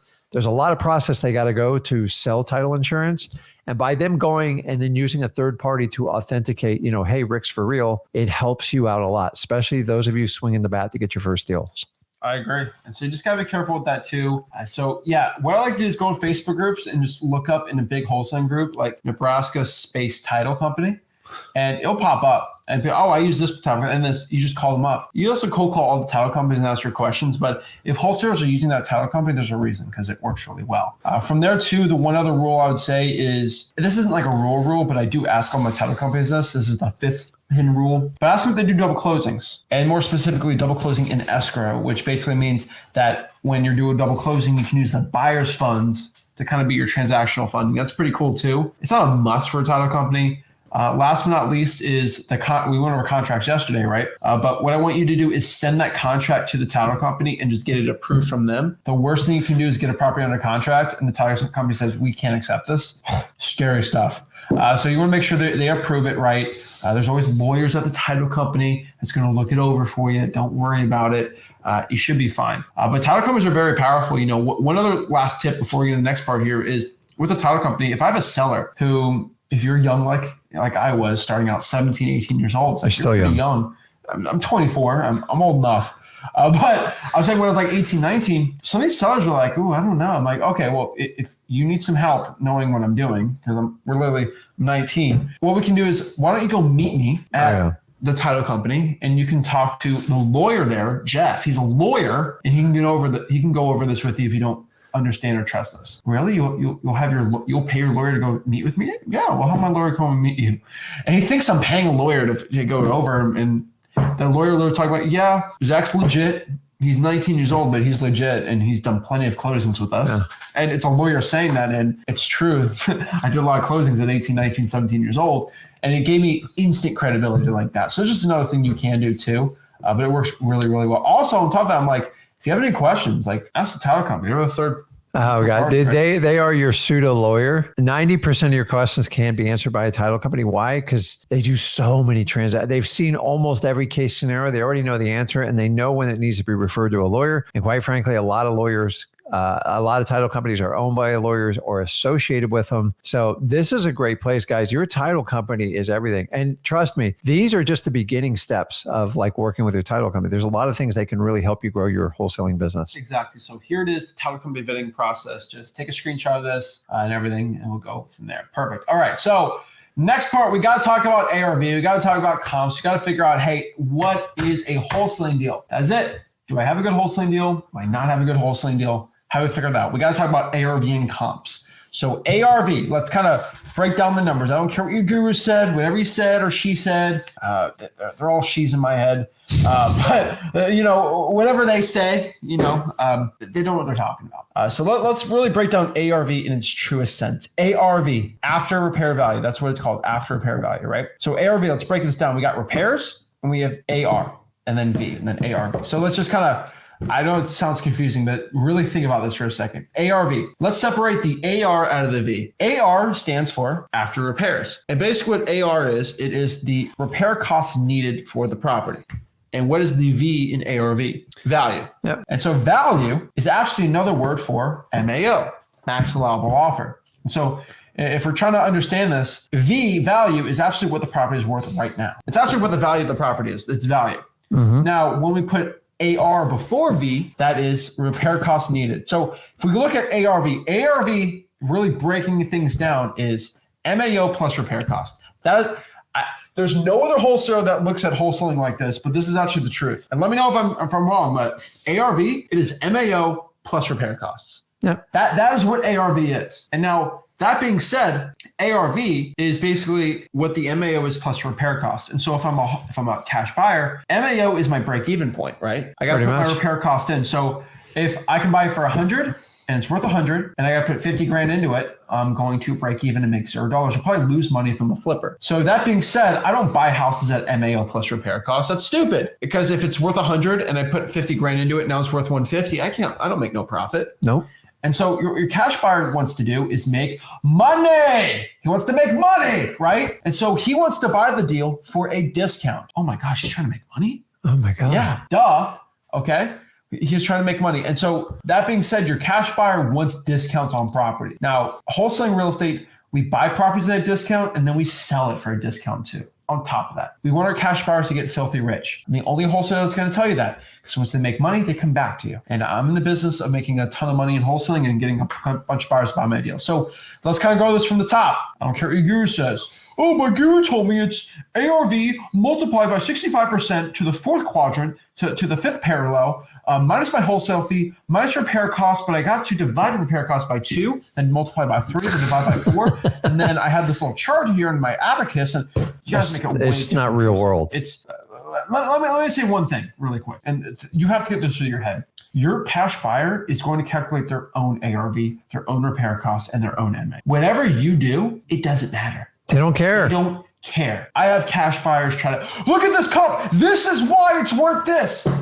Well, I'm a buyer. Yeah. I am the market. I am the what is it? Yeah. What is a property worth? What is the value of something? What someone else is willing to pay for it, right? Correct. And so there's two things with that though. Because a market, the value of something, I'm a free market guy, is what someone else is willing to pay for it. There are different buyers for things. And for example, if we have a Miami Dolphins helmet right here, someone like me and you will probably be willing to pay $30-$40 for that, right? Because we love the Dolphins, right? Now, if it is a New England Patriots helmet, I will literally probably give you $1 just so I can throw it away in the trash where it belongs. That's Jets helmet. Jets helmet too, and the Bills helmet, honestly. So I'll pay $1 for it and throw it in the trash. Does that mean that a Josh Allen signed helmet is worth $1? To me, it's worth $1 because it's literally trash. To a fan of, but if I go to Buffalo, New York, it's probably worth $500 to $1,000. Just because I'm offering you $1 doesn't mean it's worth $1, right? Correct. Because there's other people that'd be willing to pay more for it. And so what I mean by this is when you have a wholesaling deal, and let's say you lock it up for $100, there's going to be cash buyers that are going to want to buy it for $120, $130. But there's also going to be buyers that are going to want to buy it for $50, $60, $70. Does that mean the deal is worth $70? No. But here's the thing. If you only talk to one buyer, you only have one average to go off of. So if I have a deal, I lock it for 100, I talk to one buyer, says 70, I'm like, oh, I got a bad deal. When if you just talk to like 7 or 8 of them and they all want to buy between 110, 120, 130, you know, okay, I have a good deal. Mm-hmm. But you have to also understand this, all right? A lot of wholesalers cannot wake up to reality, all right? If you have a deal for locked up for 100 and you talk to 12 buyers and they all want to buy it for 70, they're not crazy, you're crazy. It is what the average of the market is willing to pay for it. You've got to understand this, all right? And so I don't really care too much about MAO, all these crazy things. I just try to lowball the deal and see what I can get for it. But just understand, you're not going to be this perfect calculating type person. Your cash buyer is going to come up with their own numbers. And so this is a number for yourself internally to know if you should have a decent deal or not. A lot of people try, we got to calculate exactly how cash buyer is going to calculate. Every cash buyer calculates it different. Some cash buyers go off of cash flow. Some go off of how much they can make on a flip. Some look at if they can get a good 1031 exchange on it. They all do different things, and some of them buy it with loans, and then they go out here and they're going to do a burst strategy with it. They all do different things with it. And so we just do it for wholesaling. Okay. I don't care what your guru says. I had one guy who said, I had one guru who actually clowned me on a Facebook post. He said this guy, someone screenshotted my ARV formula and they said, is this legit? And this guy said, that's not legit at all. Yeah. And it was funny. He said, cash buyers buy for 60% of the ARV, even if the house is worth $1 million. I'm like, oh, what? Yeah. I'm like, hold on, let me do that. Let me do the math here. Okay. This is what people say. These are what people say, and this is what gurus do. It's actually hilarious. They'll go out here and be like, okay, so if the ARV is 1.5 million, all right, and I got to put $500,000 in repairs, I got to buy that for 60%. Okay. Mm-hmm. That means I buy the house for $600,000. I put $500,000 in the house. And so if I buy it for $600,000, I put $500,000 in the house. I'm in it for 1.1. And I sell it for 1.5, that's $350,000 in profit. Sweet deal. So is the average flipper making $350,000 in profit? No. Those are dream scenarios. Crazy, right? Yeah, that means every flipper, and that means let's say we do another house, right? Let's divide that by 4. Okay, let's divide that by 4. So the average ARV is 375. That means the average flipper is making $85,000 on the flip. That's not reality. Okay. The average flipper, when the ARV is 375, is not making $87,000. But your guru is telling you that the average buyer, did they make around $85,000 on each flip? No, that's the average flipper is making 30, 40, 50,000. And taking a tremendous risk. And so I'm letting you know, don't be doing the 65%. I hate when these gurus say it and they make you feel bad. But I'm telling you, it's because they're stupid. They're stuck in 2004 numbers. Yeah, you guys are going to be stuck on the sidelines if you stick with those old school numbers. They're never going to work. And remember, percentages change as the values go up because, what's 70% of $100,000? It's $70,000. Now take $1 million. I know. The numbers don't. Now the costs do go up, obviously. They do, but there's proportionally different numbers. When you look at flipping houses and what I've seen from buyers and us flipping bigger price deals, you usually are able to get less of a discount on the property. That's why when people flip multi-million-dollar homes, they're not getting 70 cents on the dollar or 50 cents on the dollar. Yeah. They're tight. They're getting 80 cents on the dollar. But because you know why? A lot of these multi-million-dollar houses, the most expensive part on this, especially you talk Beverly Hills, San Francisco, island country, places like Island, Miami, things like that. Mm-hmm. When I'm flipping a $10 million house in Miami, you got to understand if it's on Biscayne Bay, $7 million of that deal is just the land. Exactly. And so there's no flipping the land, right? And so it's I need 50 cents on the dollar and the land doesn't change. And when you look at Beverly Hills, when it's on the hilltops, 70% of the value is really the land. And so I look at where I live, my place is 80% the value is the land. That's it. And I live in a really nice spot because it is on the water. I have a beachfront house. So I just letting you know, when you get to these higher ARVs, a lot of that is in the land. And we talk about Austin, Texas, San Francisco. If it's a $800,000 house, 60, 70, 80% of that's land. Now, let's kind of go to Fayetteville, Arkansas, right? That's going to be more property versus land, right? Mm-hmm. It's all dependent. But I hate these gurus telling me that, you have to get 50 cents on the dollar. If I get 50 cents on the dollar in San Francisco, you make millions of dollars every deal. So I'm just letting you know, stop listening to these gurus. And so we have to find ARV. That's ARV. Now we got to find comps, or what we call comparables. Okay. When I'm looking at comps and looking at comparable properties, we want to go out here and actually find similar ones. And so, for example, if I have a Josh Allen signed football helmet, I think it's worth $1. But how do I figure out how much that thing's worth? I'm going to go on Google and search Josh Allen authentic signed football helmet. I'm going to see what they're selling for on eBay. Okay. They're selling between $300, $400, $500, right? Mm-hmm. Shocker, right? That's what you do. And you try to sell your 2016 Honda Accord. I'm going to go and look for what 2016 Honda Accords in that similar mileage range are selling for. Everyone knows that's what you do. But when it comes to houses, people flip out. They freak out, right? Yeah. And it's hilarious to me because some wholesalers, they'll do this. They'll find a Nissan GTR, like a beautiful, like a Ford. Actually, no, this is better. If people have like a Ford Focus they're trying to sell, they look for a Ford GT or a Mustang 5.0 and be like, well, this Ford sold for $100,000. My Ford's worth $100,000. No, that's a Mustang 5.0 V8 engine, and you have a Ford Focus from 2002. Okay, so but you wholesalers will do this. You'll find comps. You'll find the craziest, most high-end comp and compare it to your trashy deal. Well, here's what people do: is people are very biased in comps. They are. You don't believe me? Go deal with a buyer. When you deal with a cash buyer, they're going to cherry pick the lowest comps and try to use that as a leverage. And then wholesalers do the same thing. They cherry pick the highest comps. Guys, at the end of the day, both sides are going to make up their own mind. The worst thing in the world is when wholesalers go, I have this deal. Here's the estimated. Every prepare is 10 to 15 grand, which I just multiply by 4 or 5 on average. And then they give me the comps. The comps are so outdated and they're so far away from the property. They only pick the ones that basically were biased towards them. And then they conveniently forget the ones that were on the lower end. And when you do that, when I do it with my cash buyers and you give them crappy, I was taught how to do this and it blew up on me quickly, is you discredit yourself. Do you want to be a realtor? You want to sit there and comp? He or she's going to make up their mind what they're going to pay for it. You providing the comps, you're actually, if you are not perfect, they're going to hold you accountable for it. Like, dude, where'd you get these numbers from? You guys with your rehab numbers, it's very clear. Like, stop trying to it's not your job to establish what the rehab numbers are. You guess to a point, but you don't know exactly because you don't know what. So if you say the rehab's 10 to 15 and the guy goes, well, it's going to be 50, he might have to do the 50 to get it to the high end, but he's going to push it to the highest end comp. And we get in this argument. And honestly, a lot of us don't know how to do the repairs. And we're like, and you start getting in confrontations with the guy. That's not it. It's really a yes or no decision. And maybe if he's the only buyer, then you negotiate with him. But stop trying to do comp bias. Both parties are guilty of it. And please don't add fuel to the fire. When you handpick 2 comps, people are going to pick you apart on it. They're going to find the 5 other comps that don't support it. And then you got to start all over. Yeah, exactly. One thing I can tell you, so when you look for that Josh Allen helmet, you don't like go for the $5,000 one, right? The helmet that he wore. No, that's not a game worn helmet. When you look for a Honda Accord, you're just looking for other Honda Accords. You're not going to go for like a crazy, you're not going to stretch it, right? Because you want to know what it's worth, right? One example I always use is like comic books. They're pretty easy. Like this comic book right here, that's an older one, right?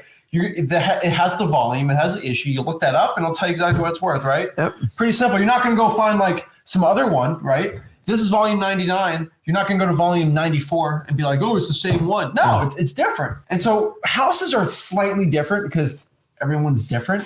But there are some rules for it. And so when I'm looking for comparables, right, what we're going to do is use listari.com, dmzach.com, zachdata.com, whatever those websites you want. Zillow's a good one, realtor.com, Redfin if you have no money. What you're going to do is look for similar bed and bathrooms. And what we mean by that, if it's a 2-bedroom, 1-bath, look for other 2-bedroom, 1-baths. If it's a 3-bedroom, 1-bath, look for other 3-bedroom, 1-baths. Now, the only caveat on this is I see this happen all the time, and I don't know why. But some communities, I would say, that I found in Florida, a lot of it is like immigrant communities I found here where they have a lot of families, like the entire family lives in the house. And what I've seen is one person will buy a home, like a 3-bedroom, 2-bath home, and they'll have family that immigrate to this country, and then they don't have no money. They're trying to like get their feet up, and then they live there, and then they bring their cousins, and then they have kids, and there's like 12 people in the house. And it's common. What they do is they're like, okay, well, we're just going to create walls and rooms unpermitted. And they'll have a garage and split it into 3 bedrooms. It's crazy stuff I've seen. And so I've had one. I remember one deal in Fort Pierce, Florida. It was an 8-bedroom, 1-bath. Now, it's a busy bathroom. So what am I going to do here, right? And it was 1,000 square feet. Yeah. What should I do? All unpermitted, by the way. So that's not good. And they kind of did their own little drywall thing, and the electrical, I'm surprised I'm still alive going through that house. What should I have done there? Oh, well, it's an 8-bedroom. Let me go look at other 8-bedrooms. Oh, there's an 8-bedroom here for $4.5 million. No, what you do just, okay, well, the bedrooms is not similar. Let's just go off the square feet. Yeah. And that's the best comp for that. Square feet's the best way to do it. It is, but it isn't, because there's 1,000 square foot 2-1s, and then there's 1,000 square foot 3-1s and 3-2s. Mm-hmm. The 3-2s are going to be worth more, obviously. It's the same square footage. And so you have to roughly kind of like do your own, you're smart, okay? Like you watch it, like you're smart enough to understand that. But similar bed and bathroom is good unless people start doing crazy stuff to houses. Now we deal with human beings, and you know for a fact human beings are nuts, and they'll do crazy stuff. And so you just have that under assumption. Now, I don't like to go look at comps that are above 250 square feet or below that. And so what I mean by that is if I have a 2,000 square foot house, I don't want to do anything that's over 2,300 square feet or under 1,700 square feet, just in that range. I like a 10-year built range. What I mean by that is if I have a house built in 1988, I'll do comps from 1978 to 1998. I don't want to go anything crazier than that. That's pushing it too. I like to stick to the same subdivision. Basically what that is on the property appraiser, there's a subdivision. It's kind of more niched out than a zip code, and it's basically a division inside of the city. That's kind of how property appraisers for the county do it, and that's the way you should be doing it too. And then, some people say this, don't cross any busy roads or intersections. It's true, but like I don't see an insane difference with that. The only comps I'll tell you is if the property has a pool or not a pool. If the property out here is on a busy street, you got to take some money off of the deal. Or backed up to a highway with the noise. Backed up to a highway with the noise. And another thing we get a lot in Florida, or like sometimes you get like these power infrastructures, like next to the house. They have a whole field. It's like transformers. And when it rains, it's like zzz, no. Listen, not that nobody wants to live by it, but like there's a significant discount for that. Yep. Also, there's some houses where the power wires go like almost right over the house, and a lot of people don't like that. Especially I'm talking on the real nicer homes, you will take a hit for it. So a lot of the things we do, like we're talking about here, like you don't think you have to be a contractor and an expert like to figure everything out. A lot of it's common sense. What would you put up with to live in a house, and what would cause you to discount it? And a lot of like, we don't know electrical and HVAC, but guys, the obvious we want. If it has central AC, it's cheaper for the homeowner to run it, and it'll demand more of a premium. If you have window units, guys, if you've never had window units, they're extremely inefficient. They make a lot of noise and they break down, and they power up by like 70% in the house. Yeah, there's different ones. The last one I can tell you is one thing at Discount a House, which sounds stupid, but it's true. I had a property in Port St. Lucie, Florida, where we walked up on a contract. I convinced the guy to give me a $5,000 reduction because let's say, for example, the house next door or like 2 doors down, they had a flag of there was a war in the United States of America in the 1800s. I can't say the word. Where in the southern part of the country, they had these flags. Okay. And this guy had it blasted everywhere. And it's not good. It's not good for high-end flipping. That's all I can say, right?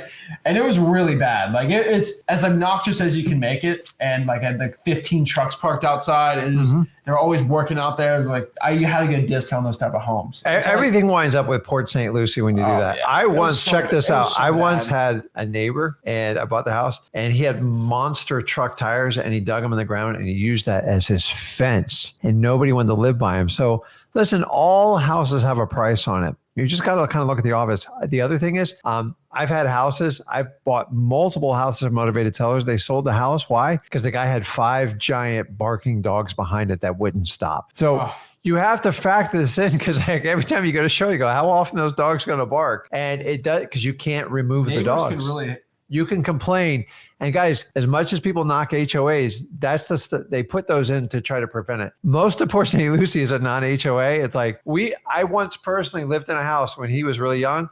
The guy decided to work on a monster truck in the driveway welding at 11 o'clock at night. Yep. And there's not enough blinds to block that stuff out. So look at the obvious. Also, go look at the electrical panel of every house if you're going to put it under contract. In Port St. Lucie, we used to open it up and they had the old bulbs in it. You need a whole new electrical system. We can go on and on about this forever. I'm telling you, just be careful with this type of common sense, guys. A lot of it's common sense. I agree. And so this basically our 2024 formula for MAO. We basically kind of changed a little more about it. But basically any property that's 125 grand or below, I would say use the 70%. So ARV minus repairs multiplied by 70%. ARV minus repairs multiplied by 80% if ARV is between 125 and 220. ARV minus repairs times 83% if ARV is between 220 and 300. And then 85% on ARV over 300. I don't know why it says under, but over 300.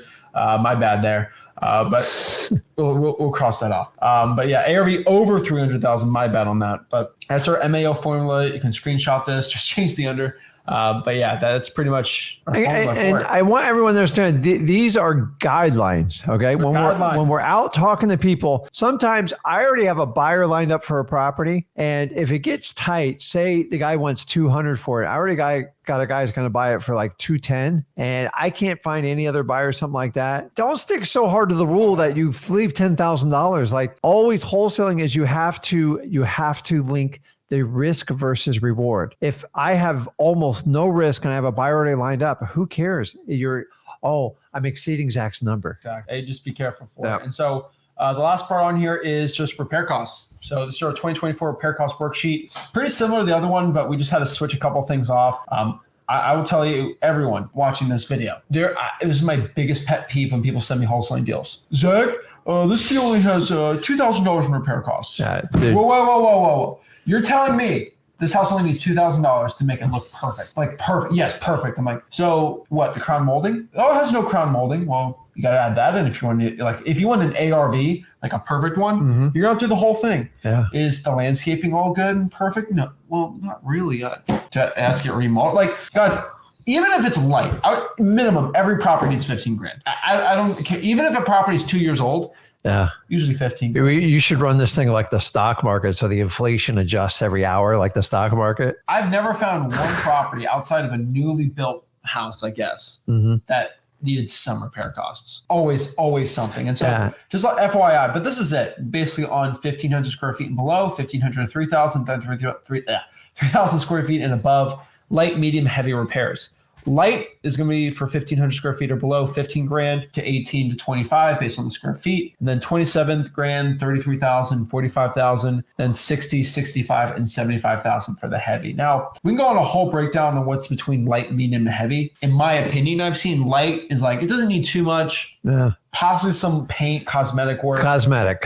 Yeah. Everybody knows what cosmetic is. Cosmetic stuff that you can get done usually in under 2 weeks. Yeah. And then medium's going to be okay. We got some issues. This is when we have to start pulling out the kitchen, changing out the vanities.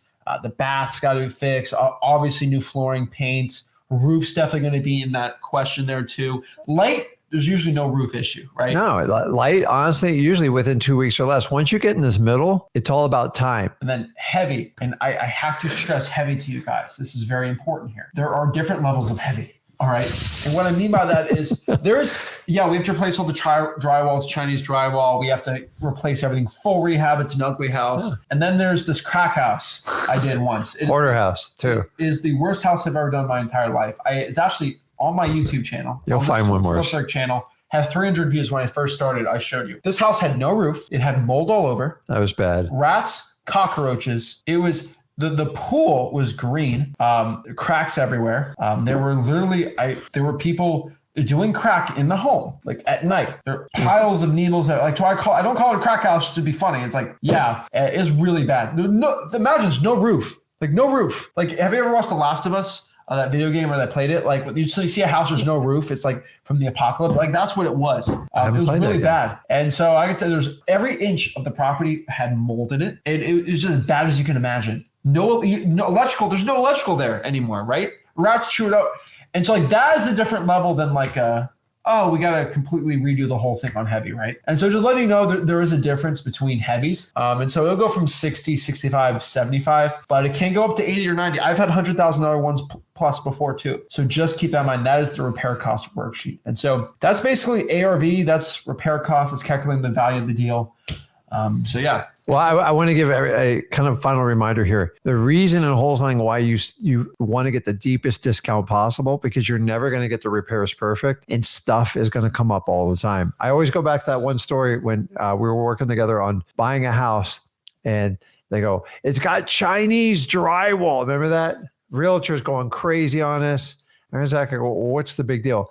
We had such a deep discount, even if ready for this, even if it cost 30 to 50 grand, which was her estimate, we still would have made a ton of money. There's no change. It wasn't. It was all fake. They just tried to get a discount. But I'm just telling you, you want to get the deepest discount in wholesaling using our go for no method. Listen, we are somewhat guesstimating and estimating on repairs. You're never going to get exact. There's always surprises.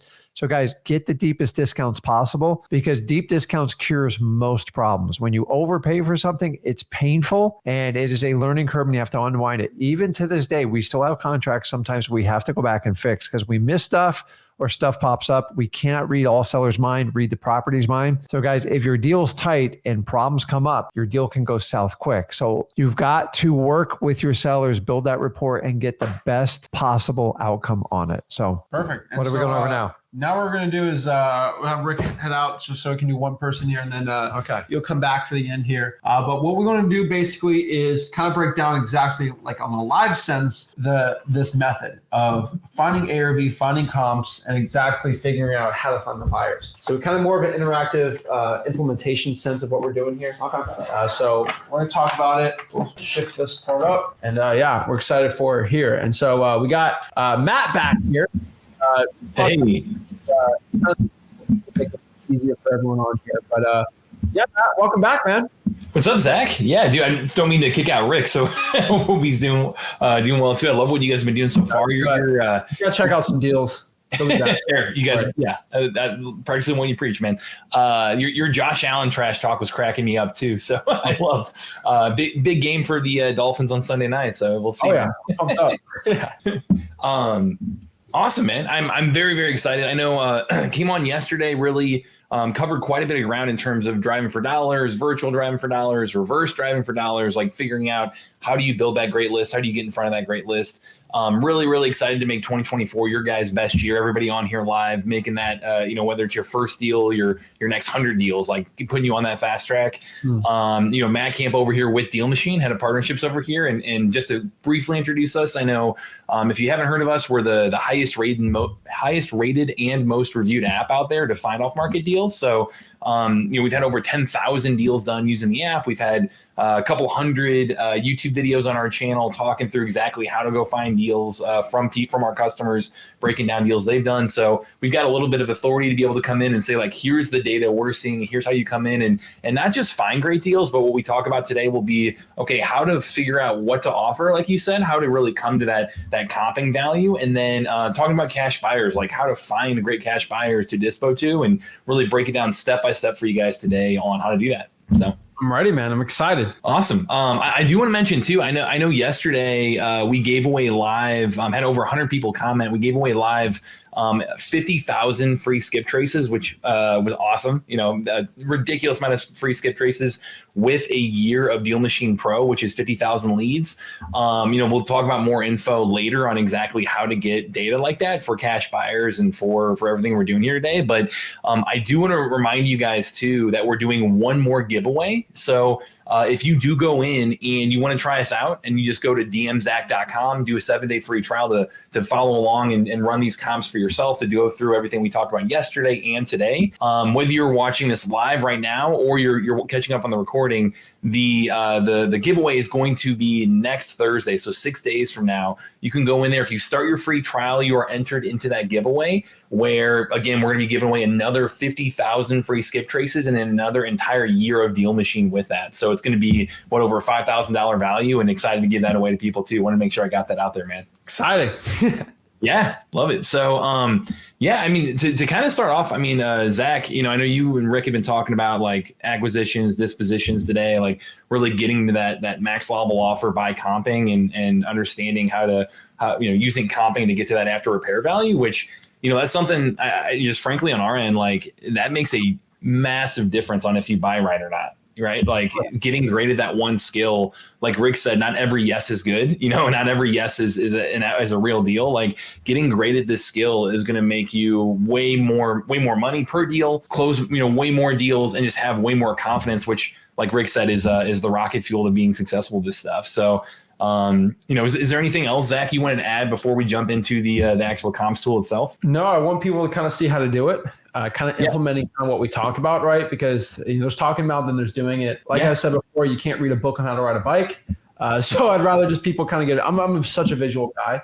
So I love seeing that stuff. Let's do it. Awesome. So to kind of kick us off, and I try to share my screen here for you guys. I would love if people can jump in the comments, if anyone can put a zip code for me. I love for somebody to throw in a zip code, be able to run with in real time, somebody here to really help them out. Again, I showed this off yesterday. What you're looking at is the desktop version of Deal Machine right here, which again, you've got a mobile version, a desktop version. What I show you guys today, it's mobile friendly too, and it's using MLS data. So you can do this on your phone in the field. You can do this on desktop. We'll go through and show this for you guys specifically on desktop today, but this is MLS data that usually you got to be an agent to access this, right? It's something that is the most up to date, the most accurate, most recent information out there for pulling comps.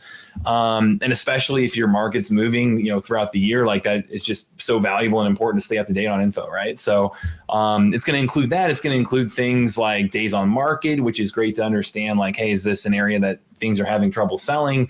But I'll walk it through specifically. We've got a lot of zip codes in here. Awesome, guys. I'll pick out one of these. Let's see who was first. I'll walk through specifically with you guys one of these offers here. Or one of these comp methods here. So let's go with, we've got 98273. Where is that? Washington. Nice. Okay, cool. So I'll put that zip code in. I do have a single family filter on right here. So, if you go up on the top, you'll see this is the map where you're looking at, whether it be through this general, standard view or satellite view, you can really see, that specific area. And let me go back to 98273 for you to get to that. With that, you'll see at the top, we've got a ton of different filters you can work with. I recommend clicking on the single family filter, and based on that single family filter with 5989 98273 rather in Washington, that alone is going to get you to about 6,000 properties. So we're in the right place to start, right area.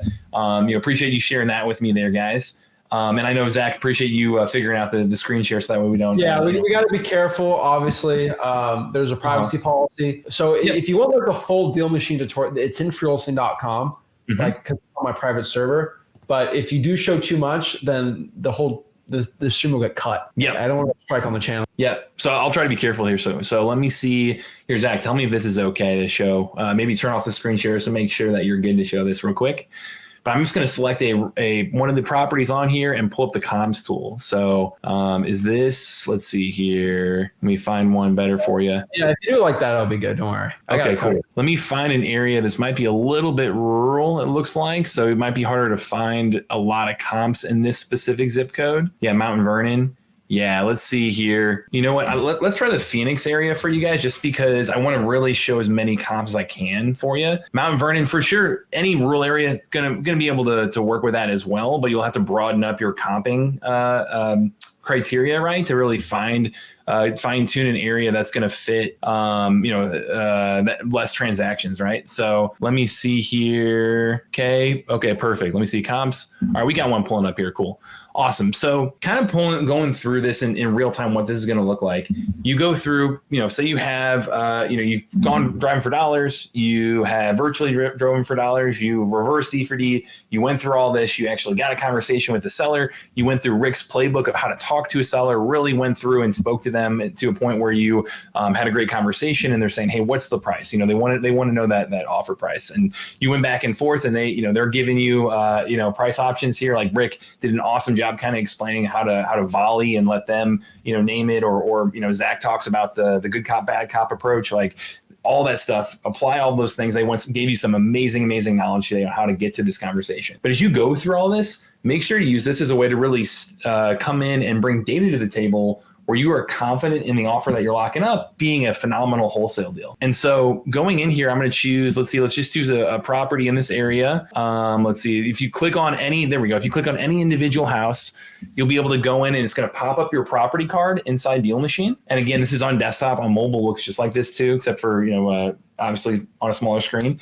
But when you click into that info, that property card, at the top, you'll see a comps button. And this comes with every single plan on Deal Machine. You click into comps, you're going to be able to jump in and be able to see right away, okay, now I can adjust my comping where I can filter and change my filters by a variety of factors here. You can go in and again, you've got MLS data or county record data to work with. So you've got a couple things there you can adjust. With this, I'll go down line by line. So they talked about first and foremost the date of the sale. So I have, within the last 3 months is what I've got adjusted right here for you guys. So, that's something I know, depending upon the amount of transactions in your market, depending upon the activity in your market, depending upon, the density of your market, you can broaden that or shorten that time frame. But obviously the sooner, the better, the smaller the time frame, the better, is to be most accurate, most up to date, most confident in what you're getting right there.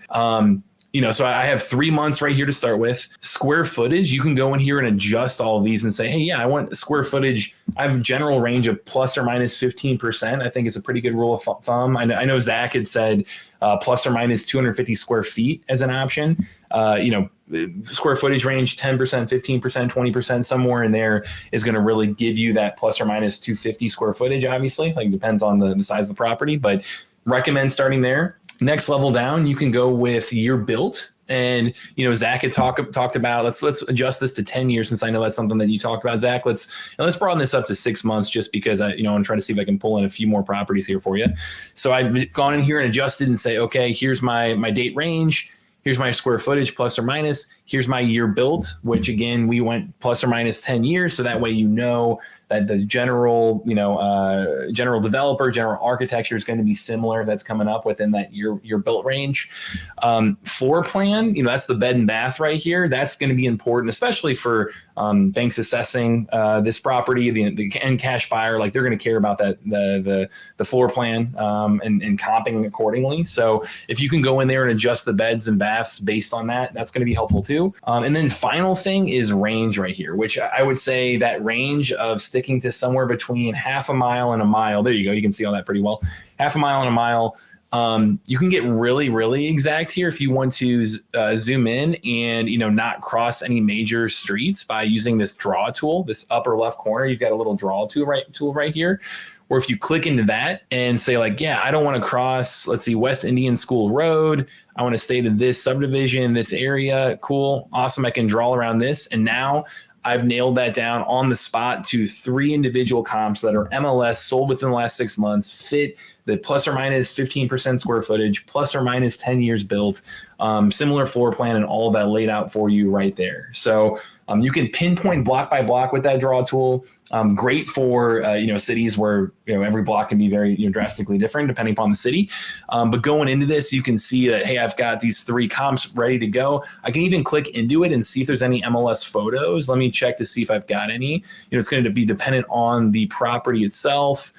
So if you click into that, a lot of times we'll have MLS photos for you there to really compare those. But just like Zach had said, once you've got that all lined up, it dynamically divides all of these into $1 per square footage to give you that estimated value on the spot. So you've got a $304,968 estimated value, a very specific offer, which I think those specific offers go a really long way as well with sellers, because it shows you put some thought into it and you're not just pulling out a round number like that. So I think, from a comping perspective, again, they did a phenomenal job of showing you, exactly the criteria to think through. Here's how to put it into practice on the go or on desktop right there for you. And Zach, I want to show it off on the AI version as well. But any thoughts here?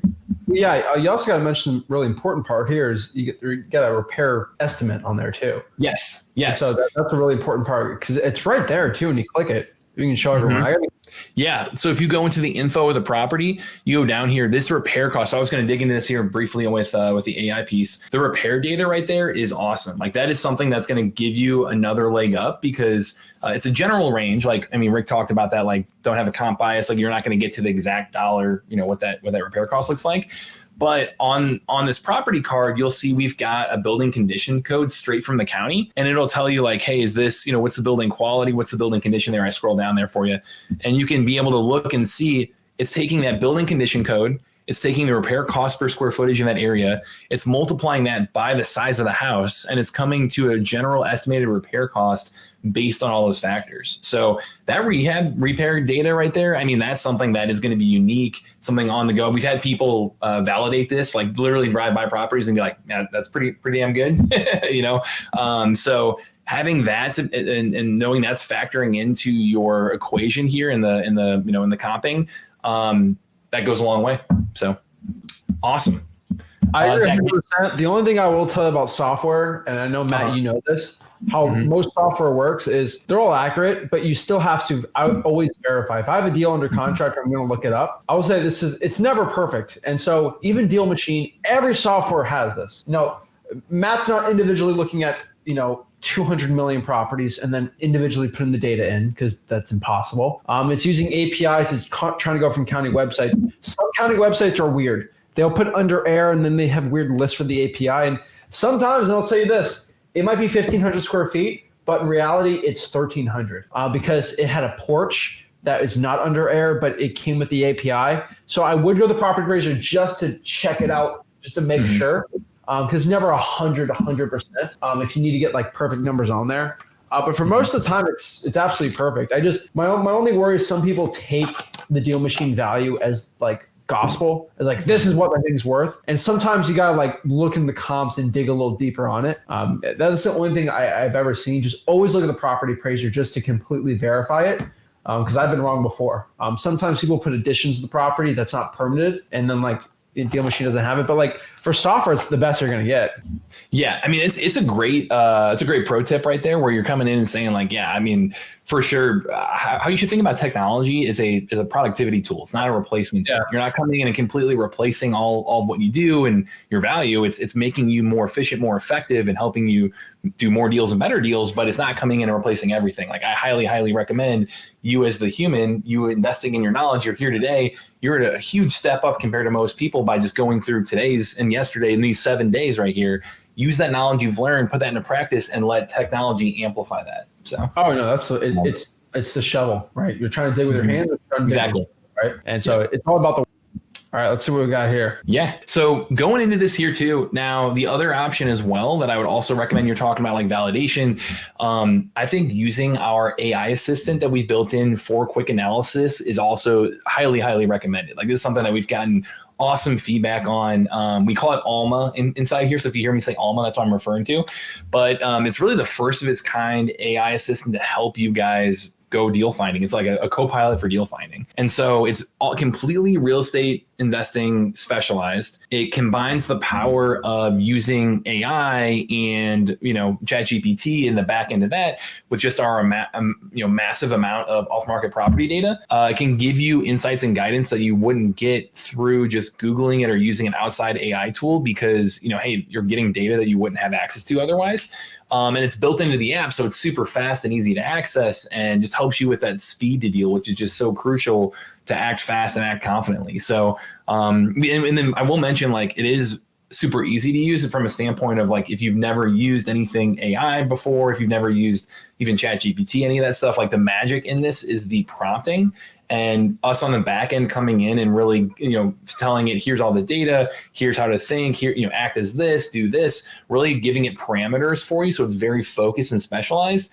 And then you coming in and having even some preset prompts to just click on to work with, like that's going to be what guides you and really helps you really do, that property evaluation analysis on a second level too. So it's been super helpful. There's a lot of use cases, in terms of like ways it can be helpful, but I would say property analysis, property valuation, that's one of the top ones out there on how to use Alma here. And this is for Deal Machine Pro and up. So if you're on Deal Machine Pro, I'd recommend going in and like, for example, let me just find, pick a random property, go in here. Cool. I've, got a lot of data on it. This little bottom floating tool right here, you click on that and it's going to pull up Alma right inside Deal Machine for you. And it says, hi, I'm Alma, your AI real estate assistant. I'm still in the learning phase, so please be patient. We launched this like 8 months ago. So, it's still newer. Feel free to ask me anything about this address. And you can go in and you have a couple preset prompts right here. You've got analyze this property and you can click on that. Just simply start there. Don't overthink it. And when you go into there, it'll say, hey, what kind of investment strategy are you looking to use? Let's wholesale. And it'll come in and say, well, hey, based on this, it's going to look at the loan amount. It's going to go and do back of the napkin math on what the max allowable offer is that, Zach and Rick were talking through, which you can adjust a lot on there. You can adjust like the discount percentage, how much wholesale fee you want. Like you can adjust all that math in here for it if you go back and forth with it. But it's going to say like, hey, yeah, This current owner has, 337K in equity. It looks like it's free and clear right here. The max allowable offer is 177K. And it'll go in and say, hey, this could indeed make for a good wholesale deal because your max allowable offer is bigger than the loan that needs to be paid off on it, which is zero. So, it'll come in and, say the loan's bigger than your max allowable offer. It'll come in and say, hey, this might not be a good wholesale deal. So it'll kind of come in and just help you do a little bit of quick analysis on the property itself. And you can even go in, kind of take that next step with any property and just say, okay, well, let me click on a property. And if I want to pull up Alma right here, I can go to my prompts and just say, calculate the offer price. That's one option right here. And again, you've got the comping tool. So that's a great place to start. But if I want to go in and say, like, what is the wholesale deal offer price for this? It'll go through and do that max level offer for you right in front of you. Like it's running the numbers. It's coming in and showing you, well, hey, here's the ARV we just calculated. Here's, we have a discount rate of 70% is the default.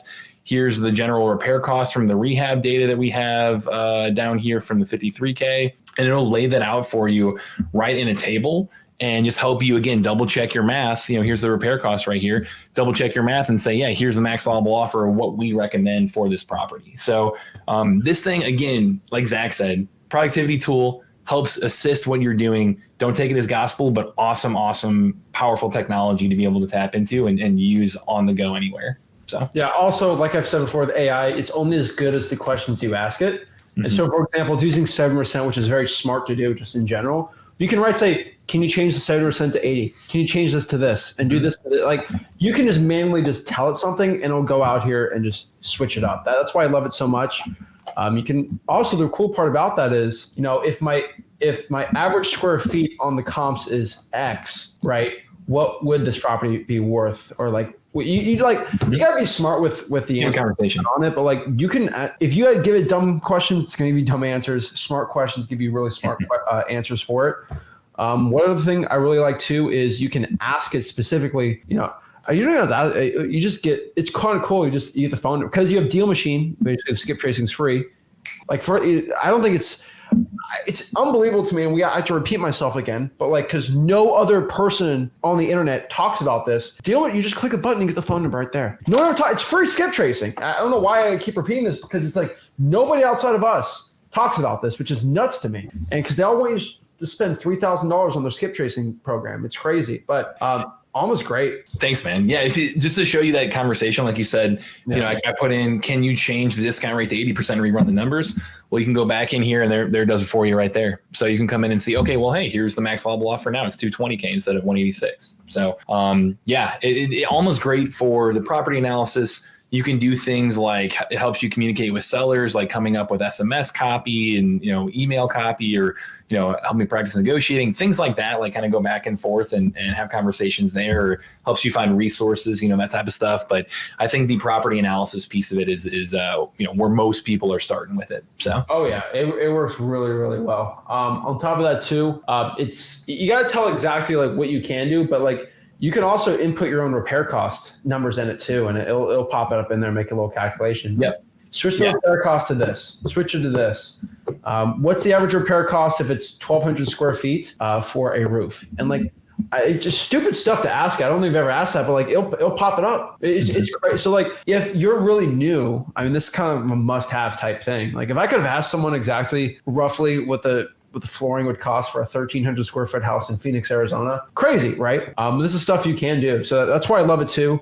But the skip tracing I think it's bar none insane for it too. So I love it. Yeah. So let me show that for you guys here. I know we touched on it yesterday of like a couple different ways to be able to use this skip tracing, but on the dispo side, on the cash buyer side, like now that, again, you drive for dollars, you virtual drive, you reverse D for D, you get the, go through the whole conversation like Rick and Zach both showed you guys today. You run the comps, have a great offer, blocking a deal. Now looking on the dispo side, going through that whole process, okay, how do I find great cash buyers? Well, the unlimited free skip tracing goes toward that as well. So I highly, highly recommend going in here and use this as an awesome way to build a cash buyers list. Again, Rick said it's quality over quantity, right? So if you can just simply start off and say, I got a deal in 63109 St. Louis, that's, I'm in St. Louis here. So looking at South City, St. Louis, Say I just had a deal, I've got a deal right here ready to dispo. If you want to go into that cash buyers piece from here, you can simply, put in that zip code. So I put in 63109 up here for me. I went in and then also filtered out and said, hey, show me all the single family homes in this area. So, I'm knowing like this same asset class is what they're owning. And based on that, you've got a quick filter right here that you can just step by step click on this, go in and scroll down and say, hey, show me all the potential cash buyers in this area. And when you click into that, the criteria we're showing you is they own at least 2 or more properties. They own at least one of them free and clear. And a lot of these smaller portfolio owners can be that like fresh out of the seminar type investor that maybe they own that second property and they're like, man, this is a great strategy. I need to get into real estate more. And they're looking to scale. Like this is a great way to be able to start building that list where you can say, yeah, now I've got, 739 properties right now that fit that exact criteria. And, export that list, like go in there and hit build list, confirm build. And every single one of those properties that we're coming in here with is going to give you that unlimited contact info. Like that's something we told you guys yesterday is where our goal is to change the industry here and make it so you guys never have to pay for skip tracing again. Like come in here, you've got all the phone numbers to text and call, and you've got emails, all the contact right through here built into every single new deal machine account, even our basic plan. So use this as a way to like come in, get that cash buyer info. And it's data that we've spent a ridiculous amount of money and resources on to make it like killer data for you guys. Like it's the same data that you're using at 911 call centers and call, your spam caller IDs. Like that's what they're using. And like banks and financial institutions use this stuff for compliance. Like it's really, really high quality from that perspective. So go in there and take advantage of that by just going in, pulling that list. And then if you go to your leads tab right here, which Zach, you might want to keep this hidden. I think there's a lot of phone numbers on here. Yeah, but there we go. Now I've got it fixed. Buyers too. The reason why DMZach.com works really well with it is because it's dummy proof. Like if you have a list of people that are buying houses for cash, like you're on the right list. Okay. Like there's no way to be stupid with this. Okay. And you just, and then here's the problem. The reason why, I try to support DMZach.com, number one, as best skip tracing you can get for the money you're going to spend and driving for dollars and all that great data. But like you guys are doing something that's going to change the industry, and you guys are doing it. And without you guys, you'd still have to pay $3,000 a month in skip tracing, which you're giving people for free when people sign up. But the most important part why we added DMZach.com with this challenge is because it eliminates the worst thing possible for people getting started: excuses. Oh, I don't know how to find buyers. Go to DMZach.com, click cash sales. Oh, I don't have $5,000 this month to spend in skip tracing on 500 leads. To call 500 buyers, which you should probably be calling 500 if you want to get the deal sold, get like a really ton good quality. It's that's $500 in skip tracing, and get 5,000. So 500 is going to be at minimum $75-$80, which is insane, which is less than what deal machine even will cost you. You get it basically for free. You just click a button, but there's no, I have to export and pay. No, click a button. Phone number's there. And the reason why I love it, because when you're using DMZach.com, the biggest issue like paid software companies have, especially with skip tracing, is I'm talking about like a skip tracing company, which isn't what you guys do, but like you'll import the LLC and it'll say nothing because it's LLC. But the cool part about how you guys work is you click the LLC, go to the mailing address, you'll go to where the guy lives, and then you just click his phone number right there. Yep. And that's a big secret. Yeah, that's a huge one for us. So basically what we're doing on the background and what you do in a normal skip trace in general is very, very different. So a traditional skip trace is based on the property itself. And so when they move, it's bad data. It's, like you said, if it's an LLC, it's not going to give you that person behind it. Like it's why a lot of times when you skip trace, you get 5, 10 or more numbers a lot of times, because it's is pulling that kind of property records or the property data rather. Now what we have on the back end is we're matching people to phone numbers like this. So you're coming in and we have a database of people that, if you have an LLC with the same mailing address as that individual, we're tying those together. Like that's why it's improved accuracy. That's why you're getting phone numbers of people that you wouldn't normally get, is because we're matching them on the back end like that.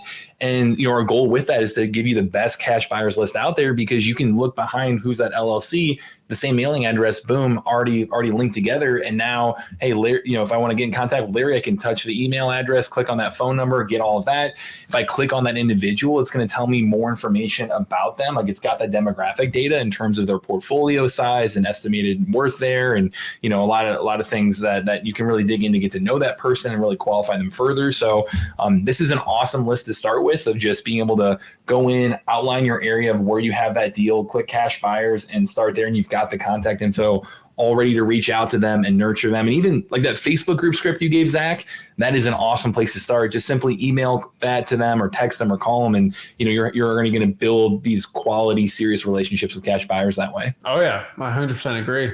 So let's see how we cold call these cash buyers and actually find them. Love it, man. Yeah. Do you want to do it? I was going to say, I'm game. I'll follow your lead. No, just pull the list and just show people how to get it. Yep. So going in here, the one I just pulled is right here for you guys. And so I went in again, I went to the map, went to 63109, filtered by single family homes and clicked on cash buyers. You've got 739 properties that fall under that criteria owned by these individuals. So you've got all that right at your disposal right there. And then I hit build list. This bottom quarter, I hit build list. That's going to pull that list into your leads tab. The leads tab is kind of like your CRM to work these leads. And when you jump into that, I pulled up that list and I've got, all 739 leads ready to go with phone numbers, with email addresses, all of that ready to dig into and start calling right on the spot. So, that would love to come on in the future and literally, call people live with you, man. But that's the process for you step by step. Keep trying to make it simple. Simple, it's easy. It's dmzac.com. I mean, there's not much debating on it. I'm telling you, stuff works. And it's insane how much you guys have upgraded. You definitely changed the way a lot of softwares are being done. And I think it's just going to overall help the wholesaling industry. That's why you got to support you. Like I just want everyone to understand this. I've told David this a lot, but the reason why no other guru, other person will ever talk about you is or dmzac.com, how amazing it is because they own skip tracing companies. You didn't believe, they own companies they're used to pouring and giving you $4,000 or $5,000 a month in skip tracing to give you 300, 400 leads. That's what they're used to, right? And they get the data for a penny, charge you 12 cents for it, and then they try to. And the thing is, they're scared right now because they can't make money off that anymore. And they're like, oh, shoot, Zach's giving these free challenges away. I can't charge $12,000 to go to a seminar. And it's stressing them out. And so that's why I want to put their foot on their necks, and just have the best software out here. And I'm telling you, the word's coming out there. dmzac.com. I love it. Great skip tracing for the money. I mean, the best you can get for the money. And it's definitely just going to help more people talk to more sellers, which is more money. Yeah, that's our goal, is making you guys more successful, right? So on our end, again, we're going to be doing that giveaway one more time. So we gave away an entire year of Deal Machine with 50,000 free skip traces yesterday. Going to do it again. All you have to do is, if you want to try out Deal Machine, try this stuff out, see how the skip tracing works and all the free contact info. Again, yesterday we gave a ton of advice on how to build your list with it. Just if you go to dmzac.com and start that free trial, then on Thursday next week, everyone who started it, while watching this, is going to be in a free giveaway for another entire year of it, as well as those 50,000 free skip traces, the pro plan. So, we're excited to do that next week, man. And I'll let you know who wins. Awesome, man. Love to see it. Appreciate it. Good stuff. All right, sir. See you, Matt. Thanks, guys. All right. Beautiful. So appreciate Matt there. Love to see it. Let's plug this little thingy in here. All right, let's go. There we go. Yeah. So I'm telling you guys, it's insane. So dmzac.com, check it out. Changing the way we're doing it. No guru in their right mind will ever talk about this. You can get basically free unlimited skip tracing from this because they can't make money off of you. That's the point. They can't funnel you to their skip tracing platform where they're trying to make it. There's people bragging that, I collected $500,000 in skip tracing revenue. And it's crazy. And so we're changing the game on it, just helping the people out best we possibly can. And so I'm using that to help the best people out. So we're here to go. We're going to have Rick come back. We're going to recap exactly a game plan for you. But let's kind of talk about right now what this means for you, right? What game plan should you be using to become successful? Like, what should we be doing? We really need a plan of attack. So let's kind of get the whiteboard out here and really break down a plan of attack for you. And so let's go move a couple things out here and we'll break it all down. But let's talk about this. Appreciate the drip today. All right, can y'all see this whiteboard? Hold on. Oh Lord, don't tell Rick I'm doing this. All right. Whee! All right. So let's talk about a game plan for success here. Okay. And excuse me for the audio. All right. So let's talk about this. All right. We have leg day today, so we got the shorts. All right. So we're starting out in 2024. Let's talk about exactly what we're doing. All right. 2024. What is our game plan for success? All right. This business comes down to 3 simple parts, right? Like I've said, there's marketing, acquisitions, and dispositions. So this is finding the motivated seller, right? Finding the motivated seller, getting the property under contract, then selling it. I want you to understand this very, very importantly. If we eliminate marketing, there's no acquisitions and no dispositions. This stuff doesn't work if there's no marketing. It all starts at marketing. And what I can tell you is the hardest part, if I look at anyone's wholesaling business here, okay? The majority of everyone's problem when it comes as a beginner of, I'm not making any deals or doing no deals. It is never an acquisitions problem. It's never a dispositions problem. Most of the time, it is a marketing problem. Marketing is where it all stems from. And what I can tell you is in a wholesaling real estate operation, if you are okay at acquisitions and okay at dispositions and you are really good at marketing, you will make the most money. The wholesaler that is elite at marketing and just kind of okay at this, they will make 2 times more money than the person that's just okay on marketing and elite at acquisitions, elite at dispositions. This is why when I see people that are like acquisition specialists, like, oh, this is the key to success. It's not the key to success. I'll tell you this right now. Elite marketers are the ones that win in wholesaling. If you really look at the top wholesalers in the entire country, they are elite marketers. They are not acquisition specialists. Okay, they're not disposition specialists. They all specialize in marketing. That is the point here. And so how do I get started in marketing? What's kind of a game plan for success for the marketing side? Because the scripts and dispo, like it's all in there, right? We kind of always show you. So if we're looking to get started here, we have to kind of break down exactly what we're going to do. And so this is a budget, right? So we're going to do I have bad handwriting, FYI. So just chill out with that. We have a budget, right? And budget's divided by 2 things, time and money. So we're going to look at, let's do January 1st if we're going to start the year, right? To the 30th, all right? Forgive me. Let's do January, okay? Let's break this all down. Yeah, I know I have terrible handwriting. But we have, this is literally why I just talk to sellers on the phone. I don't do anything. All right, we have a time budget and money budget, all right? We have to understand here in wholesaling real estate that our money, we don't really need it. So if I have $0 and I have 20 hours a week, based on this, I can do a lot of stuff, right? Now, if you come back to me and say I only have 2 hours a week, but I have $1,000 a week I can spend on marketing, we can do different things. And so it's all going to depend on what we can do here. And so we can go back to this little chart here. This is what I always do for wholesalers. We can kind of do a method here. And so this is probably 20 hours. I'm going to say cold calling. If you have 2 hours a week and only $1,000, honestly, what I can tell you is we're probably most likely going to do direct mail, DM. And so that being said, if we have to make a decision exactly what our budgets are. Do we have a time budget or a money budget? Which one are we going to be using right now? And that being said, if I can figure out for most wholesalers, let's talk about most of them right now. We're talking about most wholesalers. We're going to stick to 3 strategies. All right. 2024, we're going to stick to 3 strategies. All right. Cold calling, SMS, and I would say direct mail. And not what you think. And what I mean by this is if you are a beginner wholesaler, FYI, cold calling is going to be the fastest way to gain your skills. Fastest way to gain your skills. It's not even close. If you want to gain your skills talking to sellers, cold calling is going to be the way. SMS, you don't have to pay for an SMS program. All right. All you have to do, okay, is use your Google Voice, use your personal cell phone, all of these things, and it'll actually help you out the best of texting the sellers out. And then last, direct mail. You don't have to send mail out. You can send you can send postcards, but you can send sticky notes out here. Actually put them on doors. That is direct mail too. And so I'd say for the majority of wholesalers going out right now, these are going to be the 3, okay? These are going to be the 3 most likely ways. I would say for 80% of all wholesalers, 80% of everyone watching this today that's going to get their first deal, they're going to use these 3 strategies. And I help hundreds of thousands of people out with this. 80% get it from these 3 strategies. I don't care whatever you're going to do.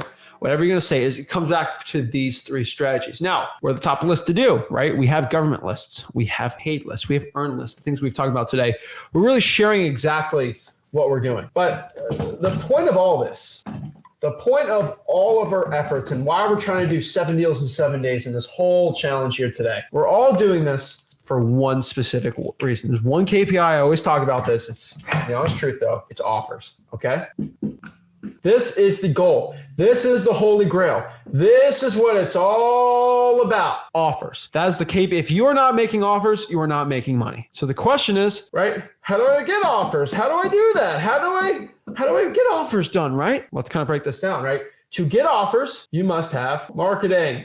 Right? Without marketing, there are no offers to be done. You get offers, you get contracts, then you'll get a contract, and then basically you'll get your money when you get the contract sold, right? And so, of course, everyone wants the money, but you got to understand that if you have really bad marketing, you're not going to get any offers. And this is the main part that we need to be looking at today. And so in wholesaling real estate in 2024, it's all about offers. And the only way to produce a ton of offers is produce a ton of marketing. So more marketing, more money. That is what we're talking about today. That is the point here. The more marketing we do is the more money we're going to make in wholesaling real estate.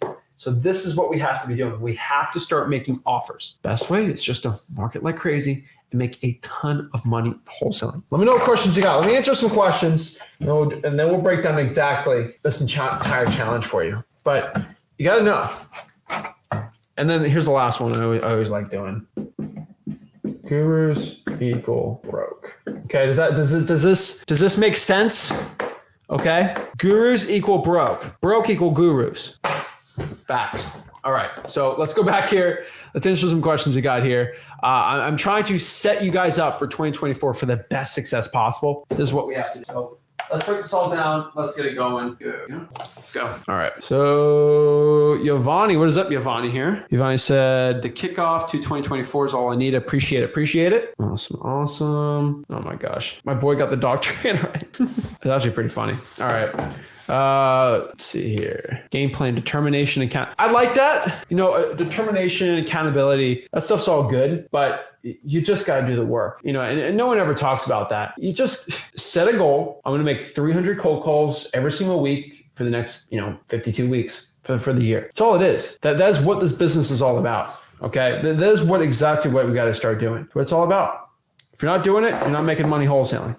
That's the key here. Let's see here. Awesome. Let's see here. Love all these questions though. Love all the networking too. Let's see. All right. So let's see here. Where are we at? A lot of zip codes. Holy moly. There's a lot of people on. I like it. Let's see here. Got here. What's up? I see. This is a weird one. It's hard finding deals. There's a lot of competition. I truly believe that's a mindset issue you do have. If you truly do believe right now, okay, that is the competition's that's an excuse. And what was I about yesterday about excuses? Excuses are the mental fabrication in your mind of why you can't reach your goal.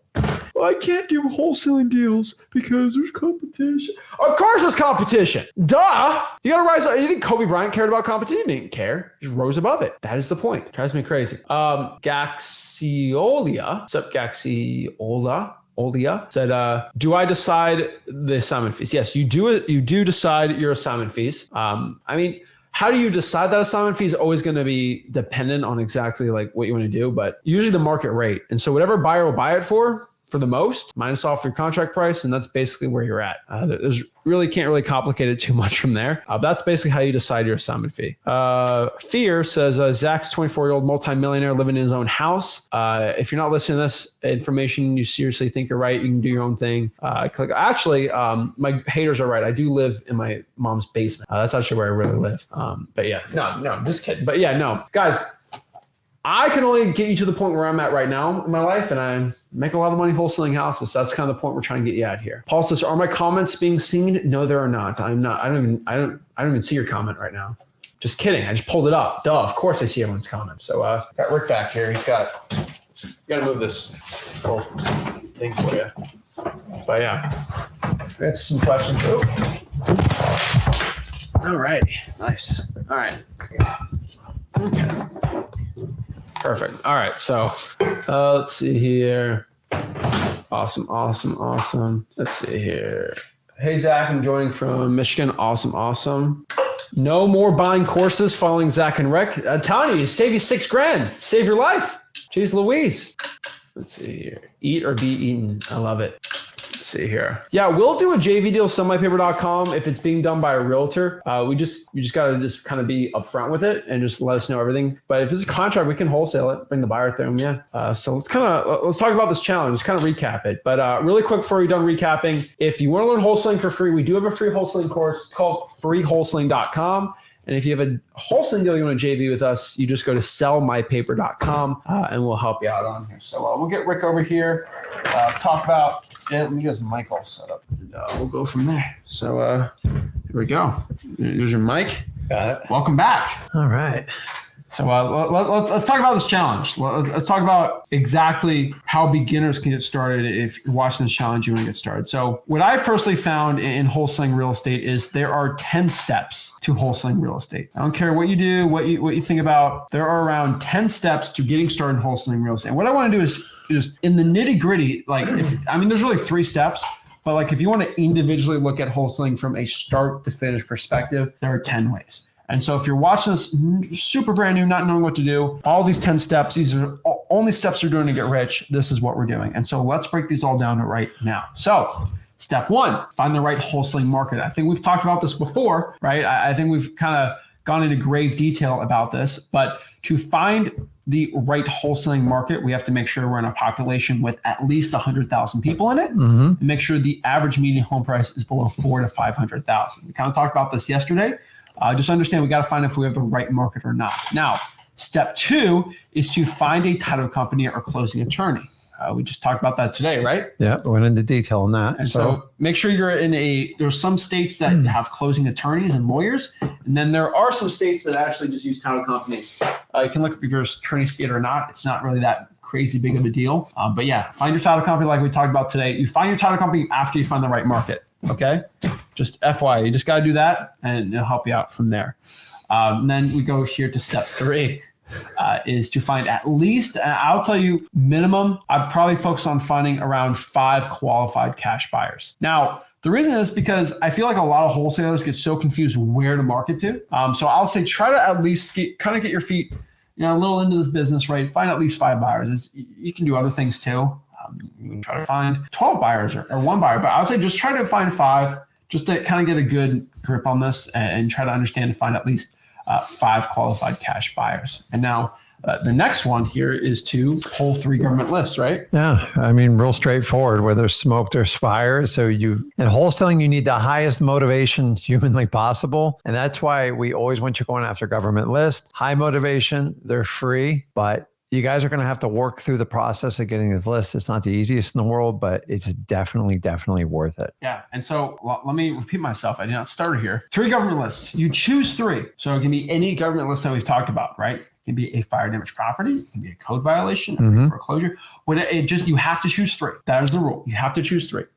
Drawing for dollars count? No, it's on a government list. Choose 3 government lists. Simple and easy. I will if you can reverse draw for dollars and replace 1, but pull 3 government lists all for the past month. And step 5, we are going to pull 100 drawing for dollars leads a week. Whoa, a little scary, right? And so if you're in person, you can do 2. If you're going to drive for dollars, even crazier. But it depends if you're virtual or not. Or if you're doing virtual, do 4 government lists. But step 4, pull 3 government lists. Step 5, we're going to pull 100 drawing for dollars leads a week. And I repeat myself, I'm not stuttering here. It's a little scary, but hey, we want to get successful, right? Yep. Step 6, we're going to skip trace all 1,000 records. Simple, easy, right? Pulling those 3 government lists plus those 100 should be around 1,000 records. Now, we kind of talked about before. You can do on cyberbackgroundchecks.com like we talked about yesterday, or truepeoplesearch.com. DMZach.com is going to be way easier for 1,000, like quick, easy, simple, and snap of a finger. But you can do whatever you want. I would also reverse drive for dollars, but you don't have to. I mean, we'll talk about it a little later here. But you can skip trace all 1,000 records. Now, step 7, we start calling. We do the action. We do the work to get successful. We're going to call and text all 1,000 records. Did I say some records? No, all. We're going to call and text all 1,000. It's not complicated. Is this complicated to you? No, this is the action step, guys. This is like, if you don't do this part, nothing else you're going to do at work. So this is where a lot of you freak out. Just do it. I've already told you, me and Zach prepared you. The anxiety is so much worse than the actual calls and the contacts. They're just people just like you and me. You're going through a process. Just don't let your feelings get hurt. because the only person that can hurt your feelings is yourself. So if you let them, it's just how you interpret the data. Make the calls. You're going to get more no's than yes. Prepare for it and have fun with it. For God's sakes, it's not that bad. You guys make it so much worse than it actually is. You guys do. So 1,000 texts and calls. Guys, you can use Google Voice. You can use your cell phone to the text. It's not 1,000 is going to be 10 days of free texting if you do it the right way. Google Voice and your personal cell. Simple. We teach at freewholesaling.com how to do this, right? Start calling and texting those 1,000 records. If you want to really know where exactly the script is, go to freewholesaling.com. It's right there. Number 8. We find these motivated sellers, write up a contract. Now you might be like, wait, how do I get a contract? How do I fill out a contract? Well, guess what you did yesterday? We literally made it part of this challenge, dude. So you don't have any excuses. Stop with the excuses. Stop with the games. What are you stopping yourself for? You're literally keeping yourself in this perpetual cycle of being broke. You have to break the change right now and make a change. If you don't change, nothing changes. This is what you have to ask yourself right now so you actually make this change right now. Go out here and do it. Right? Find the sellers. Go after it, talk to them. Find the sellers and then lock up the deal. Step 9, pretty simple, right? Yeah, just sell your deals to cash buyers. Just make sure they're qualified. And the word cash buyers is very loose out there. You actually have to vet them to find out if they're real cash buyers or they're wannabe pretend wholesalers trying to make money off your back. No problem with JV deals as long as people are transparent and upfront with it. Most wholesalers hide behind their cash buyers and just try to pick off because other people teach them. Just pick off other wholesalers to do the hard work and you just find a seller for it. That's kind of called being a realtor, but the best way to prevent these people from wasting your time is vet them. We went through thorough questions to ask people and it will shake every one of them out. Guys, if you skip this process, you're going to go all the way to the finish line and you're not going to get there because you need real cash buyers for these contracts and you need people that are qualified so you can move your deal so you can put cash in your bank account. Yep. And step 10, closing day. Get our money. Done. Get your money. Easy. So let's go over this one more time, right? Screenshot this if you want. It doesn't matter. But this is it. Find the right wholesaling market. Find the title company or closing attorney. Find 5 qualified cash buyers. So when you get the deal locked up, you have no excuses. Step 4, pull 3 government lists, at least 300 each, I would say. 300, 900 plus 100 trying for dollars leads, 1,000. Skip trace all 1,000 records. Start calling and texting all 1,000 records. Find this. There will be a motivate. There will be a deal there. Find the seller, lock up the deal, then sell that deal to a qualified cash buyer. Then closing day. What's a qualified buyer again?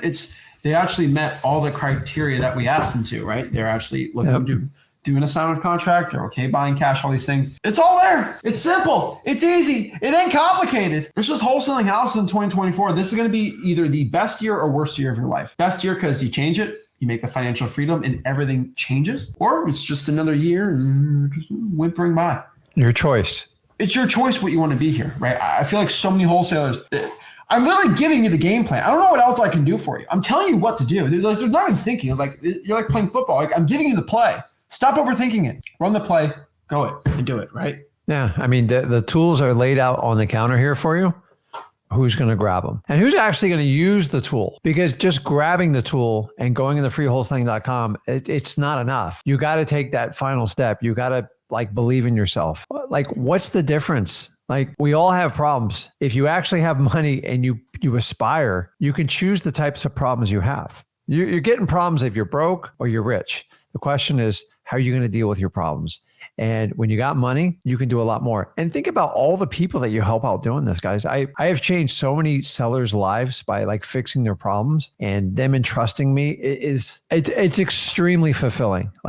I'm just telling you, wholesaling, the bigger the problem you solve, the more money you'll make. And once you get the skill set and you figure out this journey of wholesaling, it becomes a lot of fun. And in the beginning, it's a little rough. Why? Just because you're just completely uncomfortable. But if you want it, we could all be comfortable. You got to do the things that nobody else wants to do if you want a life that very few people will ever attain. The reality is most human beings are just complacent. They're lazy. They accept what's going on in life. And if you want to be the exception and not the rule, and you found wholesaling, but hopefully between me and Zach or whoever it is, I just believe in yourself and take action. It doesn't take much. I didn't know any more about wholesaling than anybody else watching this. The only difference is I just stuck it out and I kept going. And I'm here 21 years later. He's doing it. He's having a lot of fun. It's all in what you make it, guys. There's plenty of money to go out there and get it. I love love wholesaling because you're in control of your final destination. And remember, if time is important to you, and remember, time, in my opinion, is more valuable than money, wholesaling is the absolute perfect fit for you and your family. I agree. And so, guys, let us know in the comments. I want to know, the people watching this live are doing this. Are you ready to make a change today? I need you to say in the comments, I'm making a change. I'm going to get my first deal. I'm going to get my 100th deal, whatever deal you're going to get next. Write in the comments. Make it, put pen to paper, and actually make that decision right now. I'm going to make a change. I'm going to cold call and text 1,000 leads this month. Write it down. Write it right now in the comments. Let it stay here forever. And we'll put it on the screen and make it permanent, right? So we got Erica, MJ, Jessely. Let's get it. Yavani, Erica. This stuff's permanent too. This ain't going off the screen as the recording comes up. So let me get my first deal. I love it. Visionary, Laura, Diane. I love it. Erica, Maria, Dream Chaser, Jessely. We got here. Raven, awesome. Jabba, I like it. I'm going to make a change here, guys. We're seeing a difference being made here. We're seeing everyone going out here and making the change. Junior, Missy, everyone's out here doing it. They're going to do it. I'm going to make a change. This is permanent. This is staying here. Now, the question is, you're writing it now. You're going to make the change. Are you actually going to do it? Here's the problem. Biggest issue. You're excited here. You're watching this live event we're doing here. We're pumped up. What are you going to do when you get home tomorrow? Or on Monday, and now you're tired, and you're a little hungry. You don't want to do the work. Oh, what do you do? Like, what do you do? And here's the problem: motivation only gets you so far. When the motivation's gone, you need this one thing called discipline. That's the truth. I get anyone jacked up about wholesaling, but it's more about when you wholesale when you don't want to than doing it when you do. Right. It's like anything else in life. I mean, the days that either you want to eat right or work out and you don't feel like it, maybe you got a headache, maybe you got a little bit of a sore throat. I just skip today. I'll start next week. I'll start next month. I'll start in 2025. Guys, you're here. We're in a new year, 2024. It's up to you to make that leap of faith. And I'm more charged up about wholesaling than ever. I've been around this thing 21 years. I'm not going anywhere. He's obviously not going anywhere. The question is, where are you going? Either you come along with us for the ride, you got to put in the hard workload. This is a train where you just don't hop on and you ride it. You actually have to shovel coal and you got to dig hard and you got to feed that engine. You got to feed it leads. And more importantly, you're going to have to take the action to go out and meet with as many sellers as you possibly can, and motivated sellers, not people who just need to sell their house. Find problematic properties, find challenged, distressed homeowners, distressed properties, and for God's sakes, go help them out. And when you do that, when you help out enough people, money's not going to be an issue in your life anymore. Is it going to be hard work? Yeah, it's going to be brutal. I'm going to tell you right up front. And if you can't handle it, admit it now. Listen, everybody says they want it. Let's see, of all the people we put on the screen, who's actually going to do it. Everybody wants it. The question is, do you want to go through the journey to get there? If you do, it'll be the greatest ride of your life. If you don't, that's fine. Go back to doing what you're doing, but stop complaining about where you are in your life. Either make the change or move on with your life. I mean, just saying I want to do it, like saying it for 5 years, you're not going to get anywhere doing that. Just make a decision. By not making a decision, you've already made the decision. So we're not pitching you a course. I don't have a $5,000 product to offer you with you.